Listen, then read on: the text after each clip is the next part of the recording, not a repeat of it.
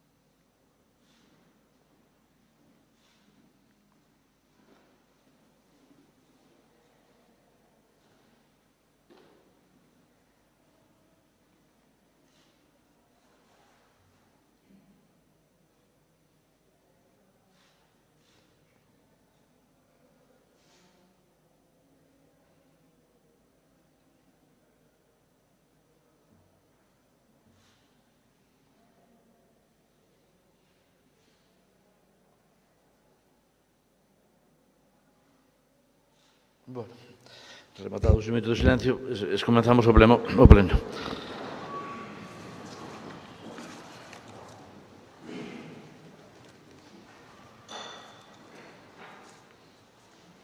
Como dicía, vamos a celebrar o pleno de 25 de setembro de 2018 cos seguintes puntos na orden do día. Primeiro punto. Aprobación se procede das actas das sesións ordinarias celebradas os días 26 de xuño e 30 e 1 de xullo de 2018. Non sei se hai unanimidade. Unanimidade. Segundo punto. Dentro da parte resolutiva, Comisión de Cooperación e Asistencia a Concellos e Medio Ambiente, proposta en relación cos escritos das alcaldías dos concellos de Antas de Ulla, Sarria e Bóveda solicitando unha modificación, substitución de investimentos e actuacións incluídas no Plan Único de Cooperación aos Concellos 2017. Non sei se queren debate, hai unanimidade. Non precisamos debate, ou polo menos o noso grupo, e votamos a favor. Unanimidade no segundo punto. Terceiro punto. Proposta en relación co escrito do señor alcalde do Concello de Castro de Rei solicitando unha modificación sustitución dun dos investimentos incluídos no Plan Único de Cooperación cos Concellos 2018. Entendo o mesmo, hai unanimidade. Cuarto punto. Proposta en relación co escrito do señor alcalde do Concello de Quiroga solicitando unha modificación sustitución de investimentos incluídos no Plan Único de Cooperación cos Concellos 2018. Entendo tamén que hai unanimidade, non? Hai un pequeno error aí, fala do Concello de Castro de Rei, pero, bueno, eso se corrige, non? Hai aí que, bueno, o investimento debe ser un cortapega do anterior e... Sí, na parte dispositiva falase dúas veces de Quiroga, e aparece claro, lógicamente, pero hai nun momento en que aparece Castro de Rei, é dicir, que na acta, vamos, vaise corrixir ese error de transcripción. Quinto punto. Comisión Especial de Contas, Conta Xeral do Orzamento da Diputación Provincial e da Sociedade Urbanística Provincial de Lugo, correspondente ao ano 2017. 6 minutos ao vocero do Goberno. Moitas gracias, señor presidente. Bo día, señores diputados e señoras diputadas. Gustaríame aproveitar este punto para destacar os datos máis significativos de toda a información económica da Diputación do ano 2017, da que hoxe damos conta no Pleno, e que poñen de manifesto que seguimos sendo unha administración eficiente, pero sobre todo que responde ás necesidades dos veciños desta provincia. En primeiro lugar, destacar que cumplimos cos obxectivos de estabilidade orzamentaria de regla de gasto e, así mesmo, tal e como refleja a cuenta general, fomos quen de deixar un gasto comprometido do 77,46% do orzamento, o que supón 81,8 millóns de euros. Isto significa o que decía, que traballamos para atender as necesidades dos nosos veciños, para chegarlles investimentos aos seus concellos, porque este goberno continúa traballando, como fixemos ata o de agora, coa imprescindible unión entre Diputación e concellos e baixo outra premisa que é a de atender as necesidades dos cidadáns, focalizando, sobre todo, no que se refire a diferentes programas de empleo, a políticas sociais e a eses investimentos que nos permiten manter unhas infraestructuras en bon estado e achegarlles novos e mellores servicios aos nosos veciños, gobernando para todos os concellos da provincia de Lugo e, polo tanto, para todos os veciños, e destacar outros datos nos que a suma dos capítulos 4, que son transferencias corrientes, investimentos reais, o capítulo 6 e o capítulo 7, transferencias de capital, que suman un gasto comprometido de 76 millóns de euros, 10 millóns de euros máis que o ano pasado, entre o orzamento e a incorporación dos remanentes de anos anteriores. Polo tanto, creo que este dato pon de manifesto o esforzo que estamos a facer por achegarlles aos nosos veciños máis servicios e máis inversións que melloren a súa calidade de vida na nosa provincia. Moitas gracias. 6 minutos o diputado non escrito. Simplemente para anunciar o meu voto en contra. Gracias, señor presidente. 6 minutos o Bloque Nacionalista Galego. Para anunciar a nosa abstención, simplemente. 6 minutos o Partido Popular. Gracias, señor presidente. Non eran os nosos presupostos, non é a nosa liquidación. Nos vamos a favorecer que salga adiante. Anunciamos o noso voto abstención. E, lamentar que os datos que nos dá a diputada de Economía, é que no ano 17, que o nivel de execución do presuposto quedara no 77,46%. Eu creo que un goberno que ten ideas, que ten necesidades, e esta provincia o ten, o lóxico sería elevar ese nivel de investimento. Creo que cando loitamos por poder recaudar máis, dar máis servicios, non é moi de xustificación que ao remate de un ano teñamos que dicir que só se ejecutou o 77% do presuposto. Moitas gracias. 3 minutos. Ben, entendo que non vai haber moito máis debate, a pesar de ese porcentaxe que evidentemente baixa un pouco con respecto ao exercicio anterior. Como recalcaba no final da miña primeira intervención, subimos en términos numéricos 10 millóns de euros con respecto ao ano anterior, que eran 66 millóns de euros o gasto comprometido fronte aos 76 millóns de euros do exercicio 2017. Se ben, redúcese un pouco esa porcentaxe, pero o que é a cifra sí que se incrementa e ademais de forma relevante.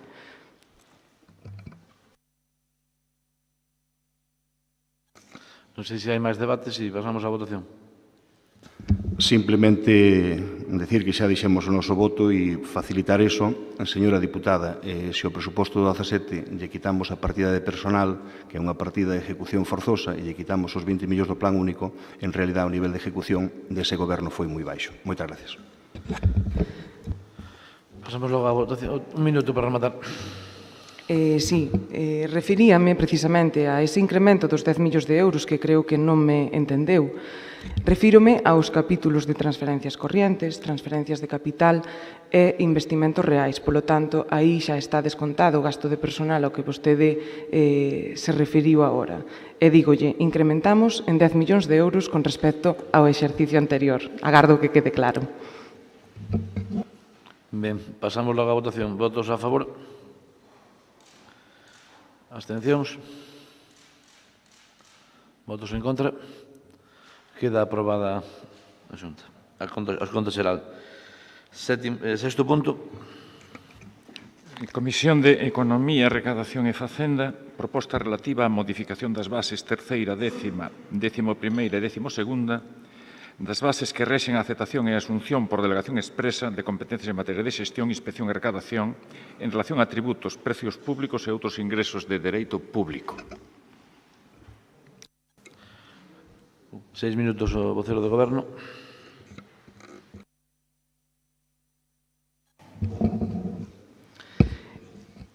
Bueno, bons días de novo. Hoxe traemos aquí a modificación de as bases de este convenio que realmente regula as competencias en materia de gestión e inspección e recaudación dos concellos que a teñen delegado na Diputación. É algo moi sinxelo no sentido de que precisamente o que se pretende é que modificando estes artículos que se definen na proposta, pois que os concellos poidan ver na súa liquidez pois o recaudado a través de ingresos extraordinarios como poden ser os derivados da regularización catastral que se estuvo agora producindo nos últimos anos. Ata o de agora, pois, os concellos terían que esperar ata a liquidación definitiva, que sería o ano seguinte do que se recaudan estes ingresos, e con esta modificación, pois o que pretendemos é que aqueles concellos que así o estimen oportuno fagan a solicitude á Diputación e se lles poida pagar a recaudación destes ingresos extraordinarios no exercicio no que se recaudan. Polo tanto, eu creo que é algo positivo para os concellos e que non debería tampouco ter maior problema para a súa aprobación.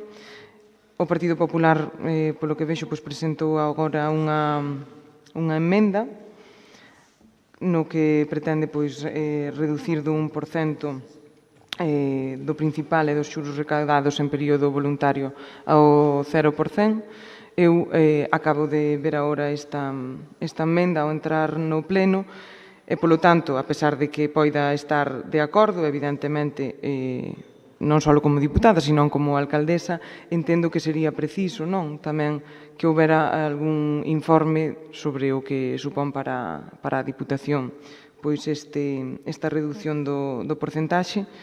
Entendo que habería que ter outra proposta e outro informe tamén do servicio, que foi o que informou a proposta que fixemos para a modificación.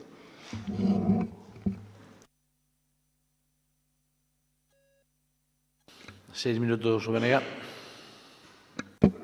Prefería que o emendante ou a emendante que explicaran a súa proposta e despois intervimos na seguinte. Pois 6 minutos o Partido Popular. Moitas gracias, señor presidente. Bos días a todos e todas. A verdade é que agradecemos sinceramente que se trega a pleno esta proposta, xa que é unha proposta que tamén parte de moitos alcaldes do PP, era unha petición para que eses ingresos adicionais pois se puderan cobrar o antes posible, co cal estamos de acordo no fondo, así como a ampliación do convenio, que tamén foi unha petición reiterada por parte do Grupo Popular. Agora ben, Tamén é verdade que nesta legislatura é a quinta vez que veñen estas bases a pleno. Temos que recordar todos, as 4 primeiras foron no ano 2015. Eu quero facer unha pouca de memoria porque creo que é importante para facer unha composición de lugar. A primeira vez que gobernando o Partido Popular na Diputación, no pleno do 28 de xullo do ano 2015, traes a pleno unha proposta que simplemente o que pedía era deixar como inembargable a vivenda habitual. Naquel pleno, o PSOE fixo unha emenda de sustitución á totalidade da proposta solicitando precisamente o que pedimos hoxe, que a unha modificación do primeiro apartado da base décima para que o custe cero fora aplicado a todos os concellos, que a Diputación non tivera ningunha compensación pola xestión destes impostos. A verdade é que naquel momento o Partido Popular que estaba gobernando non carecía dese estudio que se pide hoxe, entón non se aceptou aquela demanda de sustitución tanto PSOE como BNG votaron en contra da proposta que facíamos de deixar a vivenda habitual como inembargable. A continuación, unha segunda vez, no pleno do 29 de setembro do ano 2015, nova proposta do Partido Popular, no goberno aínda naquel momento, xa con todos os informes favorables, tanto do Servicio de Recaudación como da propia Secretaría Xeral desta Diputación, propoñendo novamente aquilo que pedía o Partido Socialista no mes de xullo, que era o custe cero. Curiosamente, o Partido Socialista e o BNG, que tamén apoiaba o coste cero, emendáronse a sí mesmo e votaron en contra desta proposta, aínda que todos os informes técnicos obraban no expediente. A terceira vez foi no pleno do 27 de outubro de 2015, xa co PP na oposición, volvemos a traer a proposta do custe cero novamente, e novamente foi votada en contra. A cuarta vez, no pleno do 29 de decembro do 2015 tamén, o Partido Socialista fai unha proposta prácticamente igual en todos os puntos que as que fixera previamente o Partido Popular, simplemente que o custe cero non chega, sino que se baixa do 3% que había previamente ao 1%. Pero naquel pleno quero recordar que o Partido Socialista que pedía o seu apoio a aquela proposta por prudencia e por responsabilidade e te pedíanos tamén un pouco de tempo en aras de lograr ese custe cero, que era, e así repito as palabras que se dixeron que a diputada de Economía dixo naquel pleno, que é o auténtico obxectivo cando a institución cambiou a un goberno progresista. Naquel momento tamén argumentaba que o seu apoio ao custe cero proposto polo PP que non podía ser apoiado porque o Servicio de Recaudación iba a ter un coste engadido que estaba nos orzamentos do ano 2016, como era o cambio de ubicación do Servicio de Recaudación, así como a adquisición dun novo programa informático. Naquel momento, nos presupostos había consignados para o ano 2016, quero recordar que 1 millón de euros para ese traslado e 420.000 euros para un novo programa informático. A pesar de non aceptarse a proposta do Partido Popular do coste cero, por responsabilidade, facilitamos a súa aprobación, porque supoñía unha inxección económica para os concellos, baixar do 3% ao 1%, e confiamos na boa vontade en ese compromiso de acadar o coste cero en un breve espacio de tempo. Recordo que isto foi en decembro do ano 2015, o sea que pasaron 3 anos. E así chegamos ao día de hoxe, a quinta vez que ven a proposta de modificación das bases de recaudación a pleno, e agradecendo novamente que veña a pleno, porque sempre é unha mellora para todos os concellos, pero que podería mellorarse na procura dese custe cero, que O coste está calculado, porque, como digo, xa en plenos anteriores houve informes, creo recordar que naquele momento se decía que non era un coste, rondaba os 300.000 euros o coste que suporía para a Diputación. Isto supón unha inxección directa nas arcas dos concellos. Unha inxección directa, veremos despois unha moción onde se pide transparencia nos convenios da Xunta para que sexa de forma igualitaria. Isto sí que é igualitario, porque vai con criterios plenamente transparentes e eses cartos xa quedarían nas arcas dos concellos. E agora que xa o Servicio de Recaudación, que xa goza de unhas luxosas novas instalacións onde están moi cómodos facendo o seu traballo con plenas garantías e que hai ese programa informático novo, pois creemos que é o momento de, por lo menos, dedicar esa pequena cantidad que suporía, como digo, unha inxección directo aos concellos. Por eso, presentamos esta emenda de engádega. Creemos que se pode mellorar a proposta que fai o Goberno. Sería simplemente eso, a proposta de modificación do apartado primeiro da base décima, que é a mesma proposta que fixamos en decembro do ano 2015, nos plenos anteriores, que sería baixar en período voluntario do 1% ou deixala no 0%.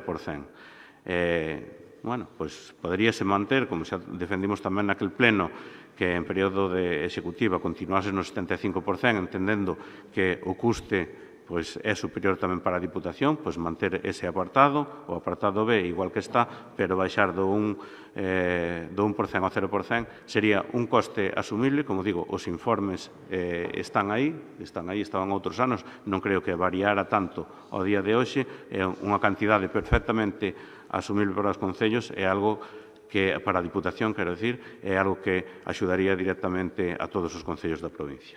Nada máis e moitas gracias. 6 minutos o diputado non escrito. Simplemente para decir o meu voto a favor. 3 minutos o vocero do Goberno.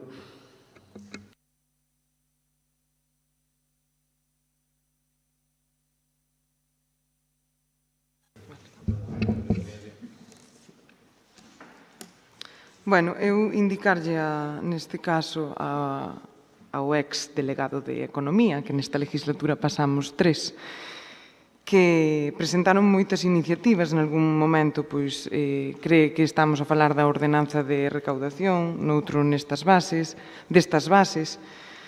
pero, bueno, o que está claro é que falan sempre de a baixada, e xa lles digo que eu, sin duda, estou de acordo, porque, evidentemente, é beneficioso para todos os concellos, e antes que a naide, pois me debo, neste caso, aos veciños do meu concello de Trabada. Pero, cando chegou o goberno do PSOE por primeira vez a esta casa, recórdolles que, precisamente, pois eses xuros estaban no 6%, e que agora están no 1%. E todas esas baixadas, precisamente, pois se fixeron da man de gobernos socialistas. Polo tanto, poden traer 5 veces, 6 veces as que estimen oportunas, pero hoxe tamén os que precisamente traemos esta modificación para beneficiar aos concellos, pois tamén somos nós, que é certo pois que alcaldes de distintas colores políticas, porque evidentemente todos temos os mesmos problemas nos nosos concellos, pois evidentemente estamos de acordo con esta medida e estaremos tamén todos de acordo con que se reduza ao 0%. Se ben, eu transmitindo que falo en nome do Grupo Socialista, que estamos de acordo con que se reduza a ese 0%, o que sí me gustaría era ter a proposta e os informes do servicio para aplicar ese 0% e nos comprometemos pois, a traelo ao vindeiro pleno para así pois aprobar tendo en conta pois esa baixada que ustedes propoñen. Pero agora pois pareceme que é algo atrevido e ademais presentado á última hora e sin ter ningún dato máis pois para poder decidir se é viable ou non, pois entendo que debería quedar encima da mesa e o traemos para o vindeiro pleno e, na medida do posible, pois evidentemente todos estamos de acordo e vamos intentar que se reduza unha vez máis pois eses xuros que lles estamos a cobrar aos concellos que tenen a delegación da recadación feita na Diputación. Sí, 3 minutos o vocero do BNG. Ahora interveño entonces. Bueno, parece que hai acordo por ambas partes, confiando en que se traiga para o próximo pleno, que non pase un mes ou dous por calquer outro motivo, que veña para o próximo pleno. Para nós é interesante a proposta que se fai desde o Partido Popular, como interesantes e positivas foron as propostas que se fixeron ou as rebaixas que se fixeron para todos os concellos da provincia. Dicía Demetrio, bueno, para todos non, isto é beneficioso para todos os que tenen a recadación delegada na Diputación, porque hai concellos que non tenen a recadación delegada, que o tenen privatizado. Para iso non é beneficioso. 3 minutos o Partido Popular. Ben, pois agradecendo as palabras da diputada de Economía, pois confiemos entón en que para o próximo pleno somos responsables e pois tamén entendemos que hai que ter uns estudios actualizados, un estudio de costes actualizado, pero confiando nesa responsabilidade e no cumprimento desa promesa, pois apoiaremos a proposta, porque xa digo que algo tamén o que vai hoxe na proposta é algo que pedían todos os alcaldes do Partido Popular, unha proposta tamén que tamén estimamos positiva dende o noso grupo, que fixemos público xa en varias ocasións, pois estimando que para o próximo pleno se traiga esa proposta de baixar ao 0%, pois apoiaremos a proposta, confiamos en que salga adiante. E tamén, bueno, simplemente decir que o do cambio de ubicación do Servicio de Recaudación era unha ironía. Espero que tamén, polo ben do servicio de todos os traballadores que desempeñan ali o seu grande traballo, pois que en breve plazo se solucione o problema que veñen arrastrando dende fai anos de ter unhas instalacións pouco acordes coa cantidade e a calidade do traballo que así se fai e que podan disfrutar dun espacio para traballar en comodidade como se merece o servicio. Nada máis e moitas gracias. Un minuto. Bueno, para rematar, agradecer que apoien esta proposta e que señan pois tamén xenerosos no tempo, como lles decía, e, bueno, para o mes que ven, pois, confíen en nós que vamos a traela. E polo que respecta pois aos traballadores de recaudación, precisamente eu creo que nos últimos tempos pois se está dotando de máis medios persoais a este servicio, que é fundamental para a Diputación e para os concellos da provincia, polo tanto, pois para os nosos veciños, e como saben, pois tamén se está agora pois executando un proxecto de rehabilitación no Fogar de Santa María precisamente para que poidan traballar de forma máis cómoda en un lugar máis cómodo. Polo tanto, nese sentido, pois tamén a medida que avanza a legislatura tamén vamos dando pasos para facer cumplir os nosos objetivos.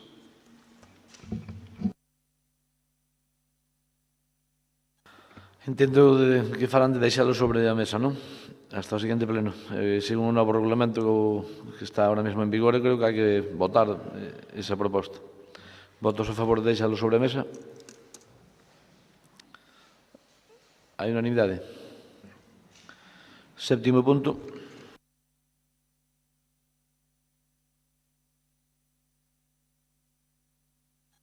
Moción do Grupo Provincial Socialista para instar a Xunta de Galicia a que cumpra co establecido na Lei 13/2008 de 3 de decembro de Servicios Sociais de Galicia.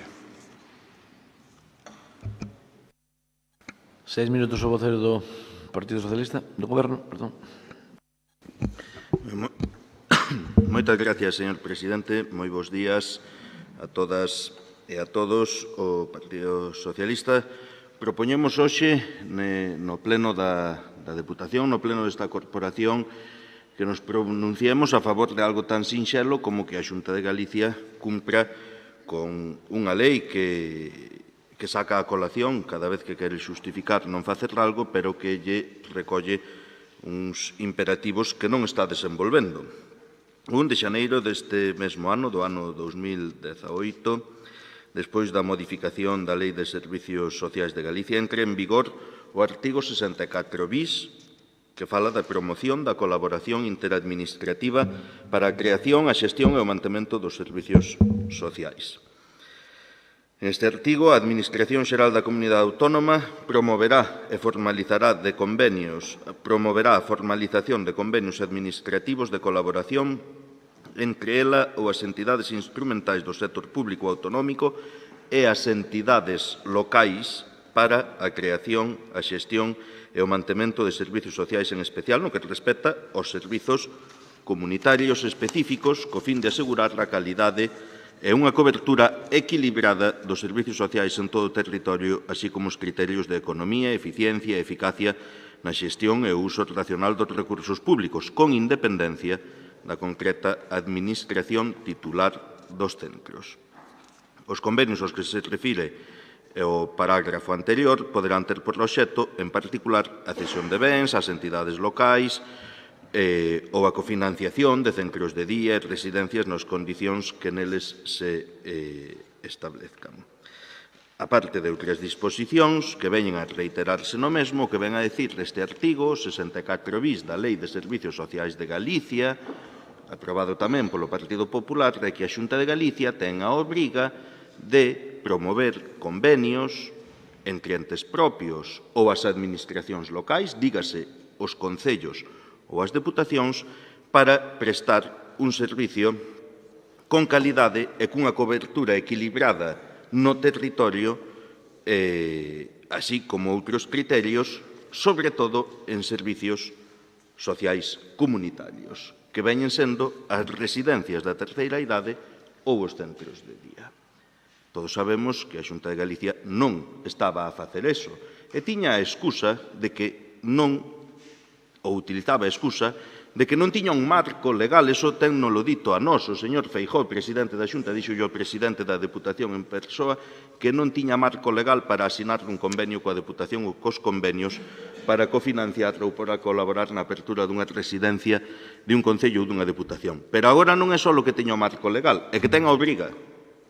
E ten a obriga que se recolle e se desenvolve neste artigo, no 64 bis da Lei de Servizos Sociais de Galicia. Polo tanto, espero que se cumpra. É obrigado para o Partido Socialista, que leva anos reclamando que isto se materialice, que sea así. Pero é que é así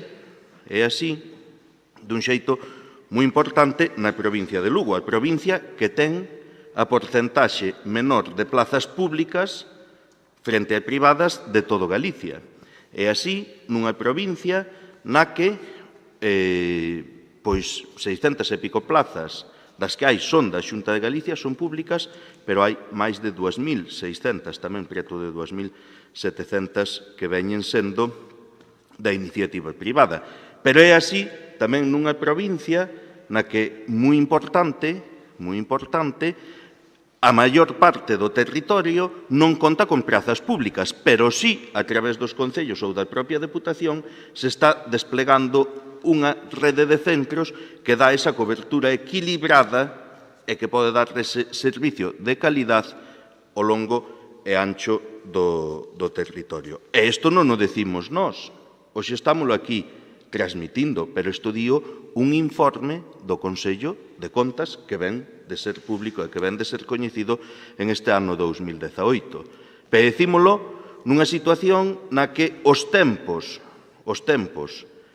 de resolución da solicitude do demandante que reclama ser recoñecido ou que reclama que se lle recoñeza unha prestación triplican os máximos legais establecidos por a propia Lei de Servizos Sociais de Galicia. E nos vamos a prácticamente máis de un ano, 400 e pico días, para resolver o expediente frente aos 3 meses, frente aos 182 días que recolle a lei, e nos vamos a máis de 90 días para o inicio, para a incorporación ao servicio fronte ao máis do mes, ou que non recolle, ou que impide, ou ese mes de plazo, eses 30 días de plazo que recolle a propia Lei de Servizos Sociais de Galicia. Polo tanto, creo que a nosa proposta de acordo, que ven sendo ben sinxela e que debería ser fácil de asumir por calquera administración e a de instar a Xunta de Galicia a que cumpra co establecido no artigo 64 bis da Lei 13/2008 do 3 de decembro de Servicios Sociais de Galicia, porque estou seguro que vamos a contar co apoio do resto de grupos da corporación para pedir á Xunta de Galicia algo tan sinxelo como que cumpra coas súas obrigas. Por eso, pero porque tamén hai un informe do Consello de Contas que lle está dicindo cousas bastante importantes e bastante relevantes sobre o que está a pasar na atención ás nosas persoas maiores na Comunidade Autónoma de Galicia e que xa non digo que dea para avergonzarse, pero polo menos debería lle dar aos responsables da Xunta para reflexionar e para actuar para corrixir esas deficiencias, esas irregularidades que se teñen detectado. Polo tanto, porque somos a provincia que menos porcentaxe de plazas de residencia pública ten respecto das outras de Galicia, porque somos unha provincia na que se está desplegando unha importante rede de recursos a través das administracións locais, dígase concellos, dígase Deputación Provincial, para prestar un servicio equilibrado e de calidade en todo o territorio da provincia, e porque a propia Lei de Servicios Sociais da Xunta de Galicia o di, pedimos algo tan sinxelo como que quen manda na Xunta de Galicia cumpla as súas propias leis. 6 minutos o vocero do Partido Popular. Sí, moi ben, moi bons días. Moitas gracias, señor presidente. Ben, señor Santos, pois esa seguridade que ten vostede de que todos estaremos de acordo en que queremos que as institucións cumplan a lei, evidentemente é así, pero tampouco teña tan seguro que lle vamos a votar a favor, porque xa non porque non queiramos desde este grupo que se cumpra a lei, porque iso é o primeiro e o que temos moi claro en todas as actuacións que se realizan ou que realizamos, sino porque é algo que se está a facer. O cumprimento do artigo 64 bis que cita vostede na súa mención da Lei de Servizos Sociais de Galicia está a cumplirse por parte da Xunta e está máis que probado se temos en conta as actuacións realizadas pola Consellería de Política Social non só nos últimos meses, senón incluso antes da modificación da Lei de Servizos Sociais que creou este citado artigo. Como ben di, o artigo 1 deste precepto legal establece que a Xunta de Galicia promoverá a formalización de convenios administrativos de colaboración coas entidades locais para a creación, para a xestión e o mantemento dos servizos sociais. Pero esa colaboración que establece a lei, para esa colaboración establece dúas posibilidades. A colaboración directa a través da Xunta de Galicia cos entes locais, a través da Consellería de Política Social, ou a colaboración a través de algunha das entidades instrumentais do sector público autonómico, como coñecen, por exemplo, o Consorcio Galego de Servizos Sociais de Igualdade e Benestar. Así, xa saben, dende hai máis de 10 anos, os convenios de colaboración coas entidades locais para a xestión de servizos sociais realízanse a través do consorcio, unha fórmula xurídica creada para unha xestión moderna e innovadora dos servizos sociais en virtude do convenio de colaboración suscrito entre a Vicepresidencia de Igualdade e os 267 concellos galegos dende o ano 2006. Esta colaboración lévase a cabo a través de fórmulas xurídicas, como ben lle digo, adecuadas para tal fin, como son, por exemplo, as fórmulas de cooperación interadministrativa, nas que o consorcio, mediante coordinación, cooperación efectiva cos concellos galegos, cumpre a misión de dirección, avaliación, control e xestión dos servizos sociais no eido local, co fin de asegurar unha cobertura equilibrada dos servizos sociais en todo o territorio de Galicia, non só en Lugo, en todo o territorio de Galicia, e garantir o acceso en condicións de igualdade a todos os galegos e as galegas, en Lugo tamén.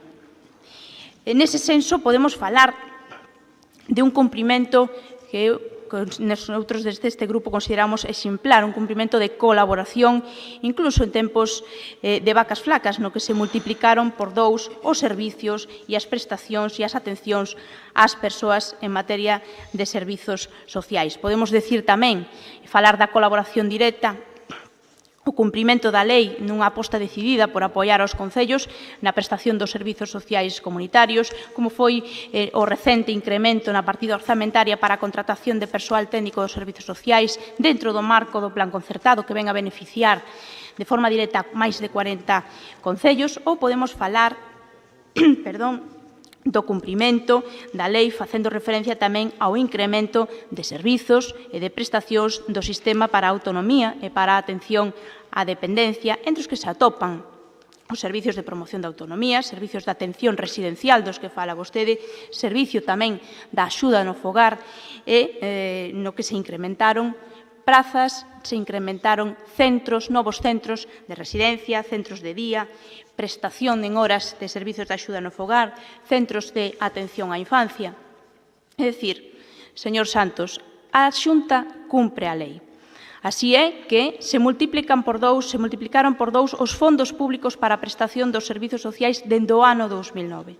Na provincia de Lugo, a Xunta puxo en marcha 500.000 de prazas de atención aos maiores, é dicir, un 40% máis do que había cando vostedes saíron do goberno galego.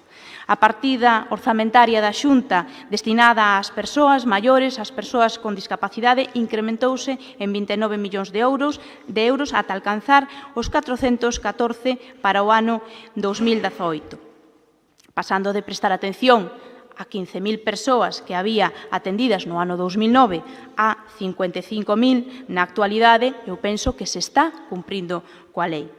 E este incremento de servicios, de prestacións, se fai con arreglo, polo tanto, á lei. Mediante que? Mediante xestión propia ou mediante concertos. Podemos falar, por exemplo, de prazas públicas de residencia, plazas sostidas con fondos públicos, un incremento pasando de 5.700 a 7.800 na actualidade e a previsión de chegar a superar os 8.000 antes de que finalice o ano. É dicir, a Xunta de Galicia cumpre a lei. Non sei que é logo o que lle acabo de decir é que se cumple, non? Penso que os datos que lle acabo de comentar cumplen, se está a cumplir a lei. Incluso poderíamos falar de ese 1,5 millóns de horas para o SAF que se acaba de incrementar, ou podemos falar de pasar de 35 centros de día a 70 na actualidade, e xa que falaba de SAF, pois tamén, e fala vostede de pedir a outras institucións que cumplan a lei, hai que recordarlle a este goberno que, pois tamén había un artigo na lei que ignoraron durante moito tempo, o artigo 63, que indicaba que as deputacións tiñan unha competencia moi clara, que era o apoio aos concellos, o apoio aos concellos no financiamento do SAF básico, un apoio maioritario que non se deu nesta deputación ata que, teño que lembrarlle, chegou ao goberno o grupo, o que pertence ao grupo do Partido Popular, e se incrementou esa aposta para que o servizo de axuda no fogar fose, o apoio ao servizo de axuda no fogar dende a Deputación fose maioritario. Nada máis, remato, continuo na seguinte, gracias. 6 minutos o diputado non escrito. Resérvame para a segunda intervención. 6 minutos o Bloque Nacionalista. Sí, para anticipar xa o apoio a esta proposta, como decía o portavoz do Partido Socialista, que agardaba que tuvera garantido o apoio desta corporación pola nosa banda, desde logo que sí. A provincia de Lugo é unha provincia deficitaria en materia de servicios sociais. E nos últimos anos xa vimos que se non é polas administracións locais ou pola administración das administracións locais, moitos servicios sociais estarían sen dar, non só no caso da residencia, senón en moitos outros. Insístese moito, tanto por quen presenta a moción como por parte do Partido Popular, no cumprimento da lei. As leis modifícanse, as leis pois fan os legisladores, aproban os deputados e as deputadas no Parlamento e as leis non son boas simplemente porque sexan leis e haxa que cumplilas. Unha lei hai que apoiala se é boa para a cidadanía, se a través desa lei pois, se consiguen servizos para a cidadanía e senón as leis haberá que modificalas. Se nos quedamos nun debate de que tú cumples a lei ou tú non cumples a lei, pois pouco avanzaríamos, non? E moitas leis a nivel de servizos sociales, desde logo que as hai que modificar. E hai que modificalas para que non ocurra o que pasa moitas veces, e o vimos nos últimos anos, en que derivan os servizos sociais. Derivan hacia a súa privatización, e iso cámbiase con leis. Se nos limitamos única e exclusivamente a cumplir a lei, ao mellor non nos deixa ver o problema de fondo. E se un servicio está privatizado, sobre todo en tema sanitario, en tema de servicios sociais, desde logo que a eficiencia non vai ser a mesma que se ese servicio é público. E pode ser que ese dereito universal deixe de ser un dereito universal. Por lo tanto, menos liarse no de se tú cumples a lei ou tú non cumples a lei. Isto era o que quería dicir na miña primeira intervención e, xa digo, anunciar o noso voto favorable e incidir onde está o verdadeiro problema nesta provincia. Somos deficitarios en materia de servicios sociais. É un dato.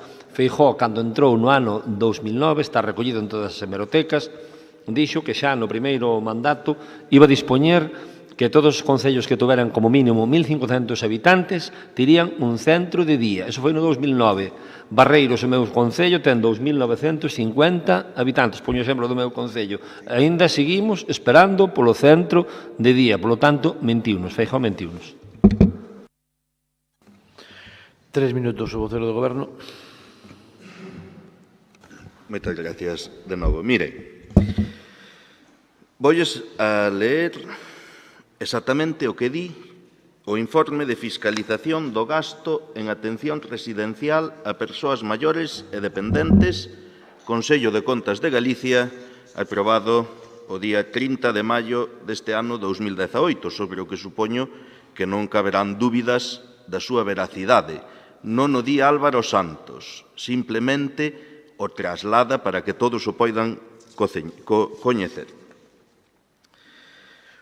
Unha oferta de plazas residenciais integrada por un total de 19.271 prazas, das cales 6.746 están ofertadas e financiadas pola Xunta de Galicia a través do Sistema para a Autonomía e Atención á Dependencia, mentres que as restante 12.525 son ofertadas e xestionadas por entidades de carácter privado, o que supón que un 65% das prazas existentes na comunidade autónoma son de oferta privada.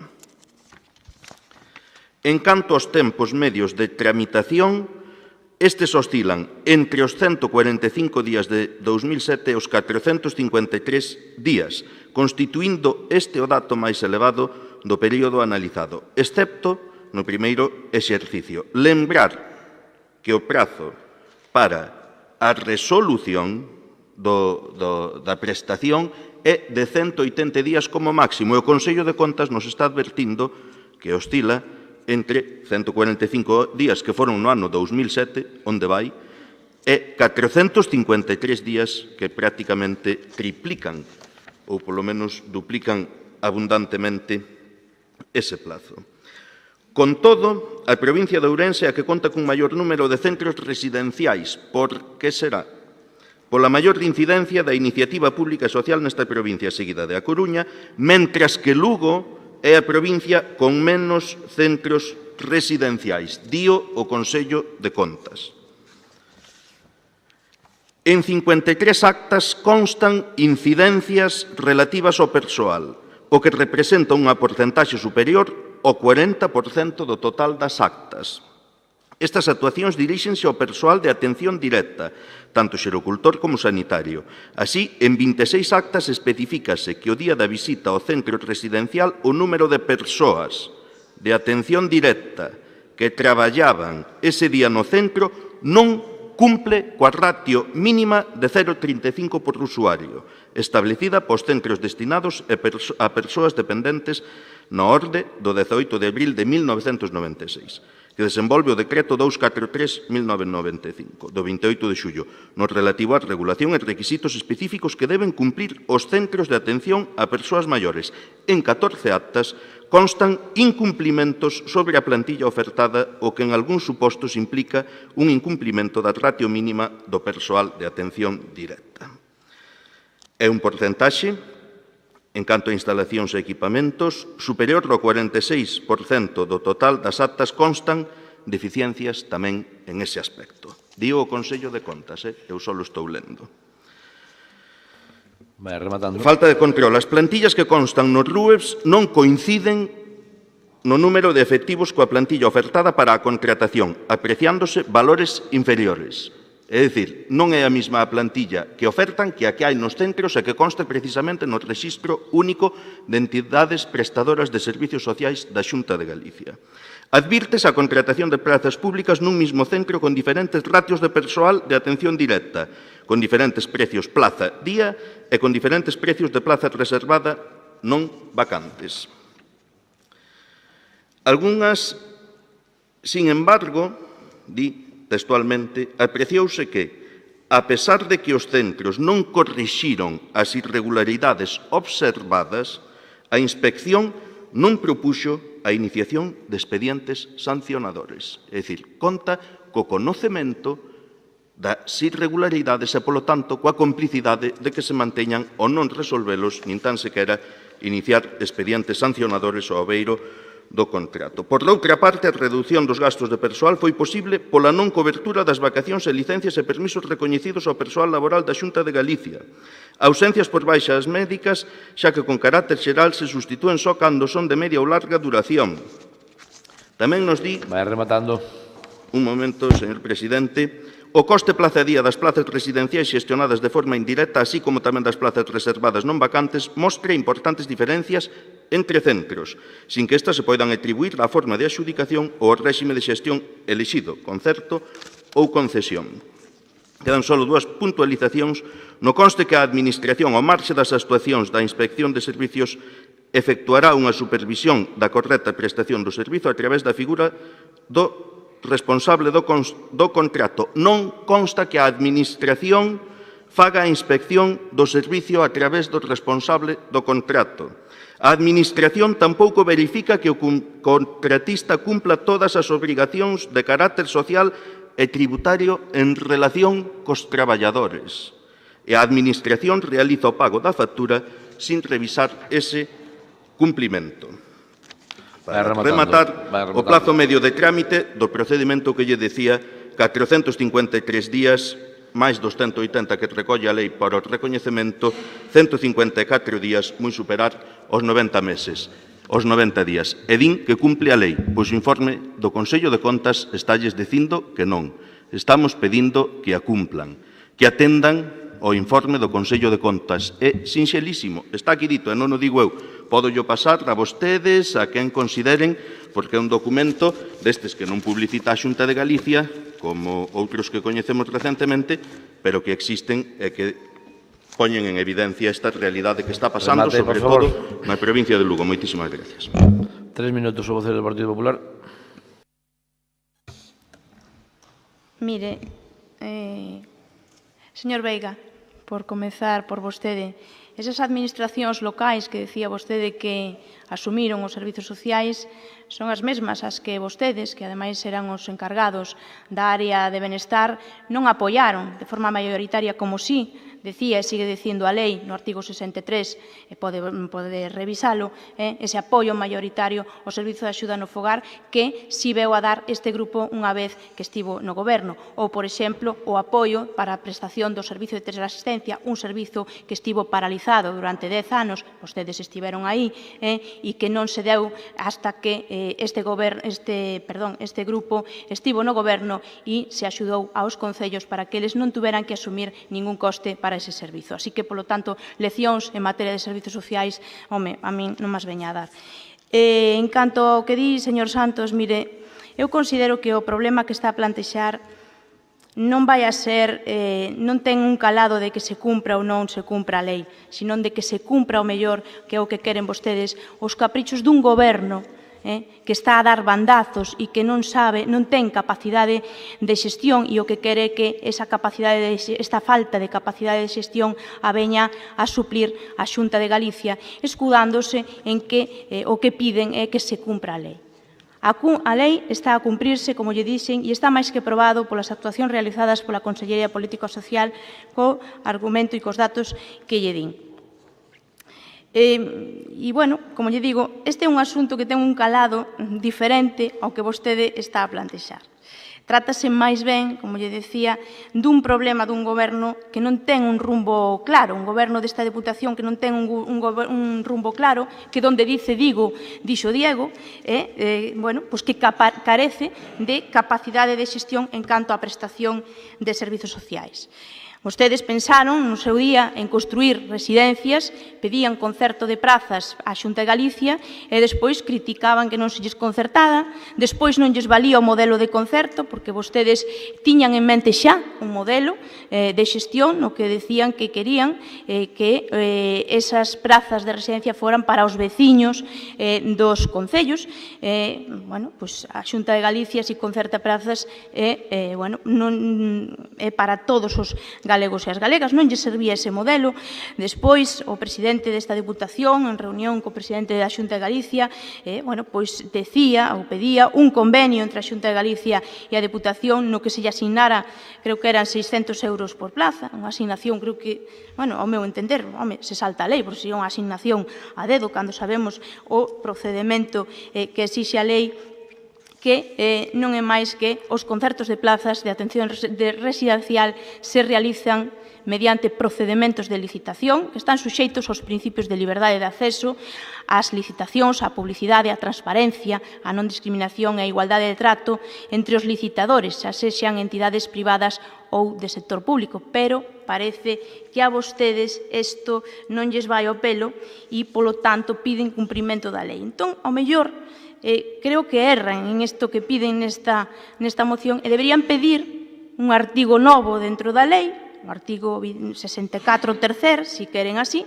que se adapte ás necesidades particulares desta Deputación para así poder dar resposta a unha crise de xestión que ten esta institución, unha crise de xestión que o Goberno socialista creou e non sabe agora como sair dela. Unha crise de xestión que vostedes saben que está a perxudicar ao conxunto da provincia, está a perxudicar aos concellos e está a perxudicar aos veciños e ás veciñas. Nada máis. Moitas gracias. 3 minutos, o diputado non escrito. Gracias, señor presidente. Como podrán comprender, o meu nivel de pasmo, perplexidade, asombro, estupefacción nesta legislatura está saturado. Tamén a falta de vergonza de algúns portavoces que, nun acto máis de cinismo, mentindo, tergiversando, manipulando, non teñen opción. Se non houbera sacado o señor Santos a bailar as residencias, probablemente o voto sería outro. Pero claro, que saca usted a bailar as residencias aquí da Xunta de Galicia, que probablemente ten razón, cando ustedes levan boicoteando as residencias desta institución 8 meses, o único que fixeron foi, de momento, romper as pechaduras, esa súa actividade, como poden ter a cara de chamarlle a atención a nadie. Porque se as residencias desta institución estuveran abertas, obviamente tería usted toda a razón. Pero como están pechadas por culpa de ustedes, por moito que con esos 8 millóns de euros que teñen para propaganda traten de utilizar, que son máis cartos cos que se dedican a carreteras habitualmente. Pero, bueno, para iso lles vale, para promocionar, mentir, manipular e promocionar a figura do secretario xeral que non do presidente da Diputación. Entonces, mire, abran as residencias desta institución, aproben que hoxe van ter unha oportunidade o regulamento e o precio público e aquí paz e despois gloria. Mentras, desde o meu punto de vista e personalmente moi subjetivo, non teñen autoridade moral para falar de servicios sociales nin de nada. Moitas gracias. 3 minutos o vocero do BNG. Simplemente para aclarar unha cousa que dixo a señora Teijeiro. a teleasistencia domiciliaria non estuvo paralizada no tempo en que o Bloque Nacionalista Galego tuvo a responsabilidade nesta institución dos servicios sociais. Non é certo, non hai máis que ir ás atas. Un dato que lle esqueceu a señora Teijeiro é que Mariano Rajoy, creo que foi no 2012 ou no 2013, dixo, o Goberno do Estado, dirigido por Mariano Rajoy, que as administracións locais eran as que se tiñan que facer cargo da teleasistencia domiciliaria, cando antes era o Ministerio de Asuntos Sociales. Un paquetiño máis que lle empaquetou ás diputacións e aos concellos. E nós, reunidos cos concellos, ou falamos cos concellos de todas as cores políticas, nunha asamblea celebrada nesta institución, e todos estiveron de acordo en que unha porcentaxe a pagaría a Diputación e outra porcentaxe os concellos. Efectivamente, ustedes estiveron 3 ou 4 meses e pagaron todo. Tamén que ustedes tenen responsabilidades en asuntos sociales, as máximas responsabilidades agora mesmo no Goberno da Xunta, e nunca se pararon a concretar o tema da teleasistencia domiciliaria, porque hai teleasistencia domiciliaria da Cruz Vermella, hai teleasistencia domiciliaria da Diputación, hai teleasistencia domiciliaria da Xunta, cando eso tiña que ser un servicio único desde os servicios sociais da Xunta. E o que sí é certo, remato con isto, o que dicía usted non é certo, pero o que digo eu é certo. O meu concello sigue sin centro de día, igual que a moitísimos máis concellos. O de Outeiro de Rei tamén. Entón, eu vou dicir que Feijóo mentiu no 2009. Home, minte máis veces, pero mentiu.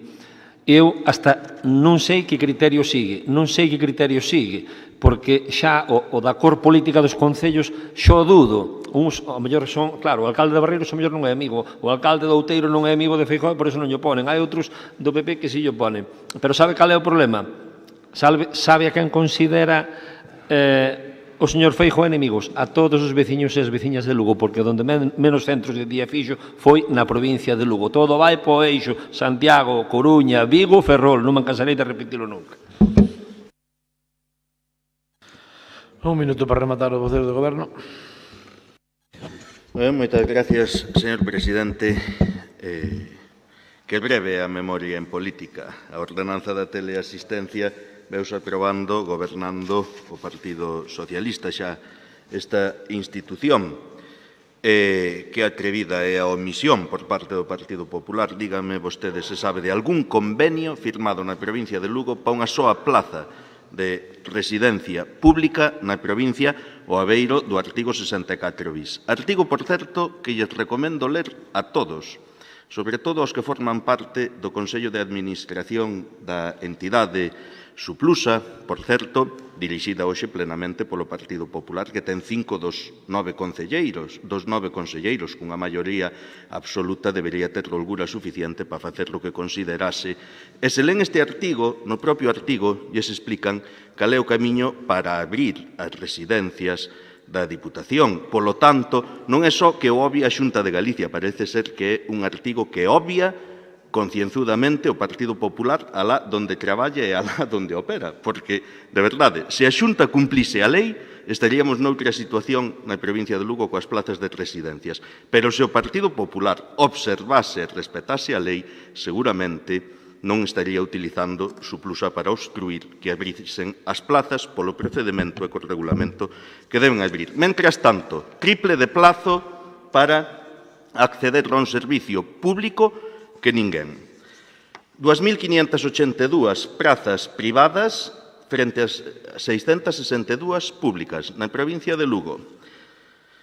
1.097 en xestión indirecta, é dicir, a través de terceiros, 402 a través de xestión directa, prácticamente o triple cedidas a terceiras. 837 concertadas co sector privado, 402 a través da xestión directa, pero outras 260 a través da concesión de servizos. En residencias, nos centros de días, 60 da Xunta, 364 do Consorcio, 647 privadas e 212 da Administración local que suple.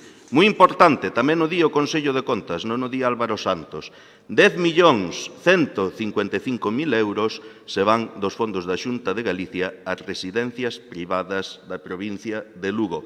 10.155.000 euros de todos que van ás mans de un poucos. 20,5% de residencias de plazas públicas na provincia de Lugo. Señor presidente, eu rogaríalle que controlara os tempos, porque un minuto vai bastante largo xa. Está ben que axude ao goberno, pero cumpla o máximo posible cos tempos que se pon. Pode dicilo cando lle toque tamén, Sí, cando lle toque usted fale, cando lle toque, non? Vai rematando, señor Santos. Está todo dito para quen quixo e puido, entendeu non se quixo, aunque non lle guste escoitalo. Moitísimas gracias. Ben, pasamos á votación. Votos a favor da moción. Abstencións. Votos en contra. Queda rechazada a moción. Seguinte punto. Asunto número 8. Moción do Grupo Provincial Socialista para instar a Xunta de Galicia a que aplique criterios obxectivos na distribución orzamentaria. 6 minutos o vocero do Goberno. Moitas gracias, señor presidente. Supoño que neste punto tamén haberá a quen non lle guste o que se ven a poñer encima da mesa. Eu creo que a proposta é o suficientemente clara. Tense feito en máis ocasións. Pedimos que se establezan uns criterios de reparto de fondos en base a criterios obxectivos que atendan á situación socioeconómica actual de Galicia. Hoxe volvemos a demostrar así e a denunciar o reparto caciquil e clientelar que de boa parte dos fondos públicos de todos os cidadáns na Xunta de Galicia fai o Partido Popular. Nos pasados días, o 12 de setembro de 2018, publicábase na web da Consellería de Medio Ambiente e Ordenación do Territorio a listaxe de municipios beneficiados das axudas dun total de 4 millóns de euros para a mellora de infraestructuras e equipamentos nos 313 concellos de Galicia. O que, por certo, que se repartisen dun xeito lineal, lles tocarían 12.800 euros aproximadamente por concello, unha cantidade impresionante. A listaxe de beneficiarios que o Partido Popular na Xunta de Galicia publica solo nun recunchiño da páxina web da Consellería de Medio Ambiente non se publicou no DOGA, ademais, en tampouco en ningún lugar publicou nin o número de solicitudes realizadas nin as que foron denegadas. Algo totalmente lóxico e normal nun proceso público e transparente. Outro asunto máis que tampouco practicou o Partido Popular da León de Goberna. Dos 67 concellos da provincia, só 6 resultaron beneficiados. E como xa nos temíamos e denunciamos unha vez que vimos as bases desta convocatoria, claramente feitas á medida do Partido Popular, así como a excesiva premura coa que tamén o Partido Popular rebriu o prazo de solicitude dun día para outro e ata durante unha fin de semana, dos só 6 concellos beneficiados na nosa provincia, 5 están gobernados polo Partido Popular. Eses 5 concellos reciben o 83% dos fondos para a provincia de Lugo desa liña de axudas de 4 millóns de euros. Polo tanto, 1,4 millóns de euros repartidos entre 5 concellos do Partido Popular dos 1,6 millóns de euros que recibiu a provincia de Lugo. Supoño que explicarían vostedes aos outros alcaldes do Partido Popular por que quedaron fora, eso xa non é cuestión miña. Pero o certo é que destes 5 concellos, representan, un número de veciños moi inferior, dende logo, aos 92.000 que representan os restos só dos que gobernan no Partido Popular. Só un concello da provincia gobernado por outro partido político, que non sexa o PP, dos 34 que hai en Lugo, e nos que viven máis de 220.000 lucenses, que representan o 68% do total de veciños da nosa provincia, recibiu esta axuda. Polo tanto, dos 67 concellos da provincia, a Xunta só concede axudas a 6, dos cales 5 están gobernados polo seu partido, o Partido Popular, que reciben o 83% dos fondos totais para a provincia, e só un por outra formación política. Ese Partido Popular non só se esquece de outros 92.000 veciños gobernados en 28 concellos polo Partido Popular, senón que directamente discrimina os 68% do resto da poboación de Lugo, máis de 220.000 lucenses de 33 concellos nos que non goberna o Partido Popular. E, como decía, xa nos temíamos este reparto caciquil e clientelar de fondos públicos ao que xa nos ten acostumados o Partido Popular da Lión de goberna. Claramente fixe un proceso á súa medida. E digo isto por varios motivos que anunciaba antes, porque o PP xa apuntou nas bases que as solicitudes só se atenderían por orden de entrada ata esgotarse o crédito disponible e que estas tiñan que facerse a través de internet mediante a sede electrónica. E segundo, sen dúbida, o máis delatador, porque o Partido Popular publicou as bases no DOGA un venres e abriu o prazo de solicitude prácticamente o día seguinte, a medianoite entre o sábado e o domingo. É dicir, que os concellos se viron, despois da publicación no Diario Oficial de Galicia o propio venres, obrigados a facer un cambio e un modelo de xestión incompatible con respecto dos horarios dos traballadores municipais. En moitos casos foron os alcaldes mismo quen fixeron, quen tramitaron esas solicitudes e quen prepararon os expedientes, non? Pois tiveron que elaborar as súas propostas e ata, en moitos casos, a memoria dos proxectos. Traballo prácticamente imposible se non ben feito de atrás. Ademais, como decía, exclusivamente se impuxo facelo por sede electrónica, os concellos tiñan que ter persoal público traballando nos consistorios na madrugada do fin de semana. Os feitos son evidentes. O Partido Popular, o señor Feijóo, fixo unha convocatoria de subvencións á súa medida para repartir entre uns poucos concellos nos que goberna 5 na provincia de Lugo fondos públicos de todos os cidadáns. Pero este reparto, estas prácticas que leva a cabo o PP na Xunta de Galicia non só son evidentes nesta última convocatoria de subvencións públicas a concellos, tamén o son na libre sinatura de convenios. No ano 2006,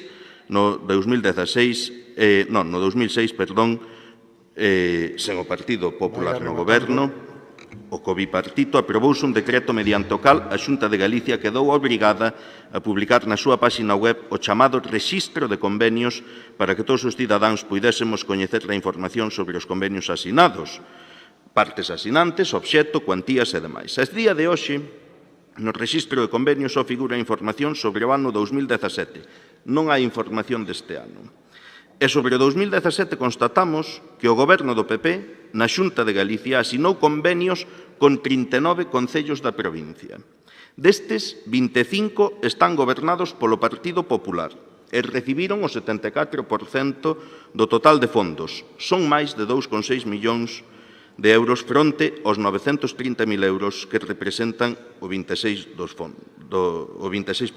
fondos, que recibiron 14 municipios nos que goberna outra formación política que non sexa o PP. Á vista destes datos que nos din que nunha liña de concurrencia o 83% dos fondos son para 5 concellos gobernados polo Partido Popular, que sobre o total de convenios de libre disposición que o Partido Popular, que a Xunta de Galicia ten feito no ano 2017, o 74% dos que se asinan na provincia de Lugo son con 2,6 millóns de euros para concellos gobernados polo Partido Popular, e en aras do que aquí todos sabemos e coñecemos, creo que é suficientemente acaído pedir maior obxectividade ao Goberno da Xunta de Galicia no reparto de fondos para todos os concellos.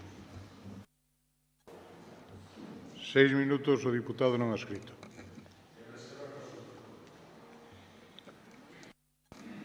Seis minutos o portavoz do BNG.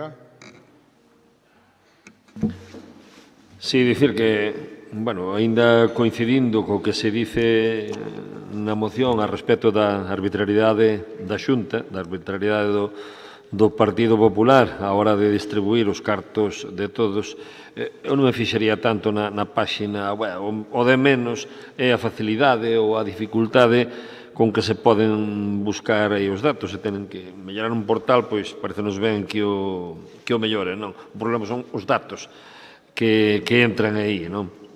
O que hai que mellorar non é só ese portal, xa digo que o melloren, xa hai que melloralo. O que hai que mellorar é a calidade democrática dos que ostentan o goberno da Xunta. Eu creo que é bastante deficitaria, non? O portavoz do PSOE estuvo facendo unha enumeración aí de casos e de exemplos.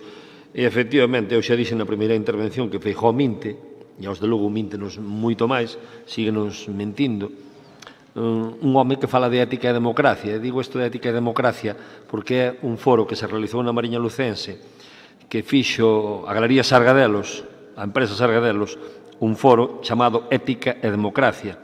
E quen inaugurou ese foro foi o señor Feijóo. Chocoume, non? Chocoume visto o que aconteceu despois ou está acontecendo por parte da dirección desa empresa Sargadelos, que tamén fala de ética e democracia, e leva da man ao Partido Popular. Creo que todos sabemos do que estamos falando, e que, se non me descansaba o corpo, se non o decía, non? Tanto ética e democracia, ética e democracia. Eu creo que Álvaro quedouse corto na súa intervención a respecto da arbitrariedade. É total, é brutal a arbitrariedade que leva exercendo desde o ano 2009 o Partido Popular desde a Xunta de Galicia. E volvo á miña outra intervención na outra moción. O problema é que marxinan a Lugo. O Partido Popular marxina a Lugo. Marxina a Lugo nas infraestructuras, marxina a Lugo nas vías de comunicación, marxina a Lugo nas dotacións e infraestructuras sanitarias. En Lugo Capital sábeno ben, en Monforte sábeno ben, e tamén na Mariña o sabemos moi ben. Marxina, como dixen xa na outra intervención, a respecto dos centros de día. O Partido Popular o único que fai é seguir, ni máis ni menos, que a lógica do capital, a concentración de servicios ao lado das grandes urbes e das grandes vías de comunicación. Eses servicios para seren privatizados. E esas vías de comunicación tamén para seren privatizadas ou que xa foron privatizadas hai moitísimos anos e non somos capaces de rescatar para non ter peaxes abusivas. Iso é un resumen da arbitrariedade do Partido Popular que, xa digo, o portavoz do Partido Socialista quedouse moi corto. 6 minutos o vocero do Partido Popular. Bos días novamente. Eu creo que, habría que centrar un pouco o debate no tema que se trata. Eu vou tratar de dar algúns datos, para contrarrestar o que di o señor Santos, non? Centrouse moito nunha línea de axudas da Consellería de Medio Ambiente, recentemente publicada a súa resolución, unha liña do que non tiña moitos fondos e que obtivo moi poucos concellos beneficiarios, deles, como dixo, 5 concellos do PP, co cal moitos concellos do PP quedaron fora, dos 31, pois moitos quedaron fora. Habralle que preguntar a súa compañeira de trabada como fixo para conseguir a axuda, que foi un concello que si a conseguiu. Como fixo para xestionar, porque eu non a conseguín, a min denegaronma, como a min a moitos compañeiros do Partido Popular. Pois, a mellor a calidade dos traballos ou que se pide en moitas convocatorias, pois tamén influirá, digo eu. Respecto, gustaríame saber ese reparto clientelar onde máis se detecta, porque, según datos da propia Xunta de Galicia, no registro de convenios do ano 2017, pois figuran convenios con un total de 242 concellos. Do total deses concellos, o Partido Popular goberna o 40%. Máis do 40% están gobernados por outros partidos, que non é o Partido Popular. Entón, en base aos resultados electorais e ao número de concellos que goberna o Partido Popular, non está moi lonxe do que lle correspondería pola porcentaxe de concellos nos que goberna, non? Despois, respecto á segunda parte da publicación dos datos, a Xunta de Galicia foi un pouco máis alá do que marca a propia normativa estatal. Desde a entrada en vigor da Lei de Transparencia do Goberno, a Xunta asumiu un compromiso coa transparencia máis que evidente e supuxo un gran avance esa aprobación desa lei en canto a publicidade e información dos convenios asignados pola Administración electrónica, xa que se pode acceder a través da plataforma non só os datos básicos de cada convenio, que é o Sistema de Decreto 126/2006, senón tamén que se publican os textos propios dos convenios, as memorias xustificativas, sen necesidade de solicitude previa, o cal é un avance moi importante, xa que a lei estatal, a Lei 19/2013, marca que só hai que publicar a relación de convenios suscritos, convención das partes asignantes e o seu obxecto, plazo de duración, modificacións realizadas, o sea que a lei galega é moito máis amplia e os datos que se publican son moito máis amplios e poden ser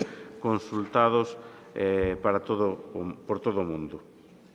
Na actualidade, os cidadáns poden descargarse directamente desde o propio portal de transparencia Goberno as memorias justificativas e os textos de máis de 3.000 convenios asignados desde a entrada en vigor da Lei Galega de Transparencia nese 7 de marzo do ano 2006. E na actualidade, decir que tamén se está traballando cara a posta en marcha dunha nova ferramenta máis áxil co fin de axilizar esas fases previas á publicación, como a remisión da documentación ao registro de convenios, ao tempo que vai posibilitar a publicación dos anexos, prórrogas, adendas, modificacións e resolucións dos convenios suscritos.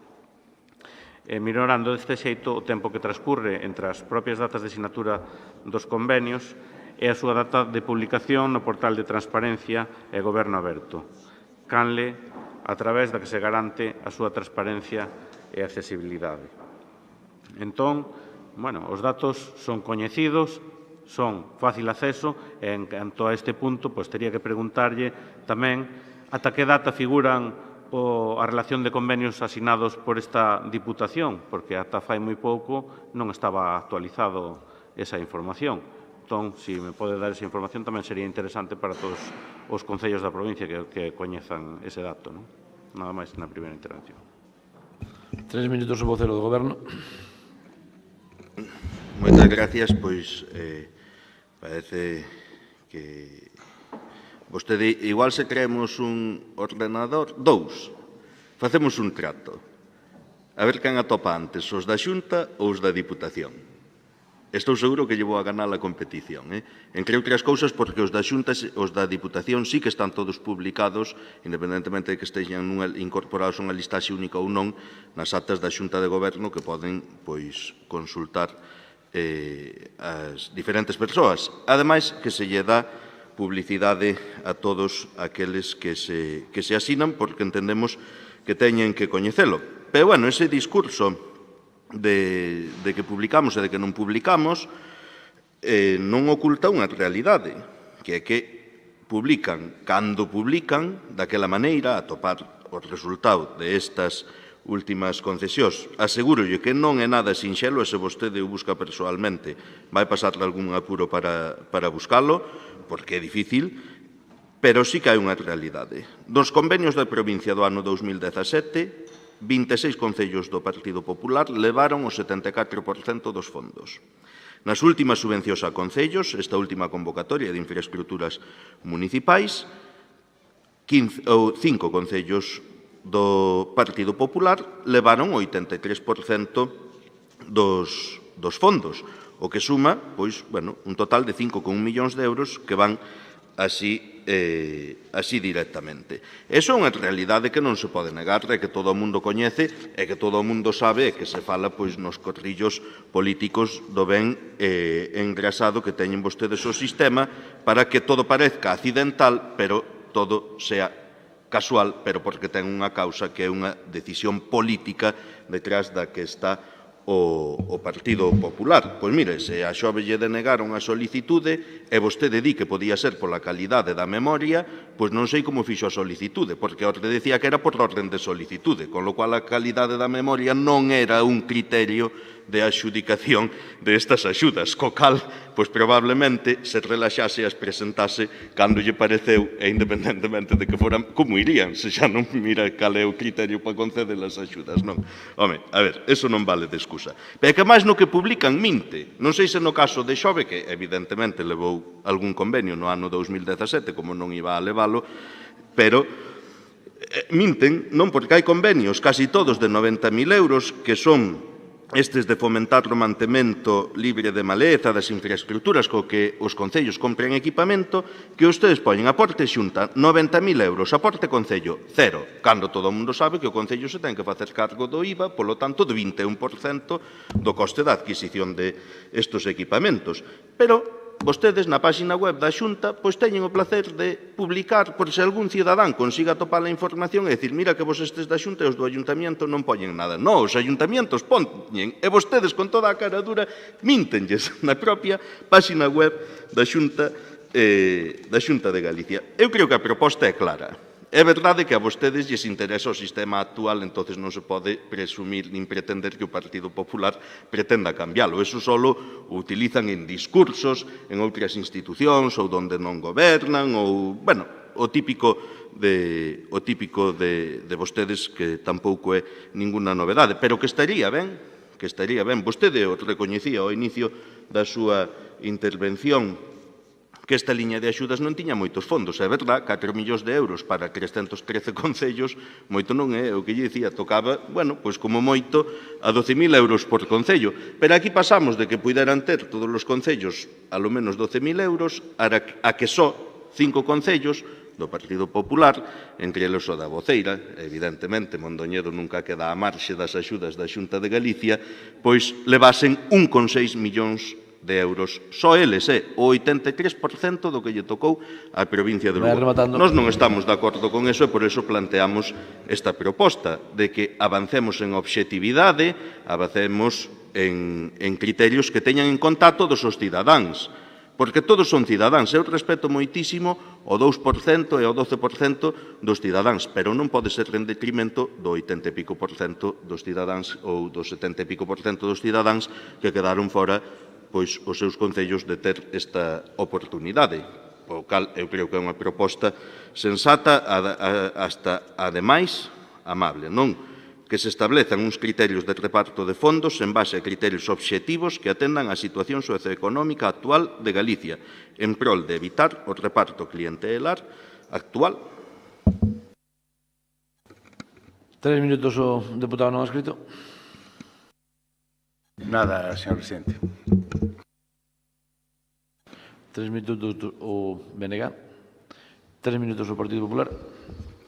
Ben, eu creo que caeu vostede na súa propia trampa. Está dicindo, acaba de recoñecer que era por presentación, que esa orde da que falamos, que era por orde de presentación. Entón, non tuvo nada que ver o partido político que presentara a solicitude. Se vai por orden, tanto daría que o presentara o Partido Socialista como que o presentara o Bloque Nacionalista Galego ou o Partido Popular, se foi por orden, non?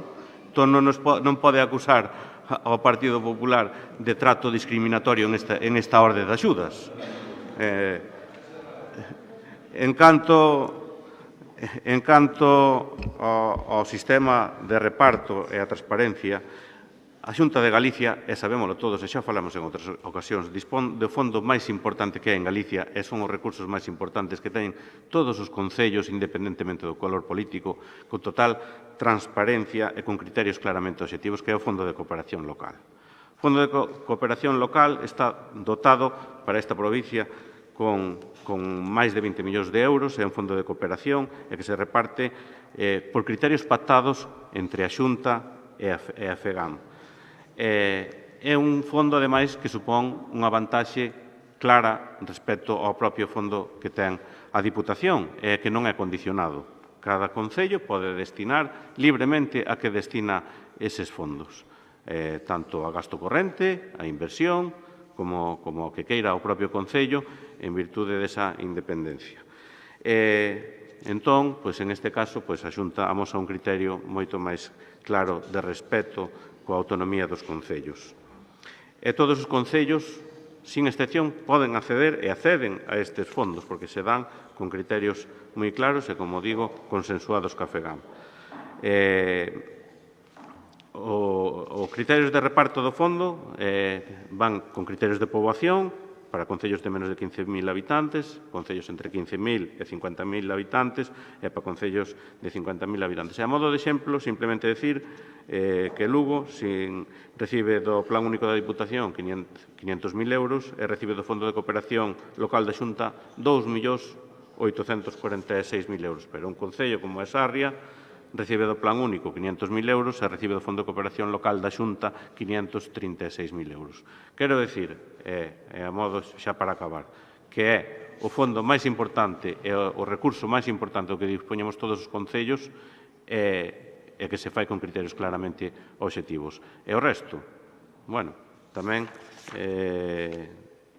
pedirlle tamén á Diputación, como decía vostede, que están todos os datos de todos os convenios asignados están publicitados. Eu invito agora mesmo, que eu acabo de facelo, a entrar na plataforma e os datos que se poden descargar son do ano 2015. Entón, aplíquese o conto, no mesmo que pide, e tamén mellore o sistema de información que ten a Diputación respecto aos convenios asignados. Nada máis e moitas gracias. Se entra na base nacional de subvencións, tamén pode ver publicados todos os convenios e todas as axudas da Deputación. Fomos pioneiros en facelo. A verdade é que agora, polo menos, xa me explico por que Xove non accedeu. Porque non avisaron do Partido Popular que día iban a publicar a orde e que tiña que presentar os papeles o sábado de madrugada. Eso é o que lle pasou. Eso é o que lle pasou, entonces, témolo todos moi claro. Así estaba vostede despistado e pensou que tiña que facer unha memoria moi boa e non presentala en tempo. Abriuse o plazo ás 12 e cuarto. Houve concellos que non entraron. Da noite e da madrugada. Eso é indecente hasta pos traballadores municipais, provocar eso nunha fin de semana. Eso fai no Partido Popular. Pero hai outra. Ven a presumir do Fondo de Cooperación Local. Manda narices, Unha obligación legislativa básica. Os concellos, o de Xove tamén, ten dereito á participación nos tributos do Estado e nos tributos da comunidade autónoma. Polo tanto, a comunidade autónoma está obrigada a dar participación obxectiva nos seus tributos a todos os concellos. Pero mire de que pode presumir a Xunta de Galicia. Ademais, podemos contrapoñelo coa Diputación. 20 millóns de euros para a provincia de Lugo de 10.000 millóns de euros de presuposto. 20 millóns de euros, que eso debe ser o 0,02% ou algo así, ou incluso menos, de 10.000 millóns de euros. E presumen deso. Cando na Deputación, 20 millóns de euros de 80, o 20%, o 25%, sí que van directamente aos concellos. E veñen vostedes, e mándano a vostede, que encima non lle deron o aviso para pillar cacho nesas subvencións, mándano a vostede decirnos que ten que presumir e darlle nosas gracias por salvarlle a vida aos concellos por vostedes cumprir coas súas obrigas legales. A verdade é que se o dixese na primeira intervención, autoenmendaría a moción para ser máis agresiva, para ser máis clara. O que está claro é que no 2017, os últimos convenios, o 74% a dedo, para concellos do PP, na última convocatoria de axudas, o 83% para convenios do PP, de concellos gobernados polo PP. Por certo, insistimos, todos os lucenses teñen dereito a mellorar os seus servicios a través de convenios tamén coa Xunta de Galicia, e iso é o que pedimos. Evidentemente, despois da súa exposición, queda moi claro por que non lles interesa cambiar o modelo, porque lles vai moi ben con este. Ben, pasamos á votación da moción. Votos a favor? Abstencións? Votos en contra? Queda rechazada a moción. Octavo punto. Moción do grupo... Correspóndese co noveno, señor presidente. Sí. Moción do Grupo Provincial do BNG para que o Goberno da Diputación incluya nos orzamentos do ano 2019 as partidas económicas necesarias para facer frente aos acordos deste pleno. 6 minutos o voceiro do BNG. Bueno, moi bons días a todas e a todos. Intentarei ser o máis breve posible para non estendernos sin necesidade. Eu creo que a situación na que nos atopamos nos últimos anos, nos últimos 2 anos, máis ou menos, eu creo que é perfectamente coñecida. Hai multitude de acordos plenarios, sobre todo aqueles acordos que levan consigo un gasto económico por parte do Goberno que, a pesar de aprobarse aquí, de aprobarse neste caso, estamos falando das propostas do BNG, logo despois non se executan, non? Incluso acordos, que é un máis curioso, entre comiñas, acordos que son tomados, incluso, como dicía, co voto favorable do grupo que sostén o Goberno, do Grupo Socialista. Ben, é certo que, neste caso, o Partido Socialista está a usar mecanismos legais, supoño, imagino, que lle permiten as reformas que dun xeito sucesivo nos últimos anos se foron facendo e que lle deron un poder prácticamente absoluto aos gobernos locais, aos alcaldes, neste caso ao presidente da Diputación, en detrimento dos plenos das corporacións correspondentes.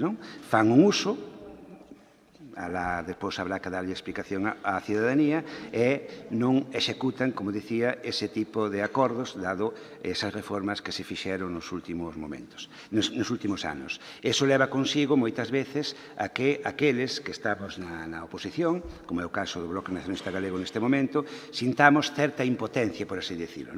Os plenos convírtese moitas veces en meros foros para expresar o que un lle gustaría facer ou que un proporía ou intentaría facer estuvera no Goberno, cando tendo despois bastante pouca incidencia na realidade. É por iso que hai que usar aqueles mecanismos ou aqueles asuntos que aínda quedan que son responsabilidade ou competencia dos plenos, hai que usalos para intentar forzar de alguna maneira, cando se pode, o cumprimento destes acordos plenarios. Un deses asuntos que de momento sigue sendo competencia case sempre dos plenos é a lei de orzamentos, tanto dos concellos como neste caso da Diputación de Lugo. É por iso que, no caso do BNG, solicitamos nesta moción que esas partidas, eses asuntos, esas propostas que foron feitas nos últimos anos neste pleno que foron aprobadas, pois se incluían no próximo proxecto de orzamentos que ten a obriga de presentar o presidente da Diputación a consideración deste pleno. Sendo, ademais, anunciando xa dun xeito firme que, no noso caso, é certo que non somos determinantes, nin nada deso, pero, en todo caso, non votaremos un proxecto de orzamentos que non contemple tanto nas partidas económicas como nas bases de execución, que se cumplan estas cuestións, enumeramos unhas cuantas, posiblemente haxa algunha máis, que foron aprobadas e que non se cumplen. E máis, no caso de Caixa, como pasou no ano 2006, ou como pasou a finales do ano pasado, a principios deste ano, cos remanentes do ano pasado, no caso de que haxa un acordo de intereses entre o Partido Socialista e o Partido Popular, entre eles se negocien un orzamento, pois en todo caso nós faremos as emendas correspondentes e logo cada grupo que se responsabilice ante os veciños que quedan sin eses servizos, como pasou cos remanentes este ano, de que non se fan porque non se votan as partidas económicas que contemplen a execución deses acordos. Concretamente, os acordos que estamos a falar é un programa de visitas dos escolares da provincia aos museos da rede museística provincial, 2 veces aprobado por este pleno que de momento non se sabe absolutamente nada, mellora do trazado do firme da estrada entre Nave de Suarna e Fonsagrada, aí non só non se sabe moito, senón que o que hai aprobado non se executou, a pesar de que sea do ano pasado, e incluso os 200.000 euros que houve de baixa na licitación, do 1 millón de euros previsto inicialmente, pois foron os remanentes por reparto posterior, en siquiera se reinvertiron na propia estrada para facer 1 quilómetro, 2 quilómetros ou medio quilómetro, o que se pudera facer con eses 200.000 euros. Bien, financiamento da parte que lle corresponde á Diputación na construción dun rocódromo da cidade de Lugo. Eu creo que a obriga da Diputación é reservar as cantidades económicas que lle correspondera como administración para ese proxecto, independentemente de que as outras administracións o fagan ou non, como se fixo, por exemplo, cando foi o caso dos bombeiros, que é unha forma máis de forzar, neste caso, a Xunta de Galiza para que tamén poña os diñeiro que lle corresponde, manter ou recuperar para o servicio público o servicio de catamaráns, tamén aprobado por esta corporación. Incluso é máis, aquí se fixera non só levaría consigo un gasto, senón que incluso seguramente aforraría diñeiro como se facía, se fixera como se facía antes, que o xestionaba a Diputación a través da súa empresa daquela medio propio Suplusa. Instauración dunha línea de axudas aos concellos que elaboren un plan de conciliación da vida familiar e laboral fora do horario escolar, tamén aprobado por este pleno. Continuación do Paseo do Rato ata a Campiña hasta o nacemento do Río Rato, aprobado por este pleno. E máis, aquí incluso, desde a Diputación, de forma legítima, parecenos ben, se aprobaron cantidades económicas para invertir noutros tramos do Río Rato que xa estaban bastante ben, pero os veciños, por exemplo, da Fervedoira, siguen sin poder vir polo camiño real entre Lugo e Meira, porque está cheo de silvas e cheo de toxos, e ni siquiera se limpa para que poden pasar ao longo do río para poder pasear ou vir andando ata a cidade de Lugo, non? Restauración da casona do Incio, conservando a súa estrutura actual. Non hai moito que ainda se falou diso aquí, que teñen que reservar as cantidades económicas correspondentes. Financiar a parte que corresponde á Diputación, igual que falábamos antes do pabellón de deportes de Burela, que se aprobou, creo que foi no pleno anterior, se non lembro mal, no pleno do mes de junio ou xullo. Bien. E tamén se aprobou nun dos plenos anteriores un programa para que todos os nenos e nenas da provincia, independentemente do concello onde vivan, teñan acceso ás piscinas climatizadas que hai, non? E remato xa, non admitimos ou consideramos que non é un argumento dicir que algunhas cousas destas teñen que ir incluídas no plan único. De eso nada. Se este pleno aproba un programa como os que estuven enumerando, moitos deles, lóxicamente, aforra diñeiro aos concellos, pero iso se aproba o programa porque é algo excepcional, igual que son outros moitos programas que siguen existindo, que xa viñan de atrás e non se van a incluir no plan único, igual que isto que están aprobados son para executar a marxen do plan único. Por iso que non vamos a aceptar que se diga que se incluyan no plan único. De momento nada máis, deixo para a seguinte intervención o resto. 6 minutos o Partido Popular. Gracias, señor presidente. Bueno, eu digo yo BNG, benvido á oposición. É certo que como vostedes andan así, a veces goberno, a veces oposición, pois a veces teñen certo reparo en criticar a este goberno. O Partido Popular xa fomos moi conscientes deso e, por tanto, xa levamos en distintos plenos reivindicacións. A primeira fora en novembro do 16, donde pedíamos, que ainda a día de hoxe non está creada, que se creara unha comisión de seguimento para que se ejecutaran os acordos do Pleno. Porque, efectivamente, eu creo que non hai ningún tipo de corporación que poda traer esta rémora de acordos que se aproban aquí, moitos deles por unanimidade, moitos deles co propio voto favorable do equipo de goberno e que despois nada despois de 3 anos casi e medio de goberno. Por lo tanto, levamos e exigimos esa comisión de seguimento, que, por certo, tamén foi aprobada por unanimidade, pero que a día de hoxe, señor presidente, e a súa responsabilidade súa, sigue sin estar constituída.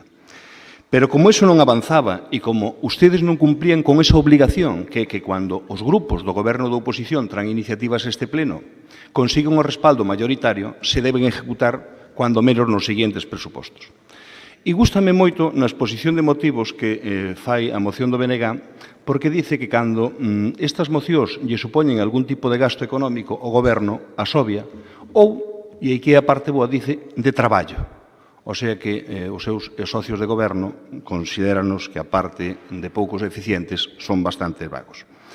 Pero se non chegou con levar esa moción donde pedíamos esa comisión de seguimento, volvemos a traer en decembro de 2017 outra moción que se volveu a aprobar por unanimidade donde se pedía que, efectivamente, fósemos unha administración seria e cando se tomaba un acordo e se tomaban por maioría ou por unanimidade se intentaran poñer en marcha. Pero como non chegou iso, tuvemos que chegar a un punto non agradable para nós, e foi cando en abril deste mesmo 2018 plantexábamos a reprobación do presidente, entre outros motivos, por incumprimento sistemático aos acordos que este pleno acordaba. Este pleno é soberano, este pleno representa a ciudadanía, este pleno representamos os veciños, e cando algo se aproba, e se aproba despois de debatido e consensuado entre todos, entendemos que esa ten que ser a acción de goberno. Pero eso serviu para iso, pero tampouco avanzamos moito máis. Eu recordaría ao presidente e aos membros do equipo de goberno que teñan sempre presente o artículo 34.1 na letra N da Lei 7/85, que lles explica claramente o alcance e a obligación do goberno para facer cumprir os acordos do pleno. Se nos ateñemos á orden do día, neste punto, dice moción do Grupo Provincial BNG para que o Goberno da Diputación inclúa nos orzamentos do ano 19 as partidas económicas necesarias para facer fronte aos acordos deste pleno. Entendemos, señor portavoz do BNG, que son a todos os acordos. Si logo na súa moción, efectivamente, só reflicte aqueles que vostedes aprobaron, eu entendo que, como entenderá, son 2 diputados, a inmensa maioría deles aprobáronos con outros grupos, moitos deles, como a Casona e outros, co Partido Popular. Eu o que quero entender é que o que este pide na moción é que se ejecuten e se cumplan todos os acordos que se aprobaron por maioría neste pleno, veñan de calquer grupo político. Se así, nos adiantamos o noso voto favorable. Se a quere facer excluyente dos resto dos grupos e só incluyente para o seu, pois eu, con arreglo ao artículo 102, presentaríalle unha emenda en boche para que, se somos serios e os acordos viñeran de calquer grupo da oposición, fora do non escrito, fora do propio goberno, fora do bloque ou fora do PSOE, que se aprobaran, porque usted amenaza con non aprobar os presupostos se non incluyen as súas, e, bueno, xa o recoñecía usted. Ustedes son uns socios prescindibles ou uns socios non necesarios para entendernos para aprobar os presupostos. Creo que neso temos que estar a oposición toda a Xunta, e usted hoxe me conta que xa entendeu que empeza a estar na oposición, e, por lo tanto, eu que lle pediría é iso, que, de alguna maneira, se recolla neste punto os acordos aprobados por maioría ou por unanimidade neste pleno proviñeran de onde proviñeran. Nos, se é así, non nos queda máis que felicitalo por sumarse a esa reivindicación que levaba o Partido Popular desde o primeiro momento pedindo que se cumpriran eses acordos, e darlle a nosa felicitación por vir a este tema. Pero claro, certo é que como vamos pedir dun goberno que usted dice na súa moción incapaz, si aquelas propostas que xa non só viñeron de mocións, sino que emanaron de propostas do propio goberno, pois, por a modo de exemplo, acordámonos do compromiso do señor presidente aquí, xa no ano 15, no ano 16, dos desfibriladores, das marquesinas. É dicir, que máis alá de que era unha proposta deste grupo, elas fixo proposta súa, se nin sequera cumplen as súas propias propostas, ou antes o profesor Álvaro que nos daba aí unha clase no tema das residencias, se no ano 2008 nace un proxecto, no ano 2010, e estamos no 18 de residencias, e a día de hoxe, como moi ben dicía a compañeira, non está nin a primeira aberta, porque nos dixo os centos e os miles de plazas que tiña convocadas, consorciadas ou non a Xunta. A Diputación creo que 0, non? É dicir, a día de hoxe, despois de. Entonces, creo que temos que centrarnos, empezar a traballar, empezar a ser serio. Os acordos son para cumprir porque representamos aos veciños, en este caso, a oposición, a inmensa maioría dos veciños da provincia. E, por tanto, dado que ustedes non teñen capacidade nin operatividade para levar adiante propostas de goberno, víamolo cando dábamos contas da liquidación do exercicio 2017 e quedaban máis de 20 millóns sin ejecutar. Por tanto, collan eses 20 millóns, collan a voluntade do traballo e empecen a ejecutar eses proxectos que uns ou outros grupos aprobamos e que ustedes se negan a seguir a levar adiante. Moitas gracias. Ben, 6 minutos, diputado non escrito. Resérvame por segundo turno. 6 minutos o vocero do Partido Socialista. Moitas gracias, señor presidente. A verdade é que é interesante que se vayan sacar da careta e que vostede recoñeza que representan unha parte da provincia, a que lle vota o Partido Popular. Moi interesante esa alocución. Nos tratamos de representalos a todos, aunque estemos aquí polo apoio de unha parte. entendo que así é o Goberno. Tamén ten vostede razón en que ninguén é imprescindible, nin o Bloque para gobernar na Diputación, nin o alcalde do Saviñao para gobernar no Saviñao, ninguén é imprescindible, deso saben vostedes tamén bastante. En canto á proposta, a proposta é sinxela. O que recolla ou non recolla o orzamento da Deputación, o contido do orzamento da Deputación, vai non decidir este pleno, co cal, pois, tampouco é imprescindible unha proposta anterior. Eso máis ben será a proposta dun grupo, ou de dous grupos, ou de unha serie de diputados, o presidente, que lle tratará de decir, pois mire, cando vostede elabore a proposta de orzamentos, que é unha potestade súa, bueno, se quere que nós o apoyemos ou nos sentemos a valoralo ou o que sea, ten que incluir estas cuestións. Eu creo que se ten trasladado, que coñece a opinión pública, cal é a postura do presidente, cales son pois máis ou menos a metodoloxía que ten planeada e ao beiro dela pois surxirá o orzamento da Deputación. Nun escenario no que non sabemos pois tampouco económicamente con certeza cales van a ser as cifras que manexemos e demais. Se isto pretendemos convertir en outra cuestión, bueno, pois pretendemos convertirlo en outra cuestión, pero non creo que isto pois teña maior sustancia ou teña maior vigor político que o de tratar de reflexar a postura dunha serie de diputados ou de un grupo político. En canto a esa comisión de seguimento dos asuntos do Pleno, eu estou seguro de que o presidente non ten ningún tipo de obstáculo nin de problema en constituíla e reunila, pero antes os grupos deberían nomear os representantes en ela. Eu creo que non todos os grupos teñen nomeados os representantes en esa comisión de seguimento dos asuntos do Pleno. Me parece. É verdade que hai tempo que se constituiu e non me lembro agora con exactitude, pero creo que o propio acordo recollía que nun plazo determinado os voceiros dos grupos darían ou trasladarían ao presidente o nome daqueles compañeiros ou compañeiras que formasen parte desa comisión. Evidentemente, se non se coñecen a todos os integrantes, pois non é sinxelo constituíla. Pois ao mellor nos vemos hasta que a constituímos só cos do grupo de goberno. Pero, bueno, esas son as súas cuestións. Polo tanto, sin entrar en maior detalle e confiando de que pois ese espírito construtivo que se apela neste pleno se manteña e se poida ratificar durante o período no que se aborde o orzamento da Deputación de Lugo para o ano 2019 e non sexan estas propostas antesala de unha metodoloxía política obstrutiva que consiste en que os gobernos non poidan ter orzamentos para, polo tanto, non poder executar e despois, pois nesas maniobras de cinismo, tratar de acusalos de falta de xestión, o Grupo Provincial Socialista vaise a abster.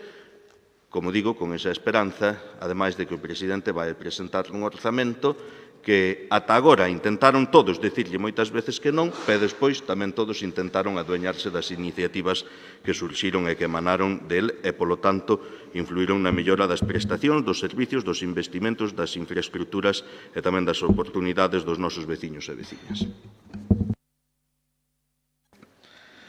3 minutos o voceiro do BNG. Ben, non sei a obsesión que ten o Partido Popular por falar do Bloque que non asumimos o noso papel da oposición. Eu penso que sempre o tuvemos, eu particularmente sempre o tuve moi claro. De feito, acostumamos a votar máis en cara ao contrario. Pero, bueno, se queren seguir dicindo que non asumimos o noso papel da oposición, alá vostedes. E máis, nas cuestións fundamentales foron ustedes quen sostuveron o goberno, non o Bloque Nacionalista Galego, non? Cando houbo que repartirse diñeiro, rapidamente se puxeron de acordo para facer o reparto.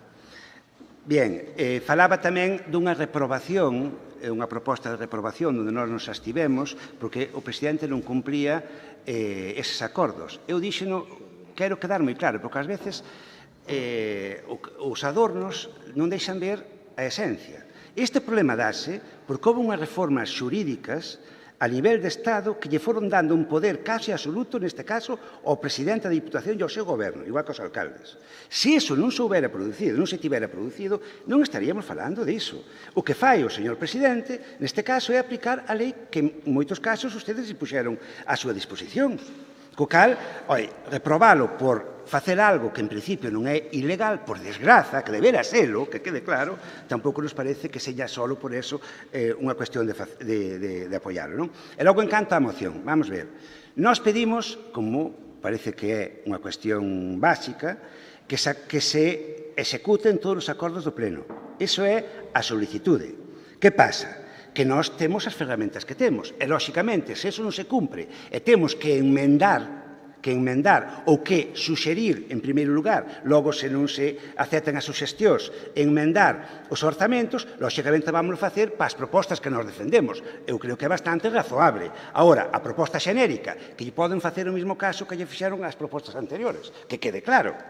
Donde non poden pasar é no tema dos orzamentos. Por eso, que se non só están de acordo coa proposta, senón que ustedes, xunto co BNG, garantimos que non vai haber orzamentos sin que se cumplan eses acordos que aquí van enumerados e outros que faltarán, que non foron propostas nosas, son uns exemplos, pois, entonces é certo que van ter que ir obrigatoriamente nos orzamentos e nas bases de execución para cumprilos. Eu creo que é bastante claro o asunto. En canto que dicía o señor Álvaro Santos, home, está moi ben a disculpa, de que non se empezou xa a funcionar a comisión porque non se obviaron representantes. Eu nin lembro siquiera se o BNG o fixo ou non o fixo. O que creo que estou seguro é que, desde logo, non se nos comunicou ese plazo que dicía o señor Álvaro, non teño constancia, pero, por si acaso, garantizo que esta semana nomeamos representante nesa hipotética comisión que supoño que, agora, esperemos, depois do que dixo aquí, se formará, non? É que non seña ese o inconveniente para que non a haxa, non? E non sei se somos os únicos que non a nomeamos. De todas formas, eu creo que unha comisión, se pon a andar, se alguén non nomea, será problema del. Poderse poñer a andar igual. Entón, cada un caso é responsabilidade por non nomear. En segundo lugar, e xa remato, a metodoloxía obstrutiva, eu creo que tamén, neste caso, nesta legislatura, o BNG non nos caracterizamos por obstruir. Puidéramos ou non puidéramos, fóramos determinantes ou non fóramos determinantes. Sempre estuvemos pola labor de que houbera orzamentos. De feito, eu creo que hasta debemos votar sempre a favor.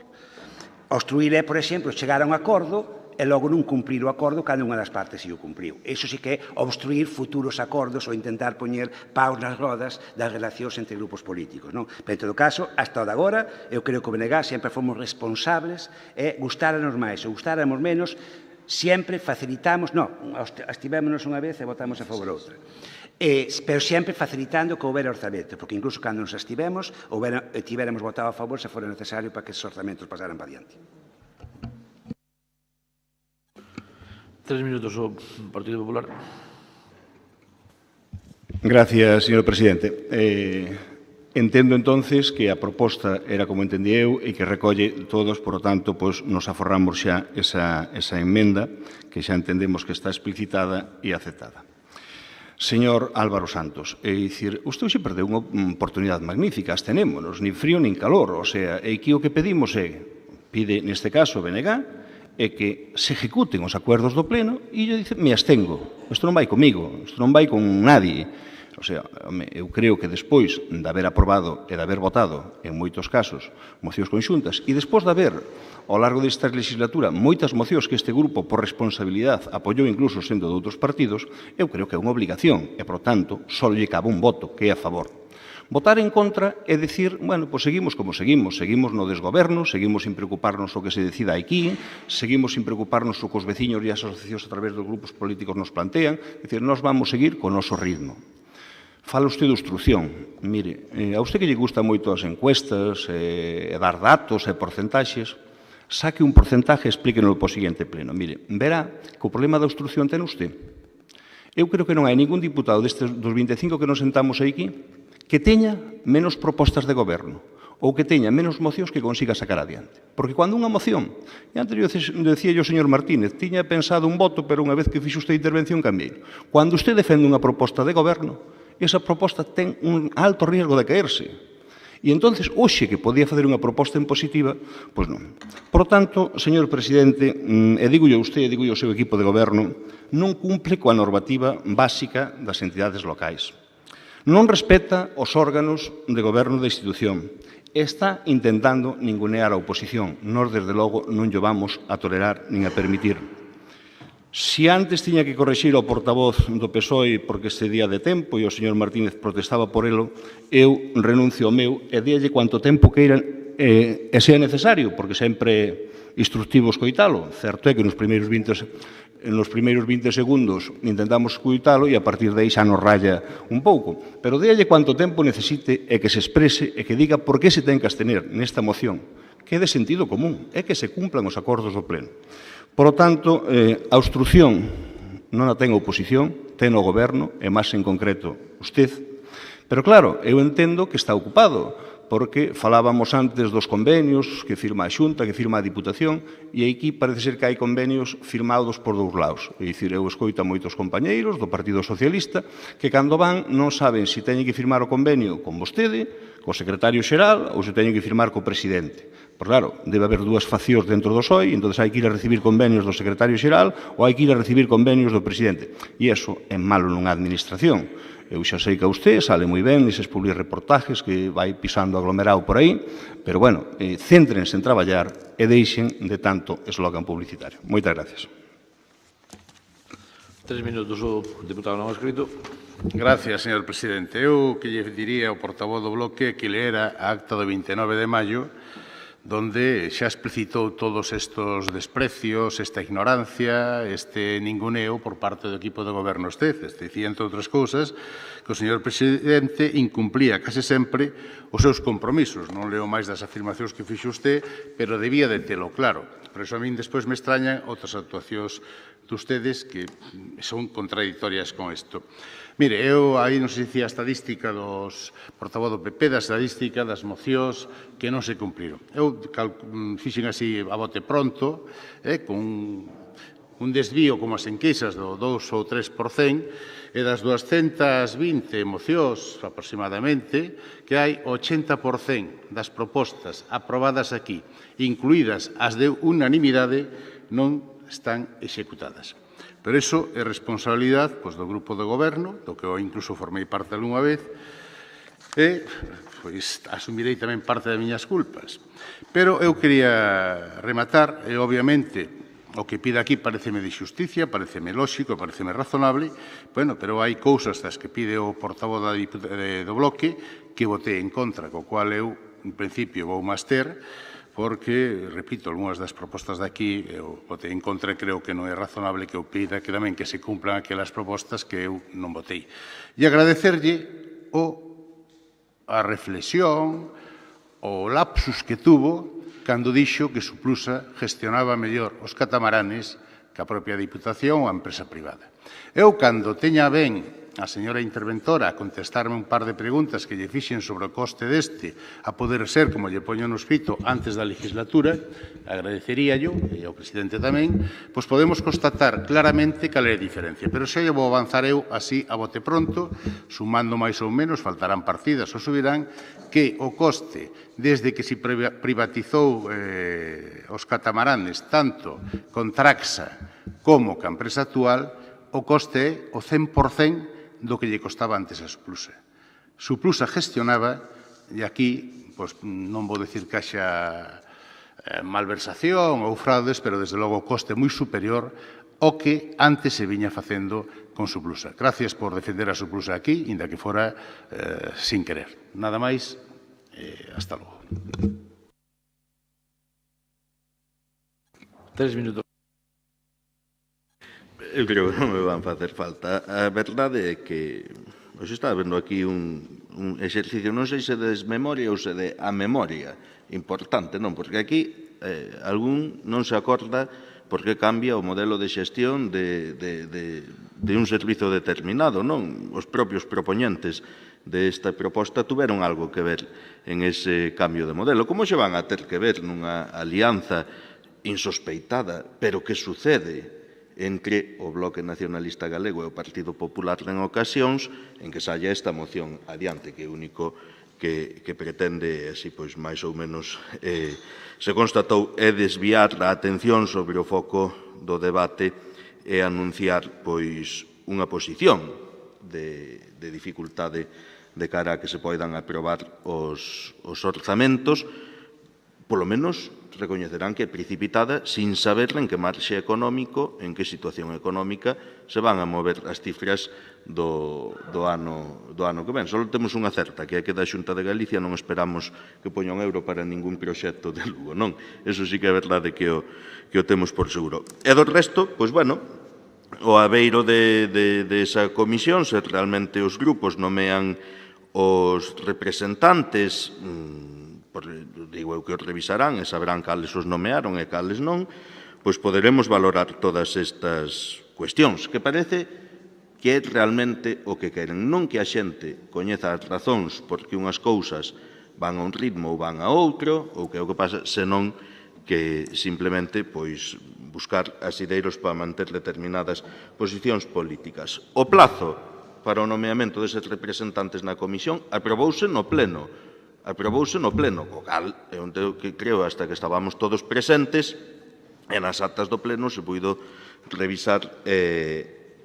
demais.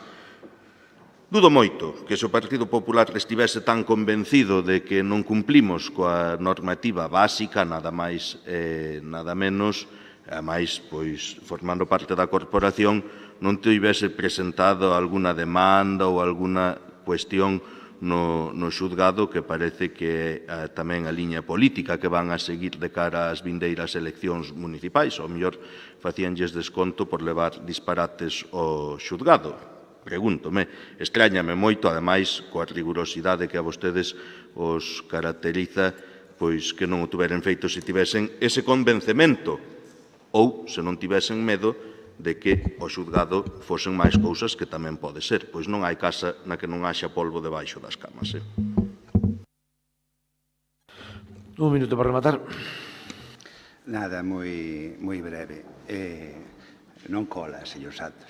Non cola. Esa alianza que usted intenta insinuar entre o Partido Popular e o BNG non cola. E a alianza xo dixen antes, cando hai que repartirse cartos, o acordo sempre entre o Partido Popular e o PSOE. Igual que para reformar a Constitución pola vía express ou para outra serie de asuntos que normalmente levan consigo bastantes prexuízos para o conxunto das traballadoras e traballadores. Non cola. Outra cousa é que como grupos de oposición haxa circunstancias de que é normal que se poida coincidir en certos posicionamentos. Agora, se repasamos un pouco a historia, dende logo, nada que ver, incluso nesta Diputación, cando ten que haber unha alianza entre grupos hacia onde se escoran, non? Ben, dicía o señor Martínez que gracias por defender a Soplusa. Home, eu creo que sempre defendín o papel que teñen que representar este tipo de entidades, cando realmente están ao servizo da Diputación, cando están para traballar, para facer un traballo positivo para a ciudadanía, neste caso, ás órdenes da Diputación, non? E sempre mantiven que privatizar o servizo, primeiro con Traxa e despois xa directamente con unha empresa privada, co señor Raúl, pois levaba consigo un importante encarecemento, pero é que é lógico, simplemente co 21% do IVA xa é moitísimo diñeiro, a parte de outras cuestións que logo se van engadindo, non? Iso é evidente que sería moitísimo máis barato antes que agora. E logo xa para rematar, quero que quede claro que esta moción, por desgraza, eu non digo que o señor presidente cumprirá a lei, non o digo. Non o sei, pero supoño que non. Quero pensar que non, porque de outra cousa hai uns servicios xurídicos e técnicos na Diputación que lle dirían se así fora. Eu creo que debe ter unha penalización política, non xurídica. E a esta moción, inda que se aprobe, vai facer o mesmo caso, se quere, que lle fixo a todas as anteriores que se aprobaron e non se cumpriron. O que sí é certo, e quero recalcalo, o que sí temos capacidade é de que este tipo de acordos, cada un defenderá os seus, e logo votaremos todos, se incluyan nos próximos orzamentos. E iso non é obstruir, é solicitar e impoñer cada un ca súa forza, lóxicamente, chegará ou non, xa veremos, que os orzamentos contemplen as cantidades económicas necesarias para cumplir os acordos, nada máis. E aí cada un terá a responsabilidade ante os veciños afectados, veciños e veciñas afectadas, se ao final se fan eses programas, se fan esas obras ou non se fan. En todo caso, pois, o voto é noso, e o voto vai ser noso nos orzamentos, e xa se verá. Pasamos á votación. Votos a favor da moción? Abstencións? Queda aprobada a moción. 10º punto. Moción do Grupo Provincial do BNG para que o Pleno da Diputación acorde a disolución da Sociedade Urbanística Provincial de Lugo Suplusa e asuma todos os seus compromisos. 6 minutos o voceiro do BNG. Ben, esperemos que tampouco non fagan falta os 6 minutos. Bueno, para defender esta proposta, non hai moito máis que ler os medios de comunicación dos últimos meses e xa creo que quedaría bastante claro que o mellor que se pode facer neste momento é a súa disolución. Deixando claro varias cousas, non? En primeiro lugar, hai que lembrar que xa dende a primavera se constatou por parte dos servicios técnicos desta institución, e non foi recorrida, hasta onde eu sei polo menos, que a Suplusa deixaba de cumprir os requisitos que se exixían legalmente para seguir sendo medio propio da Diputación.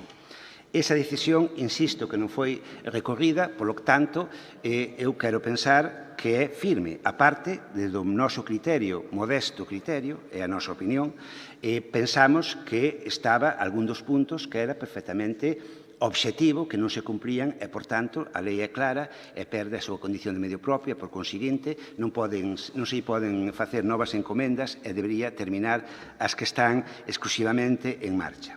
Nós tamén entendemos, incluso por conversacións con distintos servicios xurídicos, non só da Diputación de Lugo, que, unha vez constatado esa perda de medio propio, existía a responsabilidade tanto do Consello de Administración de Suplusa, tanto do Pleno de Suplusa, como deste Pleno da Diputación, que coincide, neste caso, co Pleno de Suplusa, de dar algún paso para corrixir esas cuestións que se consideraba que non cumpría Suplusa para seguir sendo medio propio.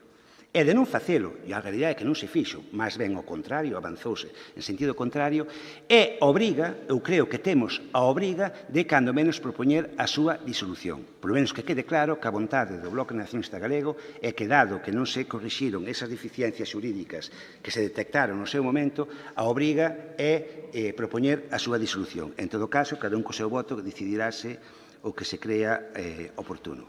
Pero, aparte diso, incluso a propia situación na que nos atopamos, unha situación de insurrección, unha situación de enfrontamento continuo entre unha parte da Diputación e a propia Diputación, é completamente inaceptable e non se lle ve ningún tipo de visos de solución. Esa bicefalia que nós advertíamos xa, que era completamente inasumible entre o presidente da Diputación e o presidente de Suplusa, por certo, que fomos os únicos que nos opuxemos a ese doble encabezamento, pois leva consigo este tipo de situacións. A xudicialización de certas decisións de Suplusa pois leva tamén consigo que neste momento sexa moi posible, e non quero facer de adiviño, pero aparentemente é moi probable que dentro dun tempo un xulgado declare que todas as decisións tomadas en Suplusa nos últimos tempos señan nulas. Co cal parece completamente ridículo que siga unha entidade tomando decisións cando é moi posible, insisto, que se anulen todas as decisións por parte do creo que é o Tribunal Supremo, no que ten agora a capacidade, dentro de uns meses, co trastorno que iso pode ocasionar. É unha cuestión incluso de incapacidade, pois debido a eso é que incluso calquer decisión que se tome pode ter as súas consecuencias negativas e, por tanto, algo que ao final teñan que pagar todos os veciños e veciñas da provincia. As consecuencias de todo eso son bastante evidentes, non? Xa deixando a parte o desprestixio para que a propia entidade, para a Diputación, para a Suplusa e para todos os políticos que neste momento, nesta legislatura, nos tocou estar aquí, hai cuestións que son bastante evidentes. Falouse xa en distintos momentos. O bloqueo na apertura das residencias. E non quero meterme en quen son os culpables, non? Hasta posiblemente todo o mundo teñamos algo de culpa, posiblemente. Pero certo que a realidade é que está senón bloqueado prácticamente cunha solución moi difícil, non? Agora se dice incluso que hasta que están rompendo as pechaduras para entrar. E non quero, insisto, entrar a valorar ese, porque esa é outra discusión que habrá que facelo noutro sitio. Hasta se deron, incluso por ese enfrentamento, esa situación, retrasos no pago das nóminas aos traballadores de Suplusa, algo que é completamente inaceptable. E algo moi importante, estás imposibilitando que se cumpla o compromiso de darlles traballo a aquelas persoas que foron seleccionadas para traballar nas residencias. Que a situación xerada neste momento é completamente imposible que eso se execute. É, tal como está, imposible que se faga desde a propia entidade Suplusa. Entre outras cousas, e sin poñernos a discutir, insisto, que ten razón ou non ten razón, porque ese é outro debate á parte, non se lle pode impoñer a un alcalde que non quere que a súa residencia sexa gestionada, por neste caso, por Suplusa, ou calquer outro método, non se lle pode impoñer que o faga. Sería un auténtico absurdo. Como lle vamos a impoñer a un alcalde que lle xestiona a residencia Suplusa? É imposible. E a realidade é que casi todos os alcaldes que teñen residencias, neste caso, decantáronse porque non fora Suplusa quen lle xestionara a residencia. Iso é obxectivo. E con eso encima da mesa está claro que Suplusa non pode cumprir o compromiso de abrir as residencias e, por tanto, darlles traballo a toda esta xente. Bien, co cal, con todo eso encima da mesa, dentro do BNG solicítase, primeiro, por todo o que dixemos hasta agora, que se proceda á disolución inmediata de Suplusa. Segundo, que nesa disolución contemple a asunción de todos os compromisos que tuvera adquirido Suplusa no pasado, tanto, lóxicamente, supoño que como tantos compromisos, como tamén o que é o seu patrimonio, etc. Entre os compromisos quero destacar moi concretamente tanto o que é o dereito de subrogación, que aparte penso que legalmente teñen os propios traballadores que están activos en Suplusa, igual que se fixo cos da TIC, por exemplo, sin ningún tipo de problema, pois podese aplicar exactamente o mesmo aos de Suplusa. E tamén, volvo a falar outra vez das compañeiras que foron seleccionadas en seu momento para as residencias, que asuma o compromiso que Suplusa tiña con elas. Por certo, que nós, en Novenea, consideramos que a única saída que teñen estas persoas, que a Diputación asuma ese compromiso e, por tanto, que unha vez que vayan abrindo as Diputacións, que señan incorporadas. Por certo, e aquí fago un pequeno paréntesis, polo que eu sei, están explorando a vía xurídica para reclamar esa responsabilidade que a Diputación ten sobre o proceso de selección que viviron no seu momento. Eu paréceme, honradamente, humildemente, que o pouco que podemos entender de legislación, que teñen bastantes posibilidades de que esas reclamacións poidan prosperar. Pero, dende logo, se Suplusa se disolvera e a Diputación absorbera eses compromisos, eso estaba xa feita con toda a seguridade. Unha vez que abriran as residencias, terían a total seguridade de ser colocadas nos seus postos de traballo pola Diputación. E, por último, que tampouco nos parece non importante, e, sobre todo, esta parte poñémola para que quede claro que o BNG está a favor dos medios propios das administracións, que é unha ferramenta moi útil, sobre todo, para loitar contra esas políticas ou esas leis que sacaron últimamente que impide, en moitos casos, que se xestionen certos servicios desde as administracións públicas, pois sigue nos parecendo moi positivo a utilización de medios propios para eses obxectivos. E pensamos, ademais, que este sería un bon momento, polo equilibrio político que pode haber nesta institución, para que, de forma unánime e de forma de común acordo de todos os grupos, se puidera facer un medio propio, que non ten por que ser unha sociedade mercantil, no que non puideran volver a pasar este tipo de cuestións. E digo que é bon momento, porque neste momento, se nos poñemos de acordo, faríamos que logo despois, na próxima legislatura, por exemplo, con un grupo que teña maioría absoluta neste pleno, poida facer o que lle pete, cambiar os estatutos como lle dá gana e volver, por exemplo, a expulsar, se quixera, se considerara, aos demais grupos, por exemplo, do Consello de Administración de Suplusa, como se podría facer neste momento se así o determinara a maioría do pleno. Pois agora sería bon momento para consensuar un regulamento a uns estatutos que impiden ese tipo de actuacións no futuro. 6 minutos, o diputado non escrito. Reservo para o segundo turno, señor presidente. 6 minutos, o vocero do PSOE. Moitas gracias e bos días a todos e a todas. O certo é que coincidimos con moitas das cuestións que vostedes relatan na moción presentada Durante o verán, certo é que nos vivimos na nosa condición de deputados provinciais tal vez un dos capítulos máis esperpénticos e paradóxicos da historia desta Diputación. Vivímolo, ademais, coa responsabilidade de estar gobernando esta institución e vivímolo con preocupación. A outras persoas tocoulle sufrilo, como traballadores de Suplusa, e a outras casi me atrevo a decir que semella que lles tocou disfrutalo sen o máis mínimo pudor ou intranquilidade ante o que se xeraba para moitas familias que dependían de Suplusa, que cada mes tiñan que cobrar, que ingresar nas súas contas o que correspondía polos traballos prestados á sociedade. Así, o día 31 de xullo, nos levantábamos e amanecíamos con titulares como que Suplusa se queda sin interventor e os seus traballadores non poderán cobrar por agora este mes, ou os empleados de Suplusa non poderán cobrar o mes de xullo, entre outros moitos. Sementando, por un lado, medo e confusión nas familias por parte de quen tiña responsabilidade máxima na sociedade mercantil e buscando un culpable para eludir a súa responsabilidade nunha traballadora desta casa, que, permítanme, considere de actitude cobarde e irresponsable. Ante este intento de manipulación do persoal de Suplusa, que só buscaba utilizar a este persoal como ferramenta política, creando un problema onde non o había, o Goberno provincial deu ata en 3 ocasións orde á sociedade para que, tal e como lle correspondía e como finalmente aconteceu, se efectuasen os pagos das nóminas, tendo en conta que probablemente non había ningún problema de liquidez, pois contaba con fondos suficientes para facer fronte a estes pagos. Por fin se cumpriu esa orde dada pola Diputación, aínda que nós temos que lamentar que tardasen tanto tempo en aboar as nóminas, xerando, ademais, prexuicios totalmente innecesarios para esas familias afectadas. Ademais, os traballadores xa naquel momento, nós, como Grupo Socialista, lles facíamos chegar a mensaxe de que instaran a sociedade urbanística que fixera os cálculos dos posibles intereses provocados polo retraso e demora dos pagamentos a eses profesionais que prestaron os seus servicios en Suplusa. Xa naquel momento, o presidente da Deputación, Darío Campos, trasladou ao Partido Popular a súa proposta para a disolución de Suplusa, estudiar a integración dos traballadores no organismo provincial, tal e como acontecía coa TIC. Un procedimento que, de contar co apoio do Partido Popular, se podería realizar nun tempo estimado de 2 meses.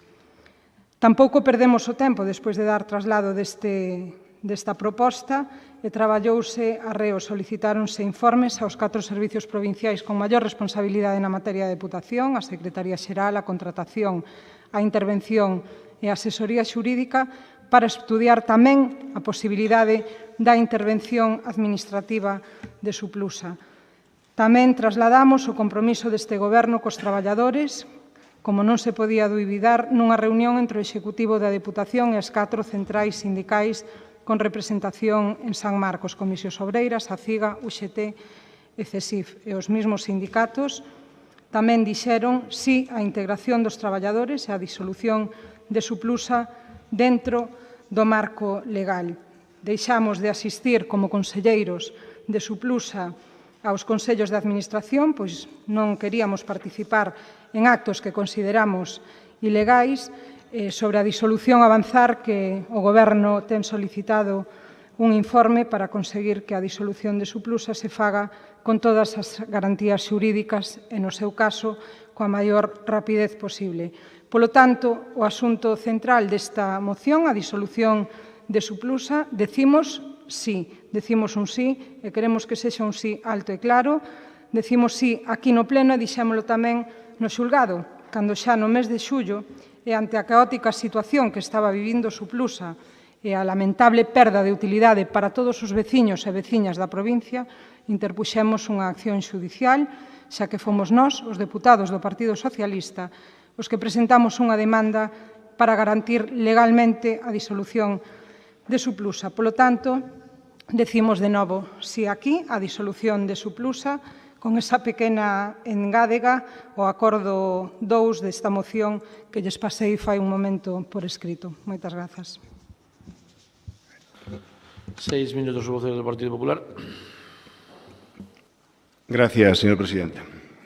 Eu creo que a veces debatimos cousas que teñen maior ou menor trascendencia. E eu creo que ahora mesmo estamos ante unha cousa de moita trascendencia. E creo que, cando menos, falar de Suplusa, que é unha entidade mercantil propia da Diputación, con 15 anos de historia, unha entidade que serviu, primeiro, co objeto social que tiña, que era desarrollar suelo industrial, para crear moito suelo industrial, que ademais agora está habendo demandas importantes de parcelas, que se ven empresas e postos de traballo creados. Pero detrás de Suplusa hai familias, hai persoas. Detrás de Suplusa hai traballadores, hai concellos con convenios firmados con Suplusa que esperan poder ejecutar esas obras.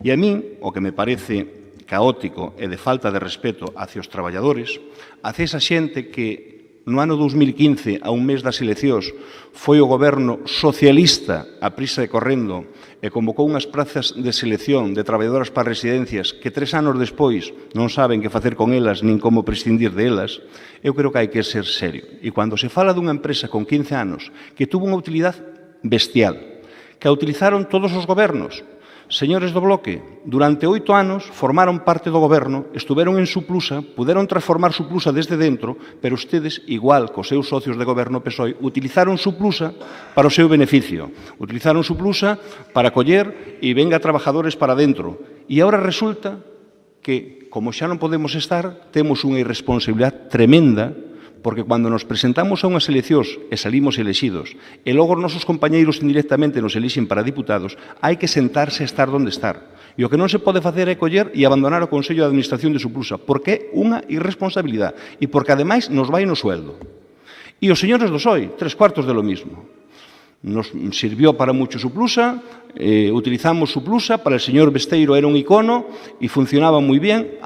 Pero cuando perdemos el control de Suplusa, armamos unha guerra entre nosotros, primeiro con el señor Martínez, despois unos del PSOE con outros del PSOE, despois con os socios de goberno del Bloque, e Suplusa xa non interesa. E entonces eu creo que hai que ser serios. Eu creo que o que vimos de Suplusa é que un día nos apareceu cunha moción de urxencia da porta detrás que vimos 3 minutos antes de acabar o pleno, o PSOE que quería acabar con Suplusa. E agora o facemos a través do socio de goberno do Bloque con outra moción. Si queren realmente, e a nosa portavoz yo dixo nun anterior pleno, o Partido Popular estamos dispostos a falar de todo. O que non poden facer é dunha forma torticera, sucia, querendo xudicializar a vida desta institución, irse no mes de xullo xuzgado, cunha demanda que terán que explicala. E resulta que ustedes amenazan ao señor Álvaro Santos con que nos queremos xudicializar. Ustedes o fan.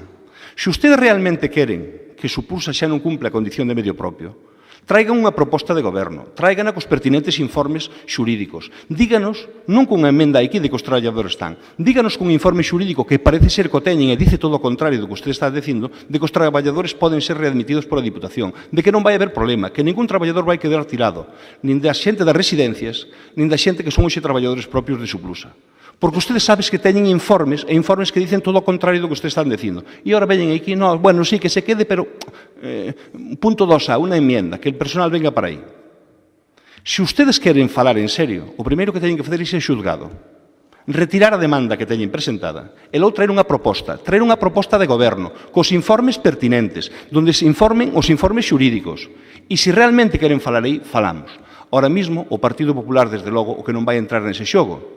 E o Bloque, incomprensiblemente, quere que perdamos o tempo, quere que perdamos os cartos, o sea que plantéanos que a través dunha moción desas que falábamos antes que o 85% non se cumplen, que acordemos disolver Suplusa, cando o mellor un tema que está no xuzgado resulta que o acordo que tomemos tamén é recorrido.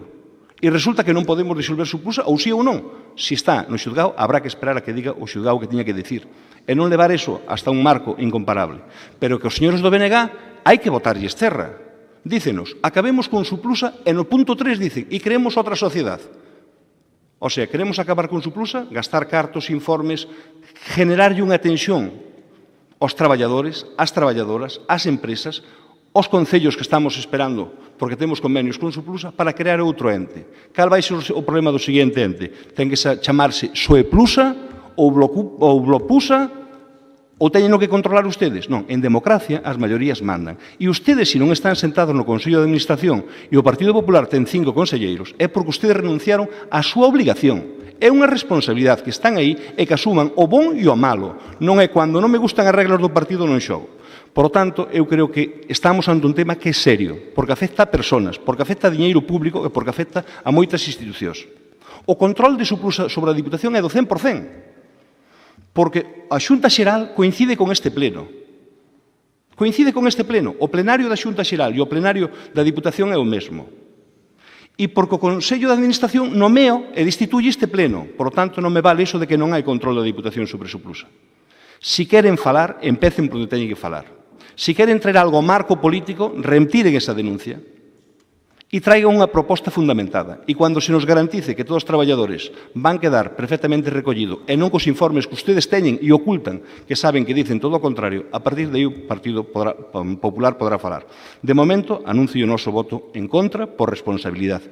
Creo que non é a forma de traer isto a través dunha moción.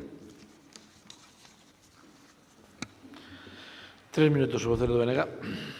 En todo caso, algunha precisión. A nós, vainos no soldo estar neste pleno. Para iso nos elixiron. Non vai no soldo estar nun órgano onde estamos e nos deixa a maioría. Antes sí tíamos a obriga, porque tíamos dereito a estar en Suplusa por ser grupo político. Ustedes cambiaron os estatutos para poder poñer ali a quen quixeran. De feito, teñen maioría absoluta para facer o que queiran. Así que non me veña a mí aquí con contos. Estar nun sitio onde estás solo mentre te portes ben, o BNG non vai estar. Vale? Quede claro. A nosa obriga, e para iso lles pagan a algúns, é estar aquí. Bien, dice usted que nos vai no soldo. Oiga, o escandaloso é que os que cobran soldo da Diputación sigan cobrando 150 euros que van a unha reunión, cada vez que van a unha reunión de Suplusa. Iso é o escandaloso. A parte do soldo, cobran por ir a Suplusa. Iso é o que é escandaloso. Non me diga a min que vai no soldo, ao contrario. Eu, que non tenho dedicación exclusiva, si cobraba esas dietas, parecíame vergonzoso e non me parecía ético ir ali facer o paripé a unha cousa considerada ilegal para cobrar 150 euros. Non me parecía ético. A parte, insisto, que é un Consello de Administración que me parecía que estaba tomando decisións que podían ser, cando menos, que me podían ter consecuencias como membro do Consello de Administración. E por iso traigo esta proposta aquí. E por iso vou votar a favor, para que ninguén me pode decir mañá nun xulgado que non fixen nada para corrixir a situación.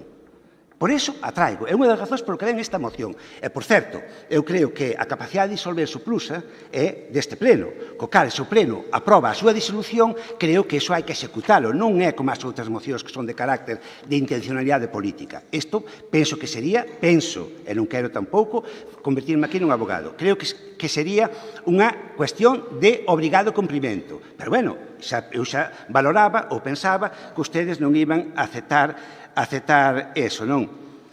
Home, se o pleno, como dice vostede, controla a Suplusa, por que non solucionan o tema? Teñen maioría absoluta, tanto no pleno, porque nós non asistimos, como no Consello de Administración, que teñen 5 de 9. Solucionan o problema. Se consideran realmente que hai un control dese pleno sobre a Suplusa, amañan, non? Amañan, porque non amañan. Teñen maioría absoluta en todos os organismos de Suplusa. Solucionan o problema. O que é totalmente inasumible é que a situación esta se manteña. É incluído as 60 compañeras que foron seleccionadas. Porque ustedes saben, mellor que a ninguén, porque teñen moitos técnicos que os asesoran, que a única solución que teñen é esta. Que é a única que teñen. É máis, que as demandas que teñen en marcha, se se disolvera a Suplusa e o goberno non quixera absorbelas, iban a ganar con toda facilidade. Iban a ganar sin ningún tipo de problema se a Suplusa estuvera disolta. Co cal, se realmente queren solucionar o problema, apoyan, a mí igual o sistema. Se queren voten en contra da disolución, a mañá poñense de acordo co Partido Socialista e disólvala. A mí vale igual. Eu que quero que quede claro a intención do BNG de que Suplusa, ou sea, de que a situación non se pode manter, e que hai que disolver Suplusa, e que quede claro que nós non estamos en contra dos medios propios. Bien, dicía antes que no Consello de Administración, porque se formou unha maioría entre que fora daquela maneira, e impuxeron un regulamento que poden expulsar del a quen lles caia mal. Por capricho, se queren, como se fixo en algunhas outras ocasións noutros sitios. Vale, faguemos agora un regulamento para un ente propio, para un medio propio desta Diputación, donde quede claro que non se pode cambiar a capricho de 13 diputados eses estatutos. E evitemos que, por exemplo, quede un grupo político con 12 Imaginen un grupo político con 12 diputados que aos 13 restantes lles apetece votarlos fora do Consello de Administración de Soplusa, que é o que ustedes aprobaron co seu voto favorable. En contra votou o BNG. Ese é o que queremos evitar, e por iso propoñemos. Non pasa nada, O problema vai ser que se disolve, que dunha maneira ou outra vai se disolver o Soplusa, que non hai outro remedio, na próxima legislatura, xa hai unha maioría absoluta, algún grupo, sexa cal sexa, vai se crear outro medio que lle sirva aos seus intereses e convirta nunha Soplusa 2, que ese é o problema. Non é o que queremos evitar. E quero que se entenda. E cando menos quero que quede claro na acta e ante a cidadanía que esa é a nosa vontade. Non se pode permitir seguir tendo un ente que fai o que lle peta. Non pode ser. Non pode ser. É verdad que se fixo na época de Besteiro. É verdad que agora intentaríase facer. E iso non pode ser. Ten que ser unha ferramenta ao servicio da Diputación para traballar conxuntamente, non para facerlle oposición, que é o que está pasando agora. É unha auténtica barbaridade. Eu creo que queda claro a intención. Bueno, por certo, que a emenda do Partido Socialista, evidentemente, acéptase. Eu creo que é redundante porque, cando menos, a intención do BNG nunca é propoñer nada que non cumpre a normativa. Inda que non nos guste a lei, hai que aceptala. Se non nos gusta, propoñeremos cambiarla, non? Entón, calquer proposta que faguemos, lóxicamente, sempre está encadrada dentro do marco legal e dentro do que seña xurídicamente aceptable. Pero, bueno, non pasa nada por engadir ao punto 2 e, por suposto, que se acepta. E, de logo, quero que quede moi claro en acta, como queda grabado, tampouco hai moito problema, que o BNG pide a súa disolución, dado que non se fixo nada desde ningún organismo de Soplusa, nin deste pleno da Diputación ata o momento, para corrixir os problemas xurídicos que se lle puxeron no seu momento para ser un ente propio desta Diputación. 3 minutos o diputado non escrito.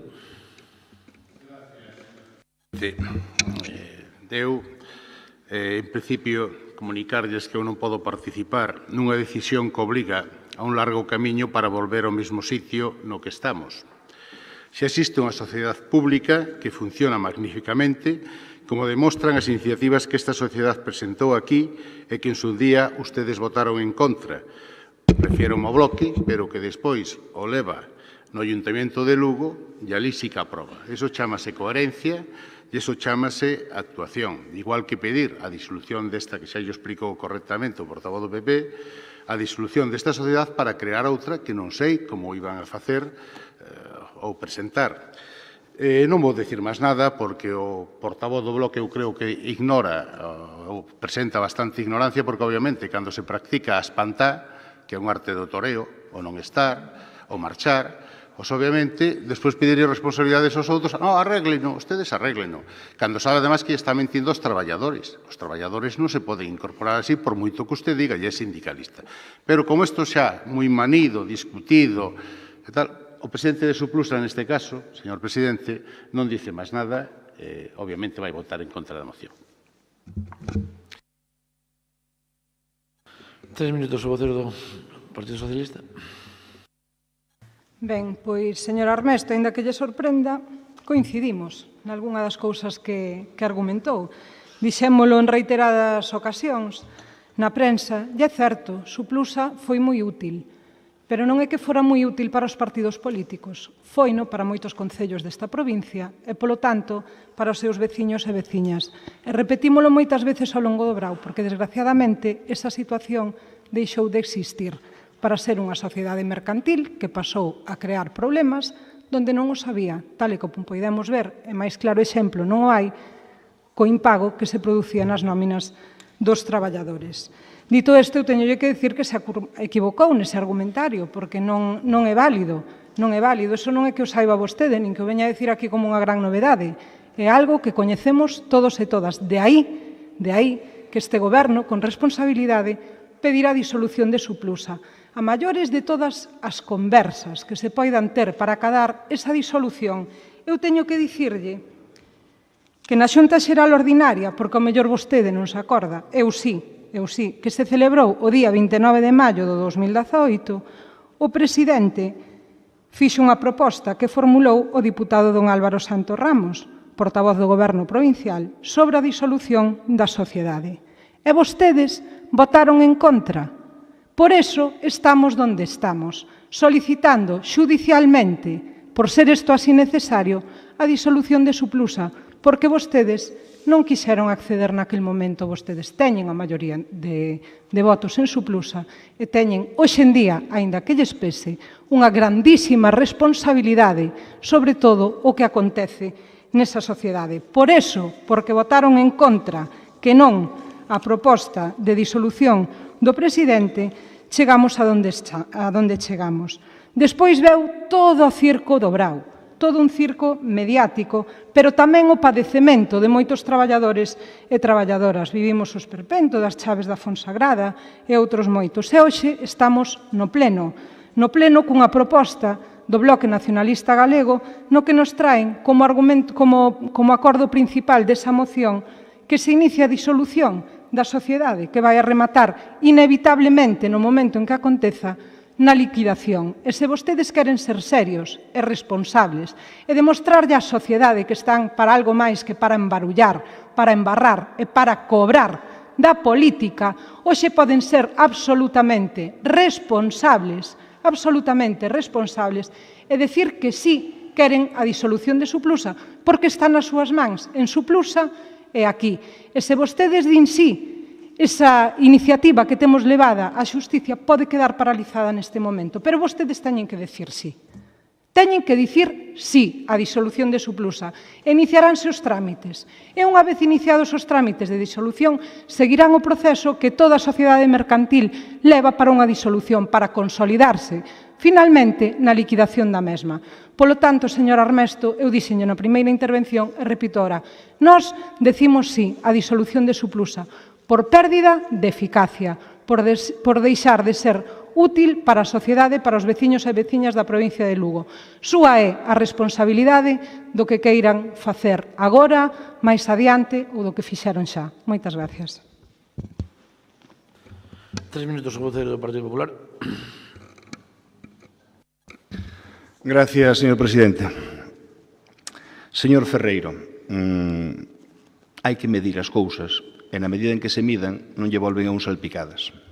Resulta que usted dice que é escandaloso que haxa unhos señores que teñen sueldo e vayan a unha xunta de Suplusa a cobrar asistencias. Mire po señor Toñito Veiga, mire po xente que estuvo 8 anos, mire os anos que estuveron os seus delegados ali. Que pasa? Que cando xa non controlamos Suplusa tal, dígalle aos seus antecesores e aos seus compañeiros que sentaron ali cos de Buelva, porque se é escandaloso, usted tamén estuvo uns meses. Señor Ferreiro, hai que medir o que se dice, porque cando un escupe para arriba, lle cae na cara. En cuyo caso... Deixe a palabra ao señor portavoz do Partido Popular, se arrebate cando... En cuyo caso, se podrá demostrar. Señora Porto, mire, dice que estaba de acordo comigo en que Suplusa era moi útil. Claro que estamos de acordo todos. E que cambiou? Pois vou dicir o que cambiou. Cambiou que en vez de estar o señor presidente da Diputación de Presidente ali, está o señor Martínez. Co apoyaron ustedes, e co votaron ustedes, co seu voto e co seu apoio. E non están... É dicir, iso é o que cambiou. Que ya non está un gobierno amigo, que ya non está mi presidente. O segundo que cambiou, sabe cal é? Porque non cambiou nada. O objeto social, o mesmo. A encomenda de xestión, a mesma. O traballo, o mesmo. O que valeu 15 anos cambiou porque hai un señor, un histórico del PSOE, un señor que lo dio todo por el PSOE, usted chegou ante ayer, pero el non, e resulta que era persona de confianza. Eu vivino aquí e vino moitas veces, durante 8 anos de portavoz do Partido Socialista, e resulta que ahora ya non é amigo. Eso cambiou. Cambiou o presidente, cambiou que ustedes os expulsaron do Partido Socialista, cambiou que ustedes perderon a maioría absoluta e tal. Eu facíalle unha pregunta antes e quero que me responda. É dicir, ustedes teñen informes, e usted os citou, que habían pedido asesoría xurídico, secretaría, demais. Nos pode decir e nos pode garantizar que neses informes que teñen ustedes no seu poder e que non fan públicos, se garantiza que todos os traballadores de Suplusa van a poder ser transferidos á Diputación sin problema ningún? Non me diga de cantos de cisne, non me diga estoy de acordo, non me faga aquí unha emenda que dice que se garantice. Non, eu pregunto, os informes que usted ten e que sabe que dice o contrario, Os pode enseñar, nos pode dicir que dicen. Mire, a partir de aí, se teñen problemas políticos co señor Martínez, entre ustedes ou como sea, arréglenos. A provincia necesita un goberno. Suplusa ten uns traballos pendientes que ten que facer e nós estaremos nesa línea. Moitas gracias. Un minuto para rematar o BNG. En todo caso, precisar que, cando menos de que eu lembre, e se non é así, pedirei disculpas e rectificareino, nos meses que tuve indicación exclusiva, que foron poucos desta institución, non houve ninguna reunión de Suplusa, co cal non pode acusarme de cobrar ese diñeiro, que eu, ademais, é que recordo perfectamente, porque nin sabía, nin me imaginaba que por ir a esas reunións a unha persoa con indicación exclusiva lle puderan pagar dietas. É que me parece algo increíble, que se vai á reunión dun organismo que vas por ser diputado, cobras por ser diputado e a maiores cobras a reunión en horario de traballo. Home, bien, en fin, vale. Bien, en todo caso, insisto, que se por si acaso pasou, que quede claro que pedirei disculpas porque eu non teño constancias de que a señora Cándia convocara ningunha reunión do Consello de Administración de Suplusa. Pero, bueno, bien, non creo, hasta creo que non era nin membro do Consello de Administración naquela época. Pero, bueno, é igual. Vale, en todo caso, primeiro, a pesar de que os toros non é a miña especialidade, ni me gustan demasiado, teño que dicir que agradezo o tono da intervención do señor Martínez. Eu creo que incluso podemos discutir sin faltar ao respeto. Home, eu son ignorante en moitos temas, en moitas cousas. Non me considero unha persoa ignorante, pero si é certo que en moitas cousas recoñezo a miña ignorancia. En temas xurídicos, a primeira cuestión, non? En todo caso, ten que fiarse nestas cuestións no que dicen ás veces outros que saben máis destas cousas. Creo que non dá moito máis o debate. Eu insisto que quero que de constancia de que o BNG propón a disolución da entidade porque está nunha situación que pensamos de cando menos de alegalidade en canto aos traballadores, tanto en activo como aqueles que foron seleccionados para traballar e ainda non foron incorporados, porque algún si foi incorporado ou incorporada, que quede claro que, incluso por moitos informes que haxa que negan a legalidade da súa incorporación. Vale? Bien, ustedes aproben a disolución, verán como despois tanto os traballadores en activo como aqueles que foron seleccionados, o xulgado lles dará razón e, ao final, acabarán tendo que ser absorbidos nas mesmas condicións que estaban, lóxicamente, ninguén fala de que señan funcionarios nin funcionarias, que terán que ser absorbidos pola Diputación. E, sinceramente, con toda a honradez e con toda a sinceridade, eu creo que é a única vía posible que teñen as 60 persoas seleccionadas para traballar nas residencias para poder, algún día, antes de que se xubilen, incorporarse aos seus postos de traballo. Ben, pasamos á votación. Votos a favor? Abstencións? Votos en contra? Queda rechazada a moción. 11º punto. Moción do Grupo Provincial Popular para que a Corporación Provincial manifeste o rexeitamento á supresión dos cuartéis da Garda Civil que existen na provincia de Lugo. 6 minutos o voceiro do Partido Popular.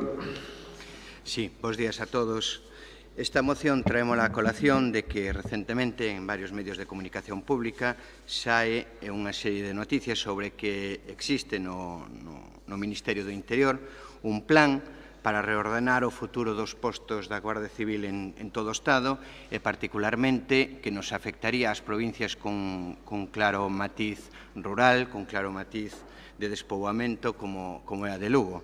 Trátase dunha bella proposta de algunhas asociacións de Guardia Civil que consideran que o futuro dos cuartéis da Benemérita pasa por unha reorganización na cal se pechen os cuartéis nos que existen 5 ou menos efectivos e se reordenen para que ningún cuartel quede en España con menos de 20 efectivos. Esa medida, claramente, xa digo que é unha proposta coñecida desde fai tempo, xa foi proposta o anterior ministro do Interior, o ministro Zoido, do Partido Popular, e que está dende fai tempo nese ministerio, non foi levada a cabo e nós creemos que debemos expresamente solicitar que o novo ministro do Interior, o socialista o señor Marlasca, que lóxicamente non continue tampouco en levala a cabo. E iso por varias cuestións. Creo que a nadie lle escapa que a aceptación que a Guardia Civil ten nos ciudadanos, nos habitantes e particularmente nos dos concellos pequenos. É unha institución que dá seguridade á vida diaria e é unha institución moi valorada. De levarse a cabo ou de continuar adiante ese plan proposto por algunha asociación, como digo, pois na provincia de Lugo podería afectar aproximadamente a unha vintena de postos da Garda Civil que terían que pechar. Iso creou alarma e crea alarma neses concellos, nos cales xa varios alcaldes se posicionaron lóxicamente en contra, e creemos que este órgano provincial así o debe facer tamén. Por tanto, este é o sentido da moción. Existe tamén algún comentario en algún ámbito público de algún medio dicindo que o actual ministro está na línea de continuar con esa proposta da Asociación de Garda Civil e levar adiante. Nos, dende logo, opoñémonos a tal medida, porque, ademais, e tal como dixen antes, creemos que estamos falando dunha institución das mellores valoradas en todas as súas actuacións, tanto nas disuasorias como nas preventivas, e no éxito que en canto a esclarecemento de asuntos delictivos e demais ten, que creo que é dun amplio consenso. Simplemente, por non poñer moitos máis exemplos, pero simplemente para exemplificar a importancia que ten, por exemplo, en calquera dos nosos concellos, no de Sarria, o próximo domingo que está anunciada un desplegue de Garda Civil importante porque vai haber unha tourada, aínda que é certo que supónse que habrá menos participantes porque o BNG, os afiliados do BNG e algúns do Partido Socialista que antes estaban en contra, agora son os que autorizan de forma exprés, urxente e prioritaria. Polo tanto, mesmo neses casos, creemos que todos os concellos deben ter esa dotación, que ten un ámbito rural claro e que todos os cuartéis, aínda que non cheguen a eses 20 efectivos, se manteñan abertos. Por outra banda, tal e como o novo goberno está anunciando de forma sistemática un incremento de ingresos estatales, un aumento dos impostos a todos os cidadáns, un aumento do déficit público, é dicir, unha política económica Zapatero 2, pois supoño que nesas previsións de incremento de gasto público tamén se pode apuntar a posibilidade de incrementar os números de efectivos necesarios para cumprir as necesidades de toda a provincia.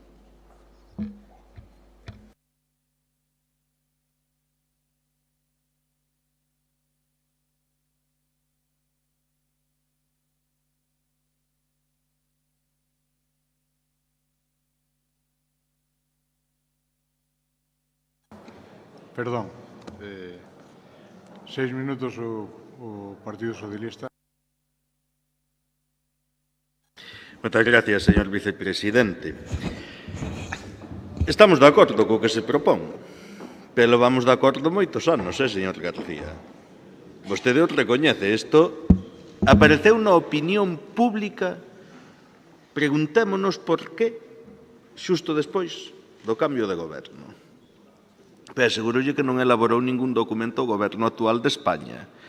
Elaborárono ustedes, o Partido Popular, que estuvo ali no goberno durante uns anos planificando como facía, e ocultárono. O señor Carballo, subdelegado do goberno durante anos na provincia de Lugo, coñecía a existencia deste plan para reducir o número de cuartéis na provincia de Lugo e non nos dixo nada, non o podo creer, señor García. E o Partido Popular acordouse de levalo aos plenos das corporacións agora, aínda sabendo da existencia deste documento con anterioridade, e non tuvo atrevemento de facelo cando gobernaba o Partido Popular en Madrid. Non o podo creer porque vostedes son o partido da coherencia. E vostedes están do lado dos veciños, e se lle teñen que decir a Rajoy, cando gobernaba, que non se podían pechar cuarteles na provincia de Lugo, decíanllo, non nos coitamos, Igual yo decían por WhatsApp, e como estaba mandando os a Bárcenas, non atendía aos seus, pero din que yo decían. Pero isto non se conocía, e de repente cambia o goberno e anuncian o cataclismo os do Partido Popular. Van desmantelar os cuartéis da Guardia Civil. A subdelegada do goberno dixo con claridade, non está na axenda política nin da subdelegación nin do Ministerio de Interior. Non está na axenda política. Estaba, cando gobernaba Rajoy, cando Carballo, o señor Carballo era subdelegado do goberno e vostedes calaban a boca. Esa é a realidade. Co cal, nós estamos de acordo coa moción, pero levámoslo estando sempre. Tamén levamos anos reivindicando que se reforce o número de efectivos nos cuartéis e nas comisarías. Vostedes nunca estuveron de acordo porque baixaba a criminalidade, todo isto era unha balsa de calma e paz en los sitios. Ahora xa hai alcaldesas como a de Mondoñedo, que cando no 2016 houve unha oleada de roubos, a Guardia Civil non necesitaba ser reforzada en Mondoñedo. Pero no ano 2018, ante a primeira baixa, por favor, sustitúanse as baixas, porque vostedes son coherentes. Vostedes son absolutamente coherentes. E o primeiro para vostedes son os veciños e as veciñas da provincia. É verdade que o escenifican ou explicitan en función de quen goberne en un lado ou en outro. Eu pregúntomo de verdade, existía este plan? Porque a mí o que me di a subdelegada do goberno é que na subdelegación non hai absolutamente nada desto. Igual o levou o señor Carballo para a casa por se lle fai falta. Se volve a ganar o PP as eleccións ou ten a posibilidade de gobernar, ao millor volve a subdelegación, porque o alcalde de Lugo creo que ten un pouco complicado selo, aunque ande pedindo auxilio por aí aos xudgaos. Pero, bueno, como ten un pouco complicado selo, ao mellor levono para a casa e cando volva, fano. Porque o que sí se sabe é que o Partido Popular recorta, porque hai menos médicos que antes de empezar a gobernar Feijóo, que é do PP, Aunque o poñan pequeniño nos carteles electorales, é do PP, vale? E hai menos médicos que cando empezou a gobernar. Polo tanto, hai menos unidades asistenciais tamén. Hai menos profesores que cando empezou a gobernar. Hasta hai menos líneas de transporte público pola provincia de Lugo que cando empezou a gobernar o señor Feijóo, Partido Popular. Hai menos profesionais da Guardia Civil e da Policía que ahora ao millor son culpa dos 3 meses que leva gobernando o Partido Socialista. Igual os espantou e marcharon. Non é que se foron jubilando ou foron pedindo traslados e non se repuxeron durante os anos de goberno do Partido Popular. Isto non lles preocupaba. Ahora preocupalles esta alerta que vostedes mismos crearon, que vostedes mismos lanzaron á opinión pública precisamente para desviar a atención. E nos dicímoslle, vamos a apoiar a súa moción, que o Pleno da Corporación Provincial manifesta o rexeitamento á supresión dos cuartéis da Guardia Civil que existen na provincia de Lugo. Ten vostede razón, apoiamos que se manifeste ese rexeitamento. Como vimos, apoiando dende hai moitísimos anos. Tamén instar ao Ministerio de Interior a que analice o reforzo de persoal daqueles cuartéis da Garda Civil que se atopen con menos efectivos neste momento. A análise é moi fácil, Solo con repoñer os que se perderon desde que gobernou Mariano Rajoy hasta que foi desbancado do goberno do Estado, xa avanzaríamos moitísimo. Cantas veces o dixemos? E onde estaban vostedes? Estaban instalados na súa coherencia de ahora gobernamos e nada podemos decir, e poñemos excusas, e facemos lo que sea, e vendemos lo que sea, pero nada decimos. Polo tanto, benvidos á reivindicación, na reivindicación xusta, e dos veciños sempre atoparán o Partido Socialista. Goberne quen goberne, señor García, goberne quen goberne. E isto non ten que ver cos toros, non lle ten que ver cos toros. Non aproveite que lle deixen falar un pouco para soltar aí a súa trangallada dos toros ou das touradas. Eu non sei que non autoriza, eu que sei é que os veciños dixeron que vostede non era quen de autorizalos.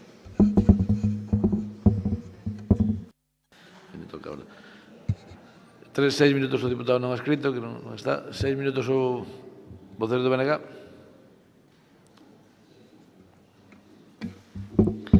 Bueno, menos mal que o señor García lle puxo un pouco de humor á sesión con eso dos touros. Ou é que van vir moitos touros, ou vai vir moita xente, ou é que tenen medo que escapen os touros, non sei, porque falou dun despliegue da Garda Civil, eu non creo que faiga falta tanto despliegue, non? Bueno, centrándonos no fondo da cuestión, efectivamente o Partido Socialista presentou unha proposta semellante o 30 de setembro do 2014 non era retirada en contra da supresión dos cuartéis, senón que era pedindo máis forzas de seguridade no rural. Desde logo que esa preocupación nós entendemos que hai. Aquilo que propoñía o Partido Socialista xa hai 4 anos. Outra cousa é que a solución para dar seguridade no rural seña a existencia dos cuartéis tal cual como están concebidos. Non son palabras miñas, non o está dicindo o Bloque Nacionalista Galego, están dicindo traballadores e traballadoras das forzas de seguridade do Estado dentro da Guardia Civil, que creo que se reuniron con todos nós os que estamos aquí, nos trouxeron xa no ano 2014 e 2015 membros deses, non son sindicatos, a agrupación de Guardia Civiles, e nos plantearon as súas demandas a todos os grupos políticos. Claro, o concepto de un cuartel en cada concello, pois non se corresponde coa función que tenen que desenvolver as forzas de seguridade. Hoxe en día hai moitísimos medios tecnolóxicos para ter controlada, entre comillas, pois a toda esa banda de cacos que están asaltando polígonos industriais, que están asaltando casas, e que sí, que están metendo medo, pois, sobre todo, a xente maior que vive no rural, casas que están apartadas, casas que non tenen a suficiente iluminación, igual que a moitos negocios. Entonces sí que aí algo hai que facer en materia de seguridade. Xa digo, o de que os cuartéis queden aí, e eu seino por palabras de xente da Guardia Civil no Concello de Barreiros. 8 guardias civís para un concello que ten durante todo o inverno, durante 9 ou 10 meses, pois 2.000 vivendas onde non vive naide. É imposible exixirlle ás forzas de seguridade do Estado que eviten os roubos. Non poden, nin aunque tuveran 16, lle sería posible. Nós, desde o Bloque Nacionalista Galego, xo propuxemos no Parlamento, propoñémolo sempre nos programas electorais a Xunta de Galicia, propuxéramolo tamén cando presentara esa moción ao Partido Socialista, que é esta emenda de engádega que hoxe volvemos a presentar, que é o despregamento e a creación da Policía de Galicia.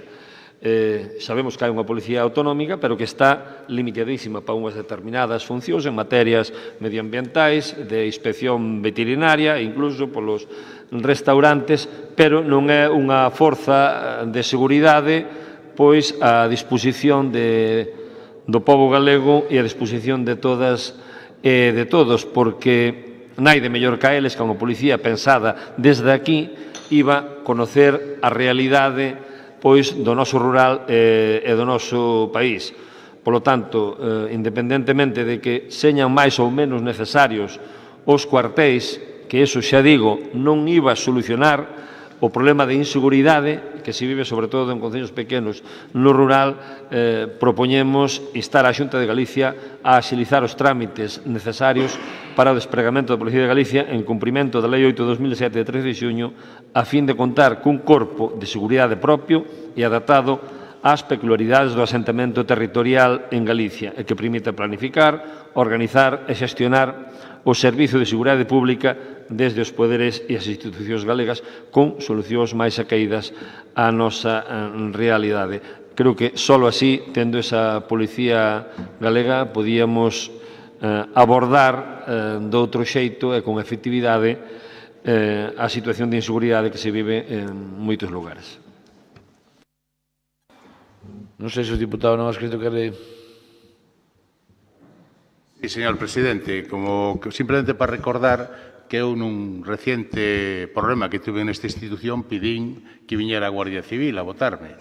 Entonces, obviamente, apoio que a Guardia Civil siga onde está. Eso sí, tamén defender que algo que veño defendendo desde o ano 80 e pico, que eu creo que sí que teñen que reorganizarse e ir a cuarteles comarcales e non os cuarteles que teñen, pero xa é unha decisión que non me compete, pero que creo que debe de figurar en acta. Nada máis e moitas gracias. 3 minutos o voceiro do Partido Popular. Sí, Sí, bueno, eu a verdade é que agradezco moito a intervención do señor Santos, porque a verdade é que dá para facer unha serie de reflexións. Primeiro, que o que debatimos fai uns meses neste pleno para ter unha provincia libre de touradas e que vostedes, parte de vostedes, votaron en contra, agora consideran unha trangallada. Co que aquel era un maltrato animal, agora unha trangallada que non lle importa a nadie. Igual ten que ver, porque en Sarria, cando gobernaba o Partido Popular no Concello, había touros porque quería o Partido Popular do Concello e o goberno municipal e o alcalde, e agora como gobernan vostedes e o fan por decreto, por urxencia e por preferencia, non pasa de ser unha trangallada. En todo caso, mire, é que é moi importante iso que dice vostede da coherencia, porque vostedes calquer cousa menos coherentes. Efectivamente, o Partido Popular, mentres gobernou, non trouxo esta moción, porque simple e llanamente confiábamos na coherencia do goberno que había, e de feito así o fixo, que pese a estas propostas da Asociación da Guardia Civil, nunca pechou eses cuartéis en 7 anos. Sin embargo, agora xa non está ese goberno coherente, están outros. Uns que iban a facer unha modificación da reforma laboral e xa non é necesaria. Uns que iban a forrar moito diñeiro, pero agora van a bodas e a concertos en avións en helicópteros públicos. Uns que estaban en contra das bombas que se vendían, pero agora sí que as venden porque agora son intelixentes e non matan. Con todo ese panorama, permítame que dudemos da coherencia do goberno de España, por suposto, pero que ademais vostedes xa son incoherentes por naturaleza, pero encima teñen outros socios. Xa saben, todos eses que os apoiaron para estar onde están, os independentistas catalás, os independentistas vascos, que non son moi sospeitosos de ser favorables á Guardia Civil. E igual os volven a empuxar, porque sabemos que o presidente do goberno, por manterse onde está sin eleccións, aguanta o que faga falta. Por lo tanto, coherencia de vostedes e de vostede ninguna, señor Santos. Nós, se non o presentamos, confiábamos no goberno e demostrou que non se pechou ningún cuartel nesta provincia. Neste novo goberno vamos a ver o que pasa, xa o veremos. Gústenos moito que voten a favor, só faltaría, pero veremos a ver que fai o seu goberno coherente. Nós confianza en el, ninguna. E máis, cando o ministro do Interior é unha persoa que xa ve como o que pensan dele algúns outros membros do goberno e algunha compañeira ministra súa. Por lo tanto, coherencia súa, ninguna, cero.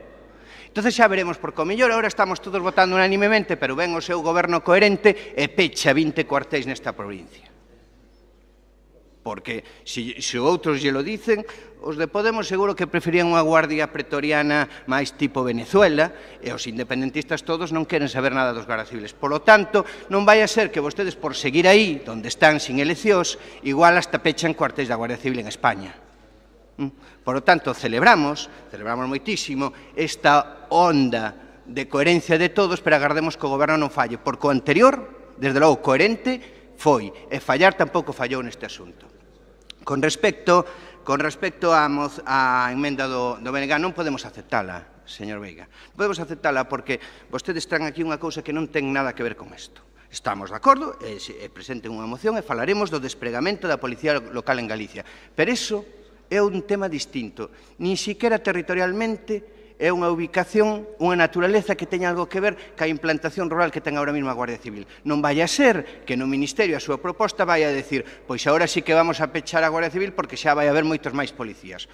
Son ámbitos distintos. Se queren traer esa moción do despregamento da Policía de Galicia con reformas e todo eso, fágano. E xa veremos o que lle votamos. Desde logo, non vamos a mezclar as churras carmerinas e nós queremos que non se pechen os cuartéis da Guardia Civil nesta provincia. Entón, para rematar, xa digo, agardo que saquemos por unanimidade a moción e o seu supergoberno coherentes, agardemos que non peche o que sí que non o fixo o goberno anterior. 3 minutos o voceiro do PSOE. Moi ben, moitas gracias. É moi coherente pedir aos demais que non fagan o que os de un fixeron. En todo, absolutamente en todo. Señor Veiga, non llo dixo o señor García, pero vou dicirle eu. Como é usted tan atrevido de traer algo ao pleno que fale do señor Feijóo? Non ve que eso non pode ser? É que, por favor, parece mentira que leve casi unha legislatura inteira aquí e non se dera conta. Como vai falar usted do señor Feijóo? Ese señor non se fala. Ese señor non é do PP. Non é do PP. O mellor é de alguna multinacional, o mellor de alguna gran empresa ou de algún capital. E seamos coherentes, Seamos coherentes como lo é en todo o PP. Denunciamos a alcaldesa de Lugo por manter os servicios públicos municipais pese a estar traballando nos contratos e que temporalmente teñan que estar prorrogados. Contratos que son accesibles para todo o mundo. Os de Marcial Dorado, coa Xunta de Galicia, cuidado, señores, eso foi unha casualidade. Non se equivoque nadie, non pareceu un accidente. Foi un accidente porque o di Feijóo que non é do PP. Eses desapareceron. Eses levounos a auga en Vigo. Seamos coherentes, señor García. Porque isto é unha trangallada. Isto é unha trangallada. Hombre, por favor. Se hasta está usted preocupado porque haxa touros en Sarria, é que manda narices, Manda narices. Sí, está o dicindo usted. Que é eso de aprobar que ahora haxa touradas en Sarria? Pero é que, de verdade, eu nunca tal cousa vin. Pero mire, o dos cuarteles é moi sencillo. Vostedes confiaban no goberno, e o goberno de Rajoy, do PP, que tamén Rajoy era do PP. Todos estos, que ao millor tamén é verdade que había menos policías en Lugo porque tiñan que estar ali na calle Génova, que non daban feito a carretar para Gürtel, non daban feito a carretar para as outras condenas, non? Ao mellor era esa a razón de que houvese menos policías fora de Madrid. Pero mire, o goberno de Rajoy, no que vostedes confiaban, estaba elaborando un estudio para pechar os cuarteles na provincia de Lugo. E tiño moi ben preparadiño, mire se o tiña preparadiño, que en canto deixaron o goberno, mandaron a opinión pública para que o conoceran e trataran de culpar a outros. Señor García, vostede en quen confía? En quen confía? Porque isto, de verdade, a min medo me dá. Nós seguimos pensando o mismo, daquela e agora. Daquela e de agora. Oiga, este é un tema que hai que planificar, que hai que estruturar con moito cuidado, por razóns nas que todos coincidimos, polo efecto que xera na poboación e tamén, evidentemente, pola necesidade de protección que precisamos no noso contexto demográfico, orográfico e demais. Pero se hai unha cuestión coa que seguro que estamos de acordo. Este debate prodúcese porque hai poucos efectivos da Guardia Civil. É dicir, este debate prodúcese porque hai menos Guardia Civiles que había antes. E iso é responsabilidade do goberno no que vostede confiaba, que dende o ano 2011 ata este ano non convocou plazas para cubrir vacantes de guardias civiles. Convocou unhas poucas absolutamente insuficientes para o que é todo o Estado, cando viu que non era capaz de soportar a situación ante a opinión pública. Pero durante 7 anos, do que se preocupou era de, mentres facía este estudio, ir desmantelando os cuarteles de personal de guardias civiles para que, cando chegara a hora, desen os números. Por lo tanto, evidentemente, nos vamos a votar a favor. E vostedes, alégrome moito de que, aunque sea con retraso en diferido, como lle pagaban ao señor Bárcenas, que tamén era do PP, señor García, aunque sea en diferido, lle den un tirón de orellas ao goberno de Rajoy, ao su delegado Carballo, por estar planificando a pechada de cuarteles na provincia de Lugo, mentre vostedes calaban a boca. 3 minutos o diputado non escrito. 3 minutos o BNG. Unha mágoa que o Partido Popular non acepte esa emenda de engádega que si fora aceptada no 2014 polo Partido Socialista e votado por diputadas e diputados que agora se senten aí, cambian de opinión según os tempos, non? O problema sigue sendo o mismo, polo tanto, a vostedes dá a impresión de que a seguridade dos nosos veciños e veciñas non lles interesa moito. Simplemente había que meter esta moción porque agora non están gobernando no Estado e virán moitas máis desas. A mí o que me chama a atención é que nunca lles vin pedir a ustedes máis médicos. Aquí traduxéronse varias mocións, desde logo que non polo Partido Popular, senón polo Bloque Nacionalista Galego e tamén polo Partido Socialista, para dotar de médicos diversos centros de saúde, creo que entre 18 ou 19 centros de saúde de toda a provincia. Trouxéronse mocións aquí para pedir máis pediatras, pero, como dicía Álvaro, claro, iso era pedirlle a Feijóo, entonces tampouco, para pedir máis mestres, para pedir máis carteiros, cando estaba Rajoy gobernando. Para iso, nada. O gran problema do rural é que non ten guardias civiles. Ese é o gran problema do rural para o Partido Popular. Vamos a ver, señan un pouco serios, lean a emenda. E usted, que é de leis, señor García, vai á lei 8/2007 do 13 de xuño e lea, e no próximo pleno, como soubera que deixala sobre a mesa, e lea, e mentras tanto, a ver se isto non era bon, non sería positivo o desenvolver unha policía galega. Eu creo que naide se iba a enfrentar a eso e a ciudadanía sí que iba a entendelo, pero claro, iso é unha cousa de nacionalistas. Non vai a ser que creen aquí a los mozos de escuadra ou outra chancha, non? Claro. Dios, que cortiños de miras son. Cortos de mira e frikis. Porque o tema de Sarria é de frikis. É unha auténtica fricada. Mire, voulles contar o que aconteceu en Foz no ano 1969, porque o escribe Suso Fernández, que é o cronista oficial de Foz. E ele era membro dunha comisión de festas, e nese ano decidiron facer unha corrida de touros no Prado de Ramos, ao lado da praia da Rapadoira. Era todo un acontecemento, trouxeron unha plaza de touros móvil, está aí Suso Fernández para contárllelo, que o conta moitas veces. E trouxeron os touros, non sei se foron como aqueles de Sarria no Trotor, a Lúa Castilla a buscalos, ou non sei onde, sei que eran pequenos, eran vaquillas, non? Cerraron todo, e salen os touros.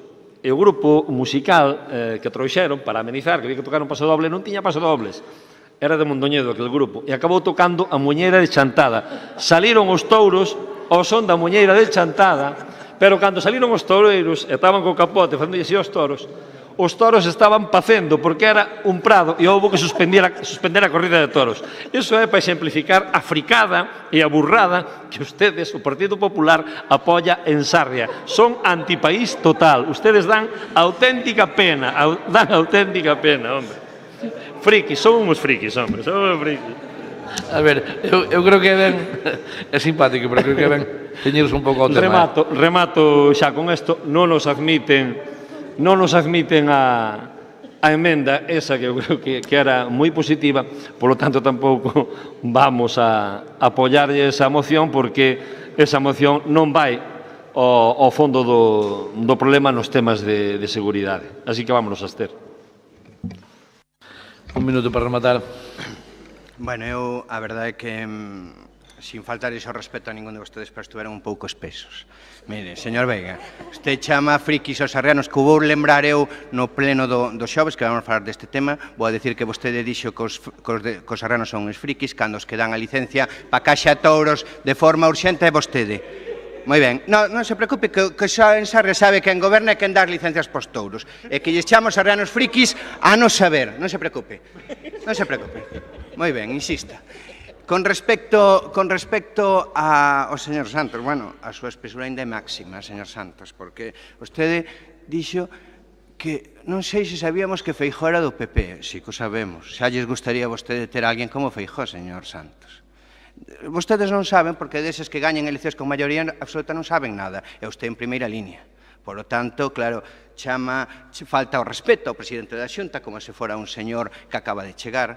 É un presidente, perdone, que leva moitos anos ca maioría absoluta do pobo galego detrás, cousa que vostede xa sabe como lle vai.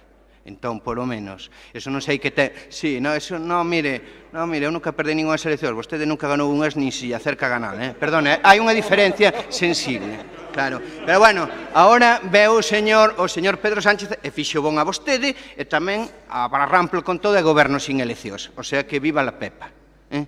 Pero o que lle vou a decir é o que estamos pedindo. Estamos pedindo ao novo Partido Socialista que goberna en Madrid, do que non nos fiamos, por suposto, absolutamente nada, creo que nós nin casi nadie en España xa, estamos pedindo a coherencia que tuvo o presidente anterior e o goberno anterior para, pese a unha proposta que existía das asociacións de Guardia Civís para pechar determinados cuartéis, nunca se pechou ningún, señor Santos. E mire, non escupa para arriba porque ao mellor pasado mañá o desautorizan completamente e sí que se pechan algúns. Non nos extrañaría nada, porque xa sabemos o arte da rectificación e da ratificación, de como funciona o novo goberno. Por o tanto, alégrame moito que hoxe nos vote a favor da proposta, que o Partido Popular non pechou ningún deses cuartéis. En 7 anos o señor Rajoy, que tamén é do Partido Popular, por suposto, e a moita honra, non pechou ningún cuartel. Agardemos que o señor Sánchez, que leva 4 días e xa leva unhas cuantas encima, non os peche.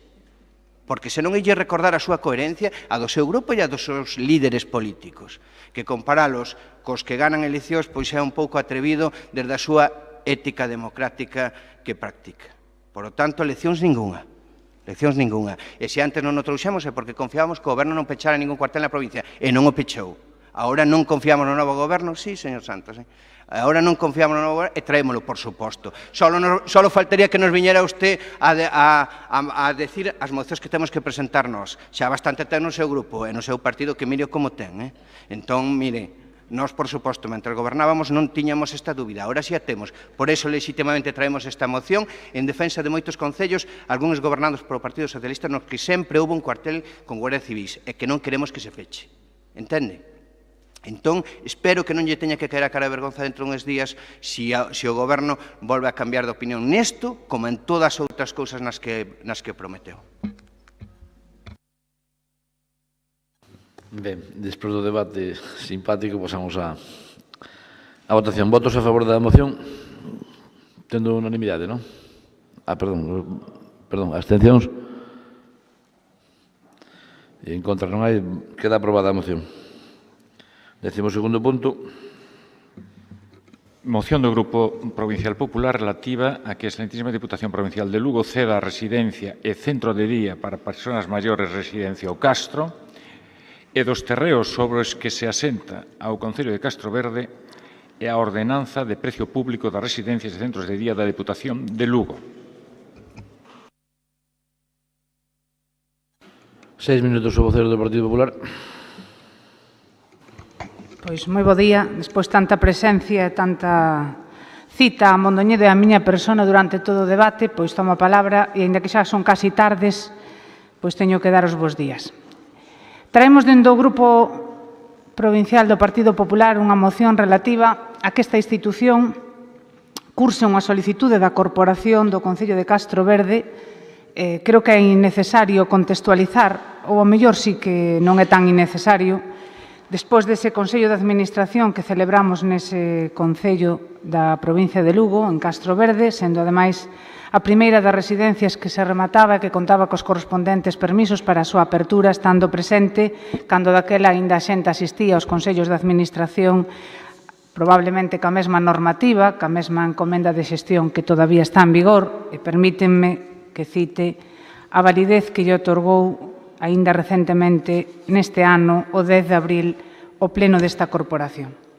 Nese Consello de Administración todo o mundo asumeu uns compromisos, había, ademais, hai que dicilo, pois un bon entendemento, non o que se viviu en algúns do debate desta sesión plenaria, como sempre se viveu en Suplusa, porque hai que dicilo que baste ver as actas tanto do Consello de Administración como da Xunta Xeral, que nunca houve excesivo debate, independentemente de quen fixera as propostas, pois a discrepancia non era moi común, especialmente no tema das residencias, en donde, como moito, este grupo en algunha ocasión se ten abstido, pois, por exemplo, cando se identificaron os concellos en donde se iban a construir as residencias, pero non por iso se fixo máis crítica política.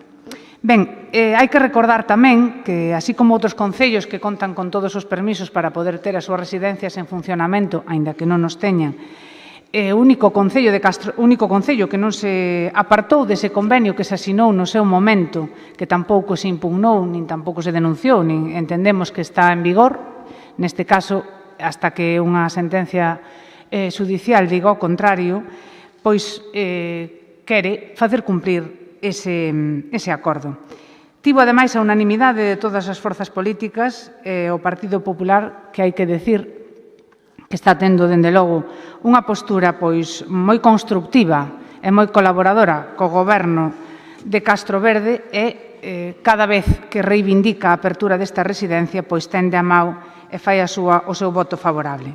Podría considerarse, como así se comprometeu, o presidente da Deputación Provincial neste Consello de Administración que fora imprescindible a aprobación da ordenanza de precio público. Este grupo agora xa, ademais, tivo acceso non só ao plan de viabilidade que se enviou no 2015 para poder abrir a residencia de Castroverde, senón tamén o estudio económico que se contratou a unha empresa privada despois do pago dos 18.000 euros, neste caso, o que teño no meu poder, é o que fai o estudio de viabilidade económica financiera para o Centro de Atención a Persoas Maiores da Fonsagrada, pero si que da lectura do mesmo informe reproduce as mesmas necesidades, pódese facer extensivo, salvo que digan o contrario, dende logo que a documentación que temos en riba da mesa non podemos afirmar outra cousa, a outras das residencias que teñen a mesma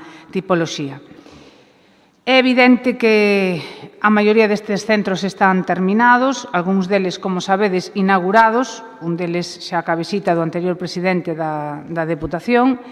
É tamén evidente que temos a obriga de abrilos e poñelos en funcionamento e, por suposto, respetando a autonomía local. Cando este pleno aprobou os convenios cos concellos, sempre pedimos que se votaran por separado, porque non todos os concellos tiñan as mesmas circunstancias. Había concellos que tiñan un convenio asinado que nos entendíamos que permitía a apertura da residencia dunha maneira máis áxil e inmediata, que permitía un custe para os usuarios menor, así o acreditan os informes económicos, e que, ademais, respetaba a autonomía local. Os que quixeron romper ou rachar ese escenario asinado no seu momento está no seu lexítimo dereito, tamén estaremos nós en explicar se nos parece que a decisión é acertada, pero os que non queren rachar ese convenio, queren poñer en marcha en funcionamento, pois creo que tamén, co mismo principio de respeto da autonomía local, debemos poñer os medios para que si sexa. E isto é o que traemos hoxe aquí, que se curse unha solicitud que, se non teño entendido mal, xa se fixo en xullo deste ano e que ainda non tivo contestación, e que sirva este documento como un escenario para consensuar o precio público.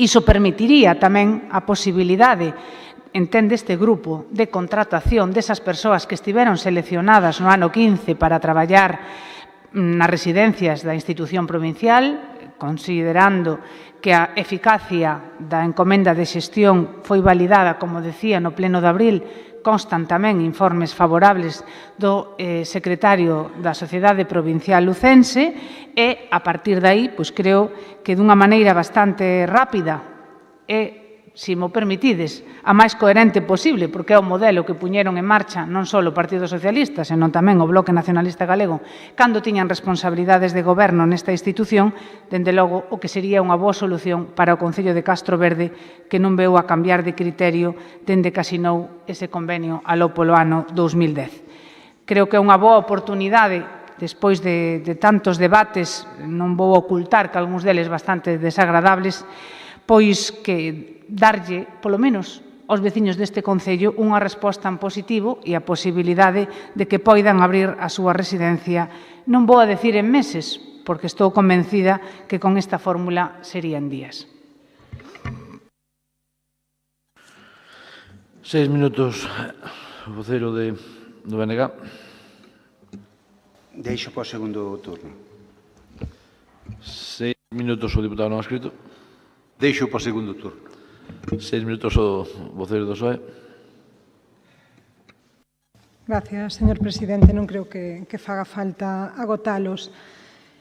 Se ben é certo que os acordos plantexados nesta moción xeran cando menos certa confusión. Por un lado, nos piden acceder ao solicitado polo Concello de Castroverde en acordo plenario, feito este que pode semellar, e é lóxico, pero que non o é tanto cando dende esta institución xa se teñen iniciado os trámites para a xestión do centro residencial O Castro co Concello de Castroverde. Se teñen mantido mesmo conversas co seu representante. Este mesmo mes, en setembro, se trasladou un escrito ao Concello de Castroverde coa vontade da Presidencia da Deputación de respostar á petición efectuada precisamente polo Concello en termos semellantes aos de outros concellos que tramitaron no seu momento un convenio interadministrativo de cooperación precisamente para implantar e executar un sistema de servicios sociais en centros de atención a persoas maiores coas peculiaridades de cada concello, debendo establecer o réxime xurídico de prestación do servicio. Ademais, ponse a disposición do Concello a colaboración administrativa e técnica necesaria para acadar os fins ou obxectivos, tendo en conta que non pasaron moitos días e que, ademais, o presidente e o alcalde teñen previsto celebrar un encontro próximamente, pois creemos que é preferible, cando menos, respetar sempre as propostas e manifestacións do alcalde de Castroverde neste caso e, polo tanto, a autonomía local. Antes, entendan ben o que lles vou a decir, que a súa proposta como oposición nesta institución suposta defensa dos intereses sendo oposición dese Concello. Tampouco queremos botar o carro diante dos bois, porque para prestar un servicio desa natureza resulta necesario, cando menos, establecer previamente o réxime xurídico e nunca antes de establecer ese réxime xurídico se debe aprobar a ordenanza a aplicar. E isto lévanos ao punto 2 dos acordos, onde, de novo, non só non respetan as formas e os tempos, senón que retiran a autonomía local e pretenden impoñer unha ordenanza reguladora dende a Deputación que non é competente. Son os concellos os que aproban tanto o regulamento como a ordenanza. Ademais disto, dicir que na parte dispositiva da moción, entre outros acordos, se propón a cesión gratuíta dos inmobles de referencia. Os bens da cesión son bens de dominio público que no ordenamento xurídico local, e desto seguramente sabe moito máis que a min, señora Candia, a cesión gratuíta somente se está prevista para bens patrimoniais. Tal cesión está sometida ao procedimento establecido no regulamento de bens das entidades locais. Entre outros dos requisitos establecidos, isto nos levaría a que esa entrega, polo tanto, nunca sería con carácter inmediato. Tamén dicir que na Lei do Patrimonio da Comunidade Autónoma de Galicia, aplicable ás entidades locais, se regula por primeira vez no noso ordenamento a transmisión da titularidade de bens inmobles de maniais entre administracións públicas. O que quero dicir con isto é que no acordo a adoptar debería vir referido o inicio, a incoación, polo tanto, do procedemento necesario nos términos que se acorden con ese concello, neste caso co de Castroverde, para a transmisión dos inmobles ao mesmo. E polo que fai referencia á ordenanza do prezo público, a mesma debería ser aprobada polo Concello titular da competencia. Todo isto resúltanos un tanto ambiguo, dende logo moi confuso no tocante á legalidade, polo que nós lles anunciamos a abstención deste grupo, porque entendemos que nos términos que apuntan tanto na moción como nos acordos podería incluso estar afectados de nulidade. De aí manifestar a intención de voto como unha abstención por parte deste grupo. Moitas gracias.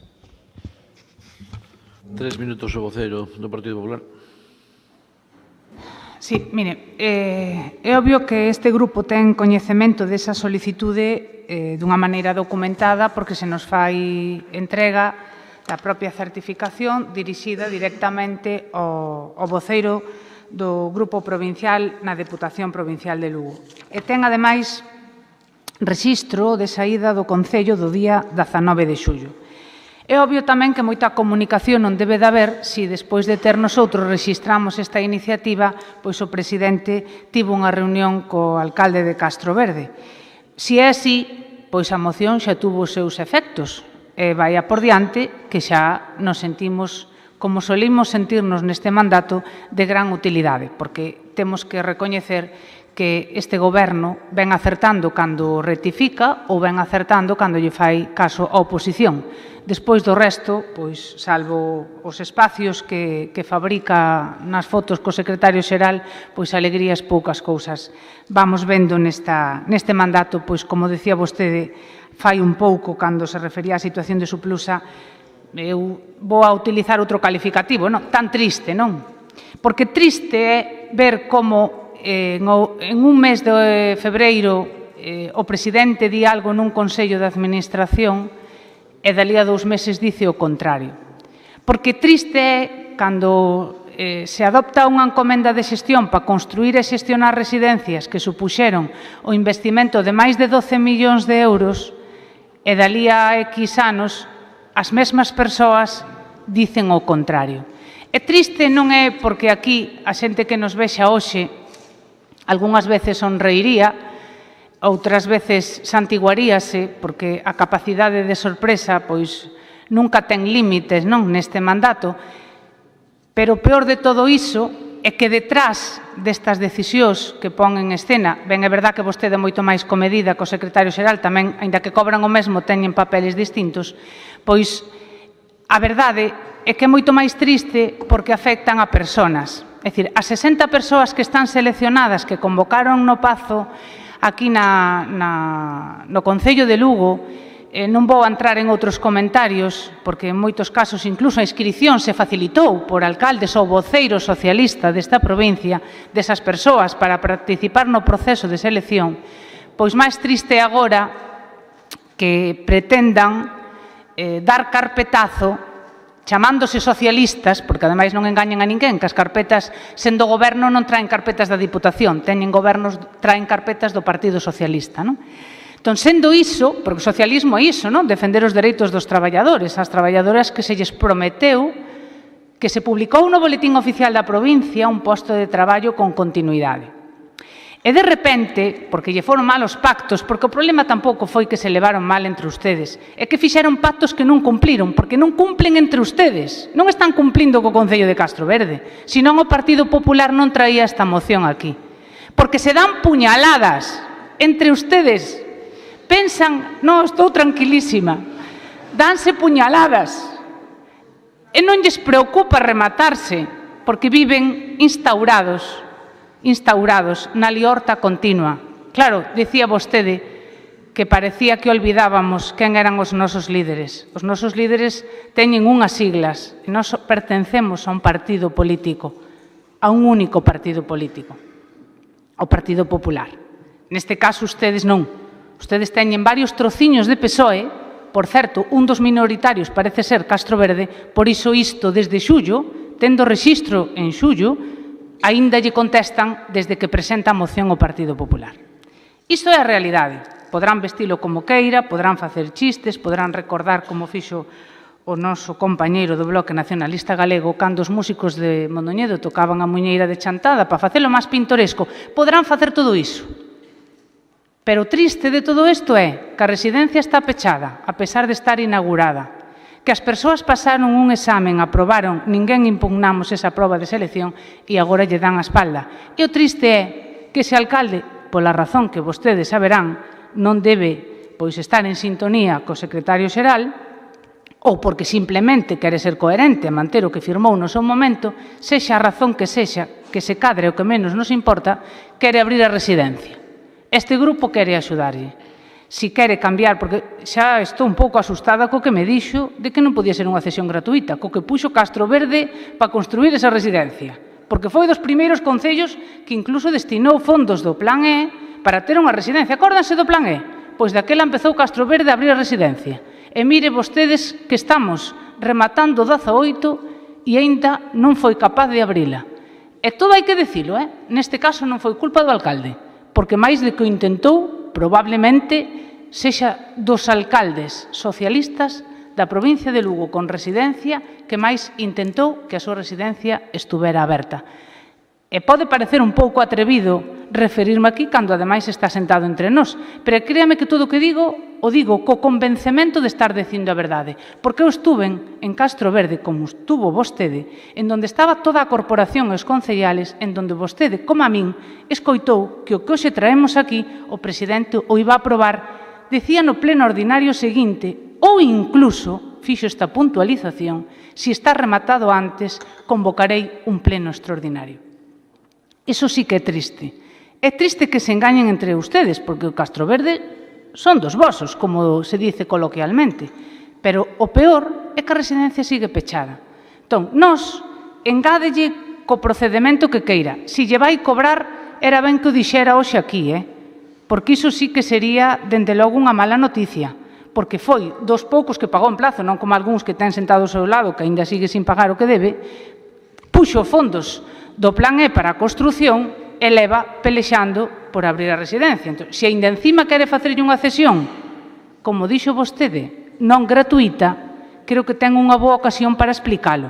Non por explicarlo a este grupo, nin tampouco por explicarlo ao alcalde, pero sí por explicarlo aos veciños que moitos dos fondos públicos que estaban destinados a Castro Verde foron invertidos nun recurso no que todo o mundo teña depositado moitas esperanzas.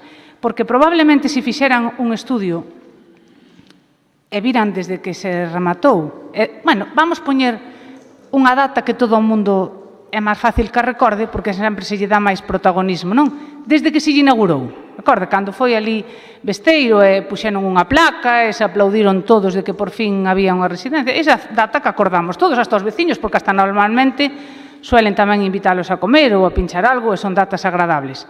Pois se collen esa data, vai rematando, verán que pasaron non días nin meses, pasaron anos. E o problema é que ainda non se sabe cando vai abrir, nin esa nin o resto, todo seña dito de paso. Pero neste caso, polo menos, quere manter o convenio, todo parece indicar que quere manter o convenio que se asinou no seu momento, por coherencia nosa, que todo o mundo apoiou iso, por axilidade e por respecto á autonomía local, polo menos non se opón, que xa é un paso. Pero claro, cando un está no goberno da abstención, permítame que yo diga, sabe a pouco, e sobre todo con esas insinuacións de que pretenden cobrarlle. Pasamos á votación. 3 minutos o voceiro do BNG. Ben, hai dúas cuestións nas que teño que darlle a razón completamente á portavoz do Partido Popular. A primeira, que é completamente inexplicable que despois de 3 anos e medio que se inaugurou unha residencia esteña ali, como se dice tamén coloquialmente, para que niden os paxaros, non? Que esteña aínda sin funcionar. É algo inaudito e incluso é un desperdicio de fondos públicos que nos tempos que corren é completamente inaceptable. E tamén ten razón, que é igual de inaceptable, que 3 anos e medio despois de que foran seleccionadas 60 persoas para traballar, siguen aínda sin se ter incorporado ao seu posto de traballo e, polo que se ve, sin moitas trazas de facelo. Bien, indo á moción que se trae aquí, eu creo que realmente isto son dúas mocións, para min, incluso separadas. Incluso lle pedimos, se é posible, votalas por separado, porque o noso sentido de voto sería distinto nun punto e no outro. En canto ao primeiro punto, non lle vemos absolutamente ningún problema. É certo que desde o Consello de Administración de Soplusa votamos a favor no seu momento, co cal entra dentro da propia autonomía local que quere xestionar a residencia que ten e parecenos perfectamente lícito e lóxico. E máis, aquí defendemos, por exemplo, que outras residencias que, ainda que non foran feitas pola Diputación, estaban xestionadas por concellos, como foi o caso da residencia da Sarria, pois tamén que se lle aplicaran as mesmas axudas que ao resto de residencias municipais da Diputación, co cal parecenos totalmente coherente que se lle transfira ao Concello a residencia e que o Concello, dentro da súa autonomía local, decida facer o que queira, o modelo de xestión que queira. Logo, o mellor dese modelo poderá estar a favor ou en contra, ou o propio pleno do Concello de Castro Verde decidirá. Outra cousa é, o segundo punto, é propoñer xa directamente unha ordenanza, aí algo explicou a señora Porto, sin pasar polos filtros, polos estudos, polos informes dos servicios xurídicos e técnicos da propia Diputación. Aquí acusousenos antes, desde o Partido Popular, que nos atrevíamos a traer unha moción de carácter político donde se iniciaría a disolución de Soplusa, que era un atrevemento, etc. etc. Sin embargo, non é un atrevemento, parece ser, traer aquí unha moción donde se aprobarían uns prezos públicos e unhas condicións simplemente, pois, bueno, serán moi vos os técnicos que ustedes teñen ou os informes que ustedes viran, pero creo que, sin o que a todo o procedimento burocrático, que pode ser excesivo, non digo que non, pero é o que hai, que ten a Diputación, pareceríame cando menos temerario, non? 1.100 euros por o precio da praza, 600 da praza en centro de día, podrá ser axeitado, non sei, poderá ser alto, baixo, non sei. Eu non podo, desde logo, apoiar co voto afirmativo. Non podemos facelo, dado que non sabríamos ou non temos información suficiente para decantarnos nun lado ou noutro, non? Ben, e xa para rematar, para non excederme, xa dada a hora que eu o que sí me esperanzou un pouquiño na intervención da señora Candia, supoño que terá boa información de Castro Verde, porque o que oíu ou que me conta xente de Castro Verde vai en dirección contraria, pero eu imagino entonces que no caso de que o Concello adquira o control, entre comiñado, non? E no bon sentido da palabra, da residencia Castro Verde e a poña a andar que todo o persoal que contrate vai ser da lista de seleccionadas, cousa que, desde logo, a min me alegraría un montón. E aparte aí é onde se vai ver se realmente hai a vontade política de darlle traballo a esas persoas. Vai ser unha pedra de toque magnífica para ver a intención que hai realmente de darlle traballo a esas persoas ou que se lles dice ou que se está vendendo é simplemente fume, non? Eu espero, así o desexo, que se lle transfira a residencia ao Concello, o Concello que consiga abrila e que, dende logo, contrate todo o seu persoal con empregos dignos, a xornada completa, con un salario acorde ao que se pode considerar digno, que contrate a xente desa lista para prestar servicios ali, porque insisto que as noticias que me chegan e poden ser falsas, non digo que non, de Castro Verde van xusto na línea contraria, inda que tuveran a posibilidade de abrir a residencia. 3 minutos o deputado non escrito. Gracias, señor presidente. O 25 de marzo de 2015, fai 3 anos e medio, inauguramos unha dotación que nos sorprendeu a todos pola súa calidade, pola súa ubicación, e non só a nós, sino tamén aos 2.826 castroverdenses que en ese día e nos seguintes visitaron a nova dotación presta para entrar en servicio. Estos 3 anos e medio de lastre, de liortas premeditadas e innecesarias, teñen que tocar hoxe ao seu fin. E, coa cesión do ao Ayuntamento desta dotación residencial ao Concello de Castro Verde e con as dotacións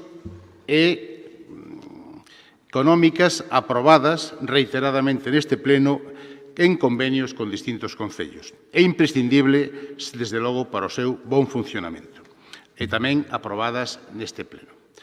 En este escenario, sempre contarán co voto a favor deste diputado e no marco da gestión, coa colaboración da Sociedade Pública Suplusa. Nada máis e moitas gracias. 3 minutos o diputado do PSOE. Pois o certo é que a señora Candia veu neste último asunto do Partido Popular a buscar o protagonismo que, sinceramente, señora Candia, creo que debería falar algo máis no pleno, porque concentrar todo así na última moción pois non dá tempo. Quixo falar para os traballadores de Suplusa, quixo ganarse o Concello de Castro Verde, quixo ser pleitista contra o Partido Socialista que goberna nesta Diputación e ás veces querer facelo todo concentrado, pois resulta máis difícil. Eu que lle recomendo é que se estenda máis nas súas exposicións ao longo do pleno. Leccións a nós na defensa dos dereitos dos traballadores non nos vai a dar o Partido Popular e moito menos vostede a título singular. E fai un momento, quero lle recordar, que votaron en contra da disolución de Suplusa, que é o paso máis doado para salvagardar os intereses de todos os traballadores e traballadoras. Pero vostedes están anclados nesa posición e teñen a solución nas súas mans porque teñen a maioría en Suplusa hoxe en día. Vostedes poden facer isto, pero, bueno, non queren e os seus intereses, evidentemente, terán para non facelo así.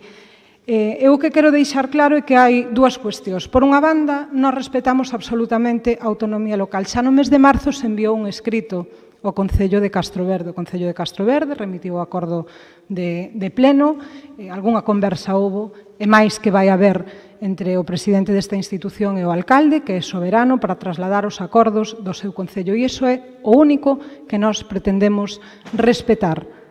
Que o alcalde de Castro Verde, neste caso, igual que decidiron os demais, poida decidir. E para iso, nese escrito, tamén lle poñemos todos os servicios xurídicos e administrativos da Deputación ao seu servizo.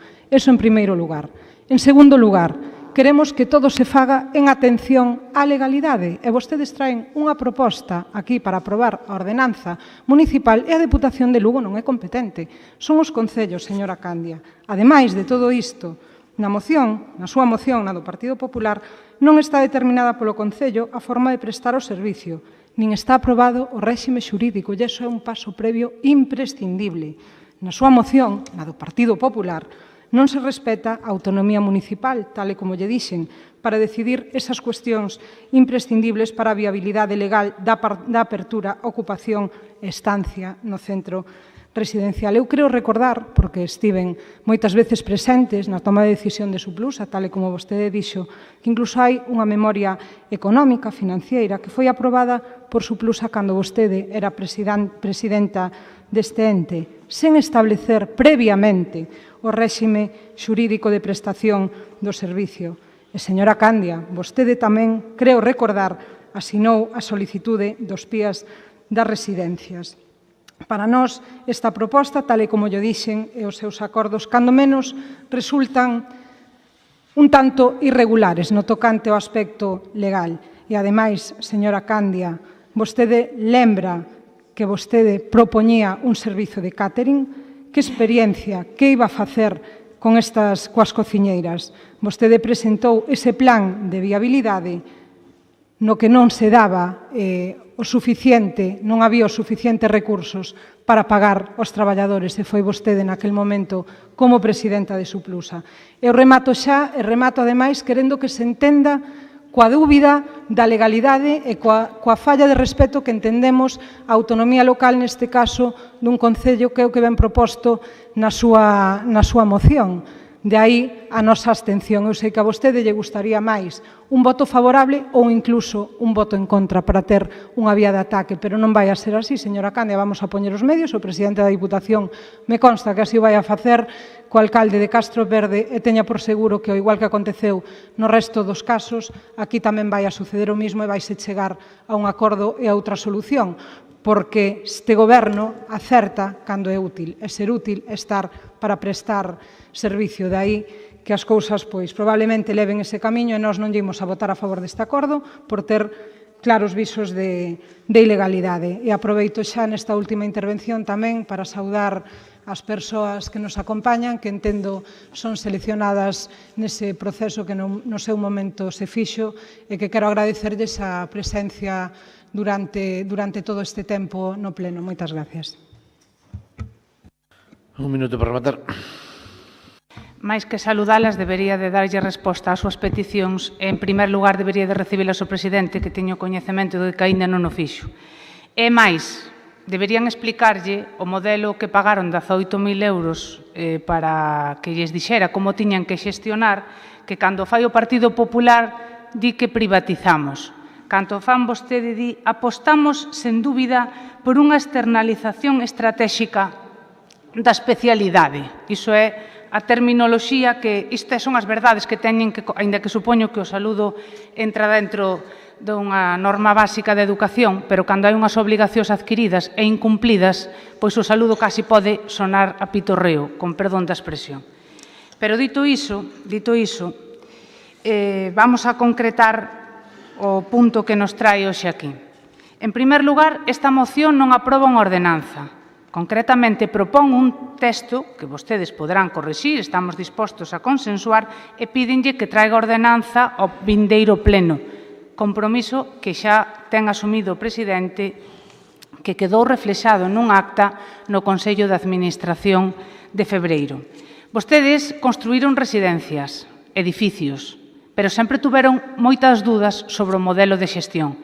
Agradezcolle que poñan riba da mesa, aínda que seña para criticar, todo o que se fixo nos curtos meses de goberno deste grupo.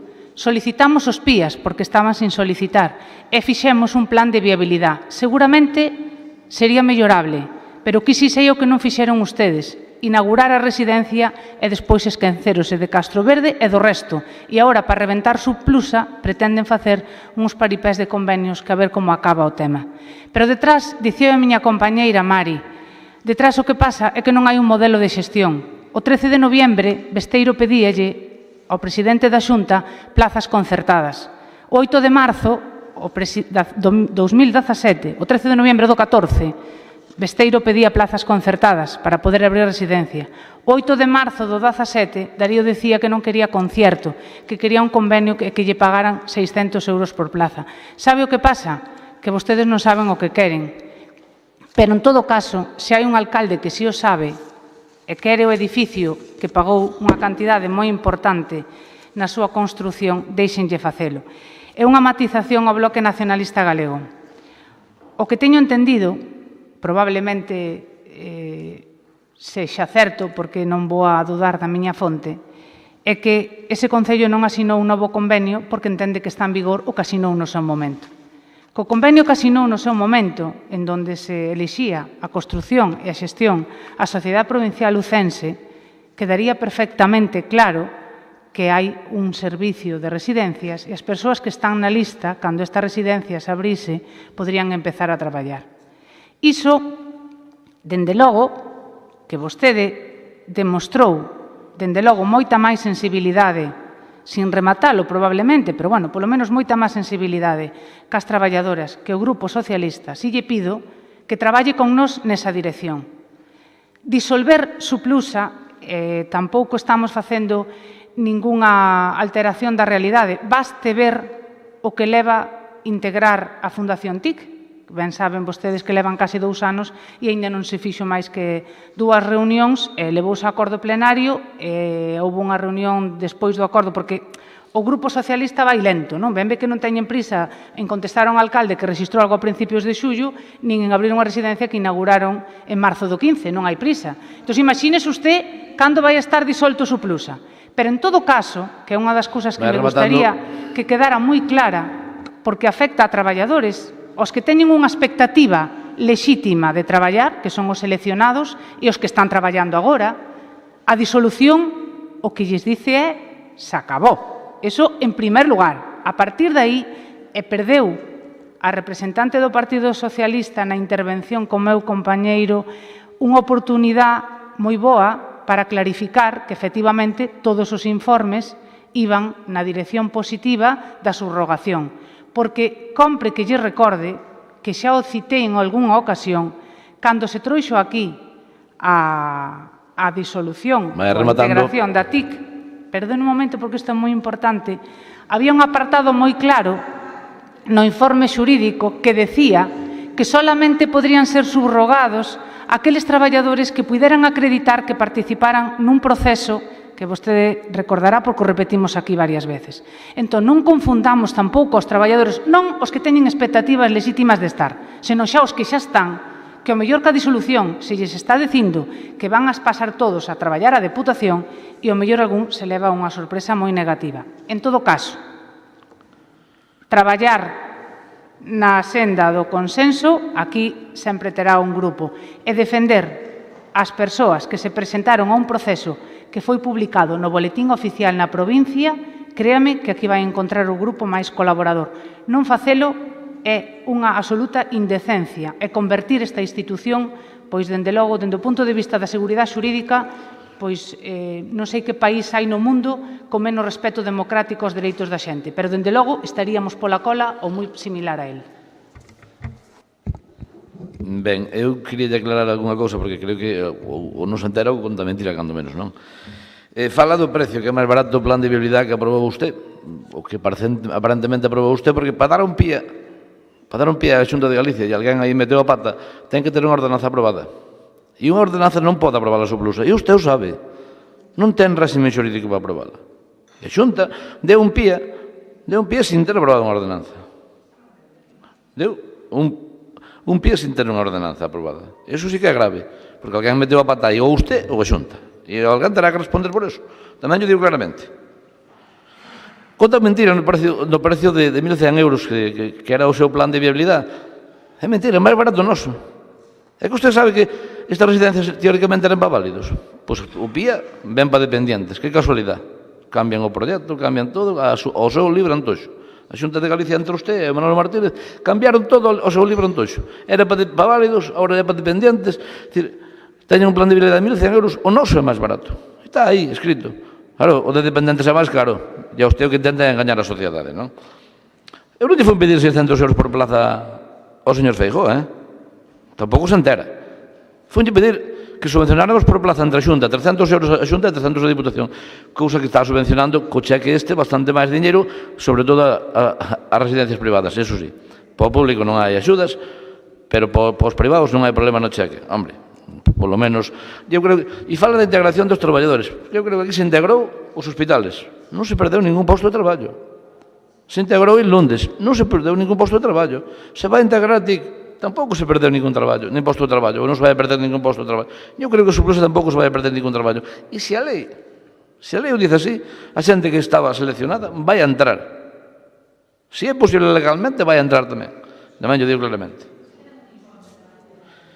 Bueno, pasamos á votación da moción. Sí.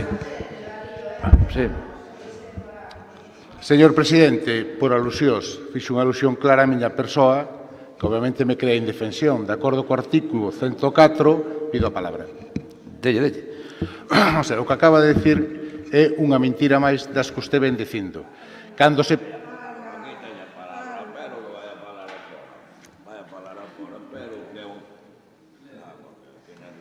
Eu pido un pouco de respeto. Ten vostede un minuto. Porque... Lino, por favor. Un minuto.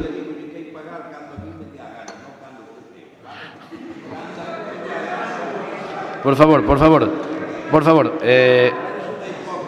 Ten un minuto. Por favor. Silencio, por favor. Lino. Por favor. Ten un minuto. Podo seguir.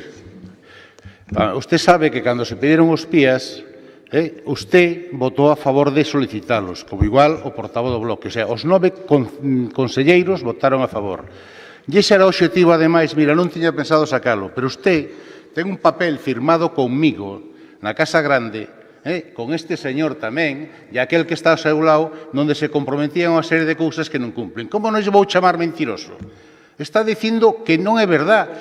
E usted tamén, que non ten palabra, que firmou tamén e non a cumpliu. Teño un papel por aquí, hombre, espere. Teño aquí. A ver, señor Martínez, se quere falar algo do tema, fale. O resto non fale nada. Simplemente decir que cando se pediron os PIAs, pedironse por unanimidade. Non, señor, está equivocado. Ai, non? Non. Entón, como lle dan un pía de válido de dependencia, para dependencia? Si, pedironse para válidos, Quen cambiou logo eso? Usted ou o Partido Popular? Ni máis ni menos. Cando se chega... O señor Balsar e a señora Candia. Cando se chega a un nivel de mentira como que usted fai, porque só hai que ler as actas de Suplusa. Lean as actas de Suplusa. O que hai que ler é que a Xunta de Galicia non lle daba o pía a Suplusa hasta que usted chegou. Que casualidade. Non me extraña que o reprobar. Que casualidade que entre usted e a señora Candia consiguen o pía de Suplusa. Pero como iba? Foi aí un acordo... Perdone, por alusións. Como que iban a dar se non tiña solicitado? No, que va. Vamos a votar. Pero non pedido usted xa. Vamos a votar a moción. Votos a favor da moción? Perdona un segundiño. Aceptan votar por separar os dous puntos? Bueno, entón, pido o voto para os dous puntos, o primeiro e o segundo. Pero vamos a ver, isto é unha moción ou son dúas? É que entonces... Non, aquí votas a moción tal e como está. Home, máis veces se fixo... Hombre, a mí non me parece serio isto. A mí non me parece serio. Perdón un momento, señor secretario. O grupo que presenta a moción pode aceptar a votación por puntos ou temos que sometela a votación íntegramente? Eu creo que se non hai enmendas aceptadas que se debe votar tal e como está presentada. Ahora ben, se se considera unha enmenda in voce, pois sí, eso é distinto. Pois consideramos que eu solicitei que se poidera votar por separado, porque, claro, son dúas cousas distintas e para nós unha parece nos ben e a outra non. Entón aquí que se vota, se con gusto... Aquí a carta, non? Aquí votamos a carta. Aí ben, hombre, pues votamos a carta, non hai problema ningún. Hombre, vamos, a ver. A votación por puntos nesta corporación fíxose máis dunha vez. Sin enmendas, non. Non, sin enmendas. Da igual, voten como queiran, que tampouco ten máis importancia. A ver, o primeiro punto, entonces, que alguén quere votar o tema da cesión, non? Votos a favor da cesión? Abstencións? Votos en contra? Non hai. Queda aprobada a cesión. E o segundo punto que se vota é o tema do regulamento, da ordenanza. Texto para propoñer unha ordenanza no seguinte sesión plenaria, que é así exactamente. Pero vamos a ver, nos temos que aprobar, les parece que se vai gestionar o Concello de Castroverde, eso, temos que aprobarlle a Diputación unha ordenanza ao Concello de Castroverde, parecelle serio? Eu de verdade que me quedo sorprendido, pero bueno, ustedes dirán. Votos a favor do segundo punto? Abstencións? Queda aprobada a moción. 13º punto.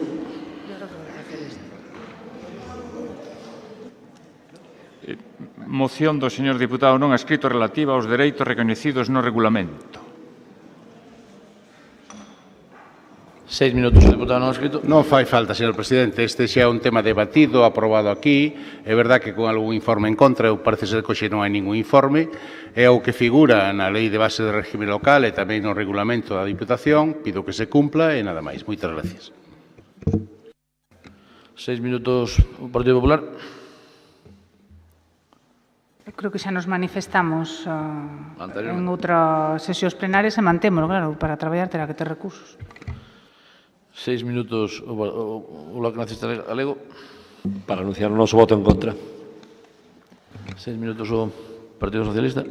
Pois, de maneira moi breve tamén, manifestar a coherencia co regulamento, chamado novo regulamento imposto polo Partido Popular, vulnerando presuntamente algunhas das cuestións básicas de transparencia e información pública e demais, advertidas reiteradamente por distintos informes de habilitados nacionais, e manifestar, en base a esa coherencia, dado que se refire a algún punto en concreto do regulamento, noso voto en contra. Entón, pasamos a votación directamente. Votos a favor? Abstencións? Votos en contra? Queda aprobada a moción. 14º punto.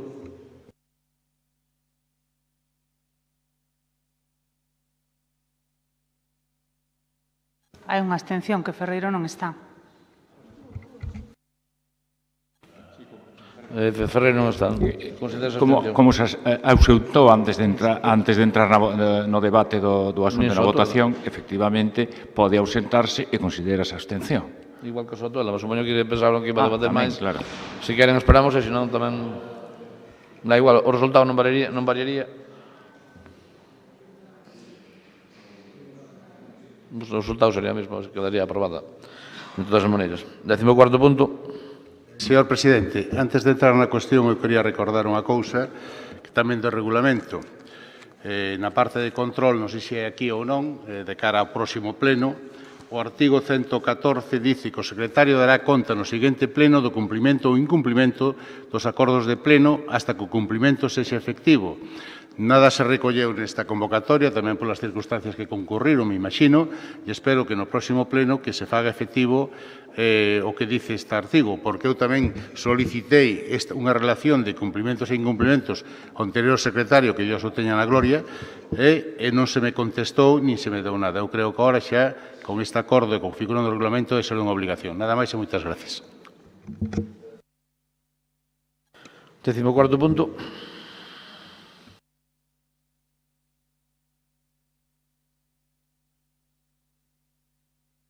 Pois dentro da menudo párrafo dese artigo, verdad?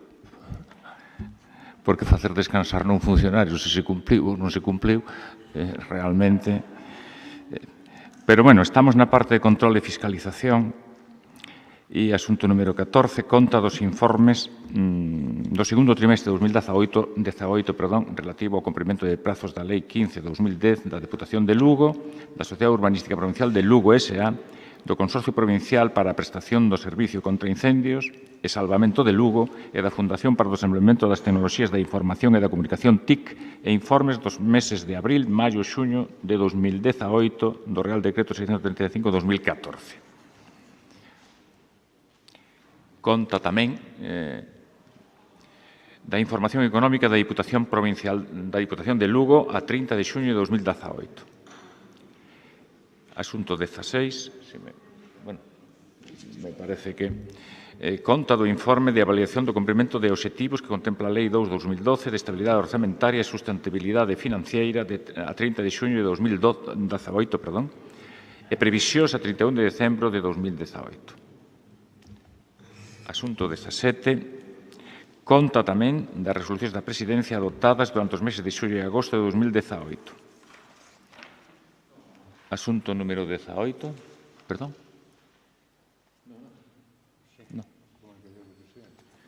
Comunicacións da Presidencia.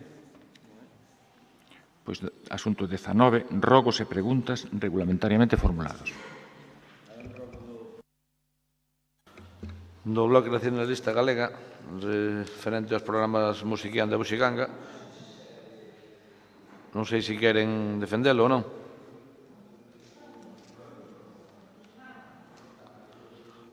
Hai un rogo do Bloque Nacionalista do BNG, non sei se quere defendelo ou non quere defendelo.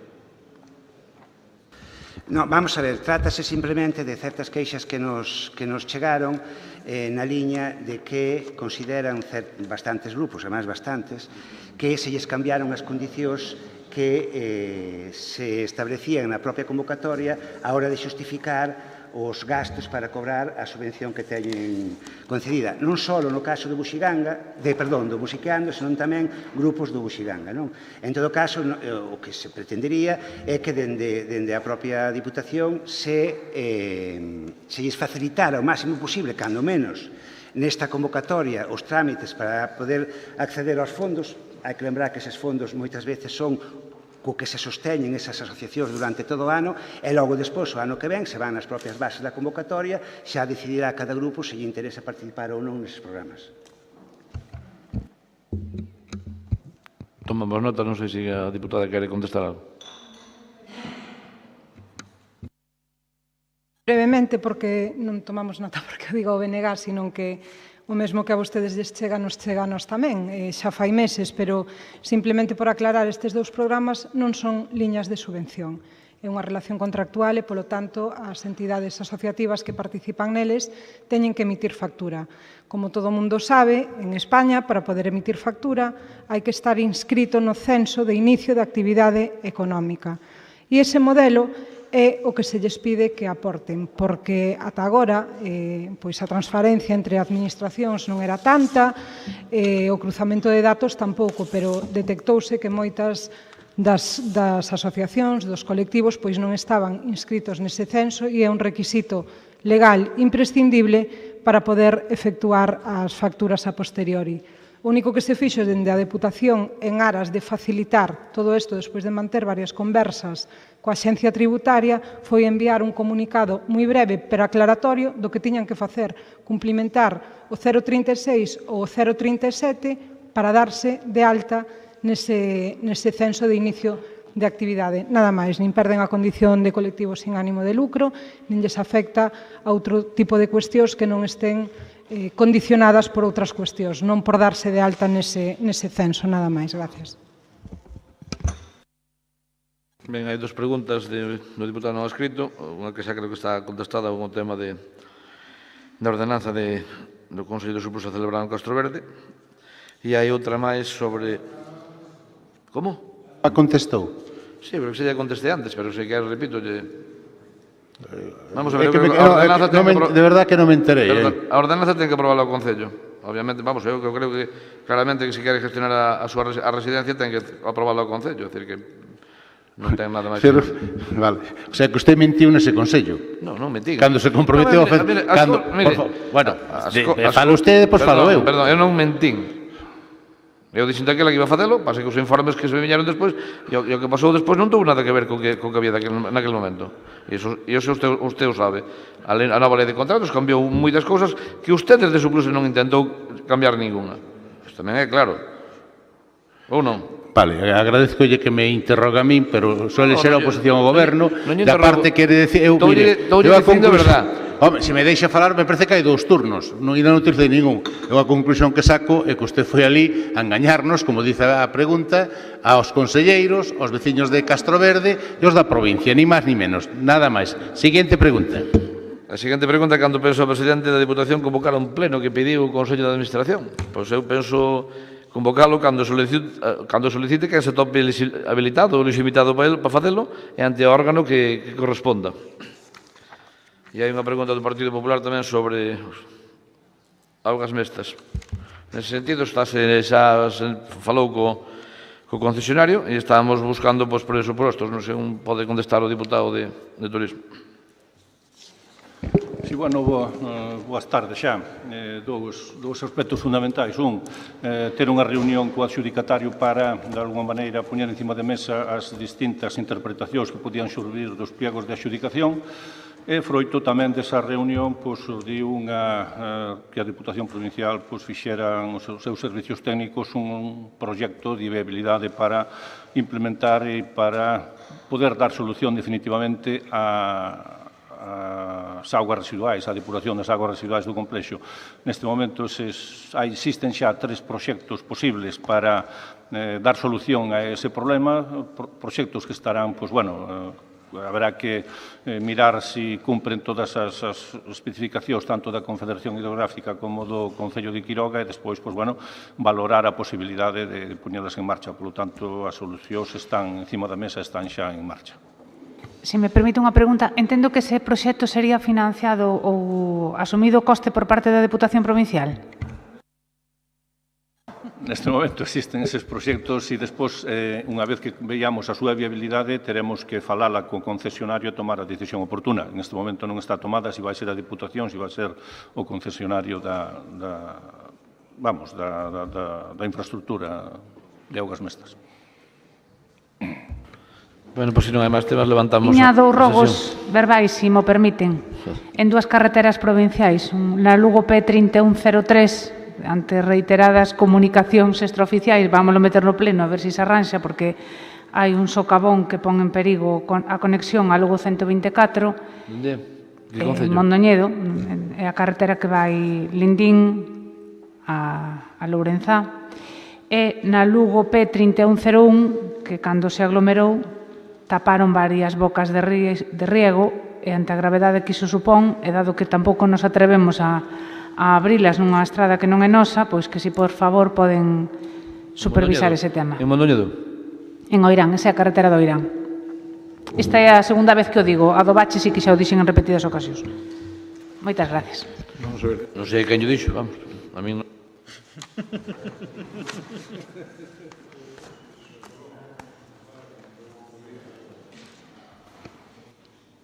A oportuna fotografía, eso vaise solucionar nos próximos días. Todas as bocas de riego, xa mirarei, vale?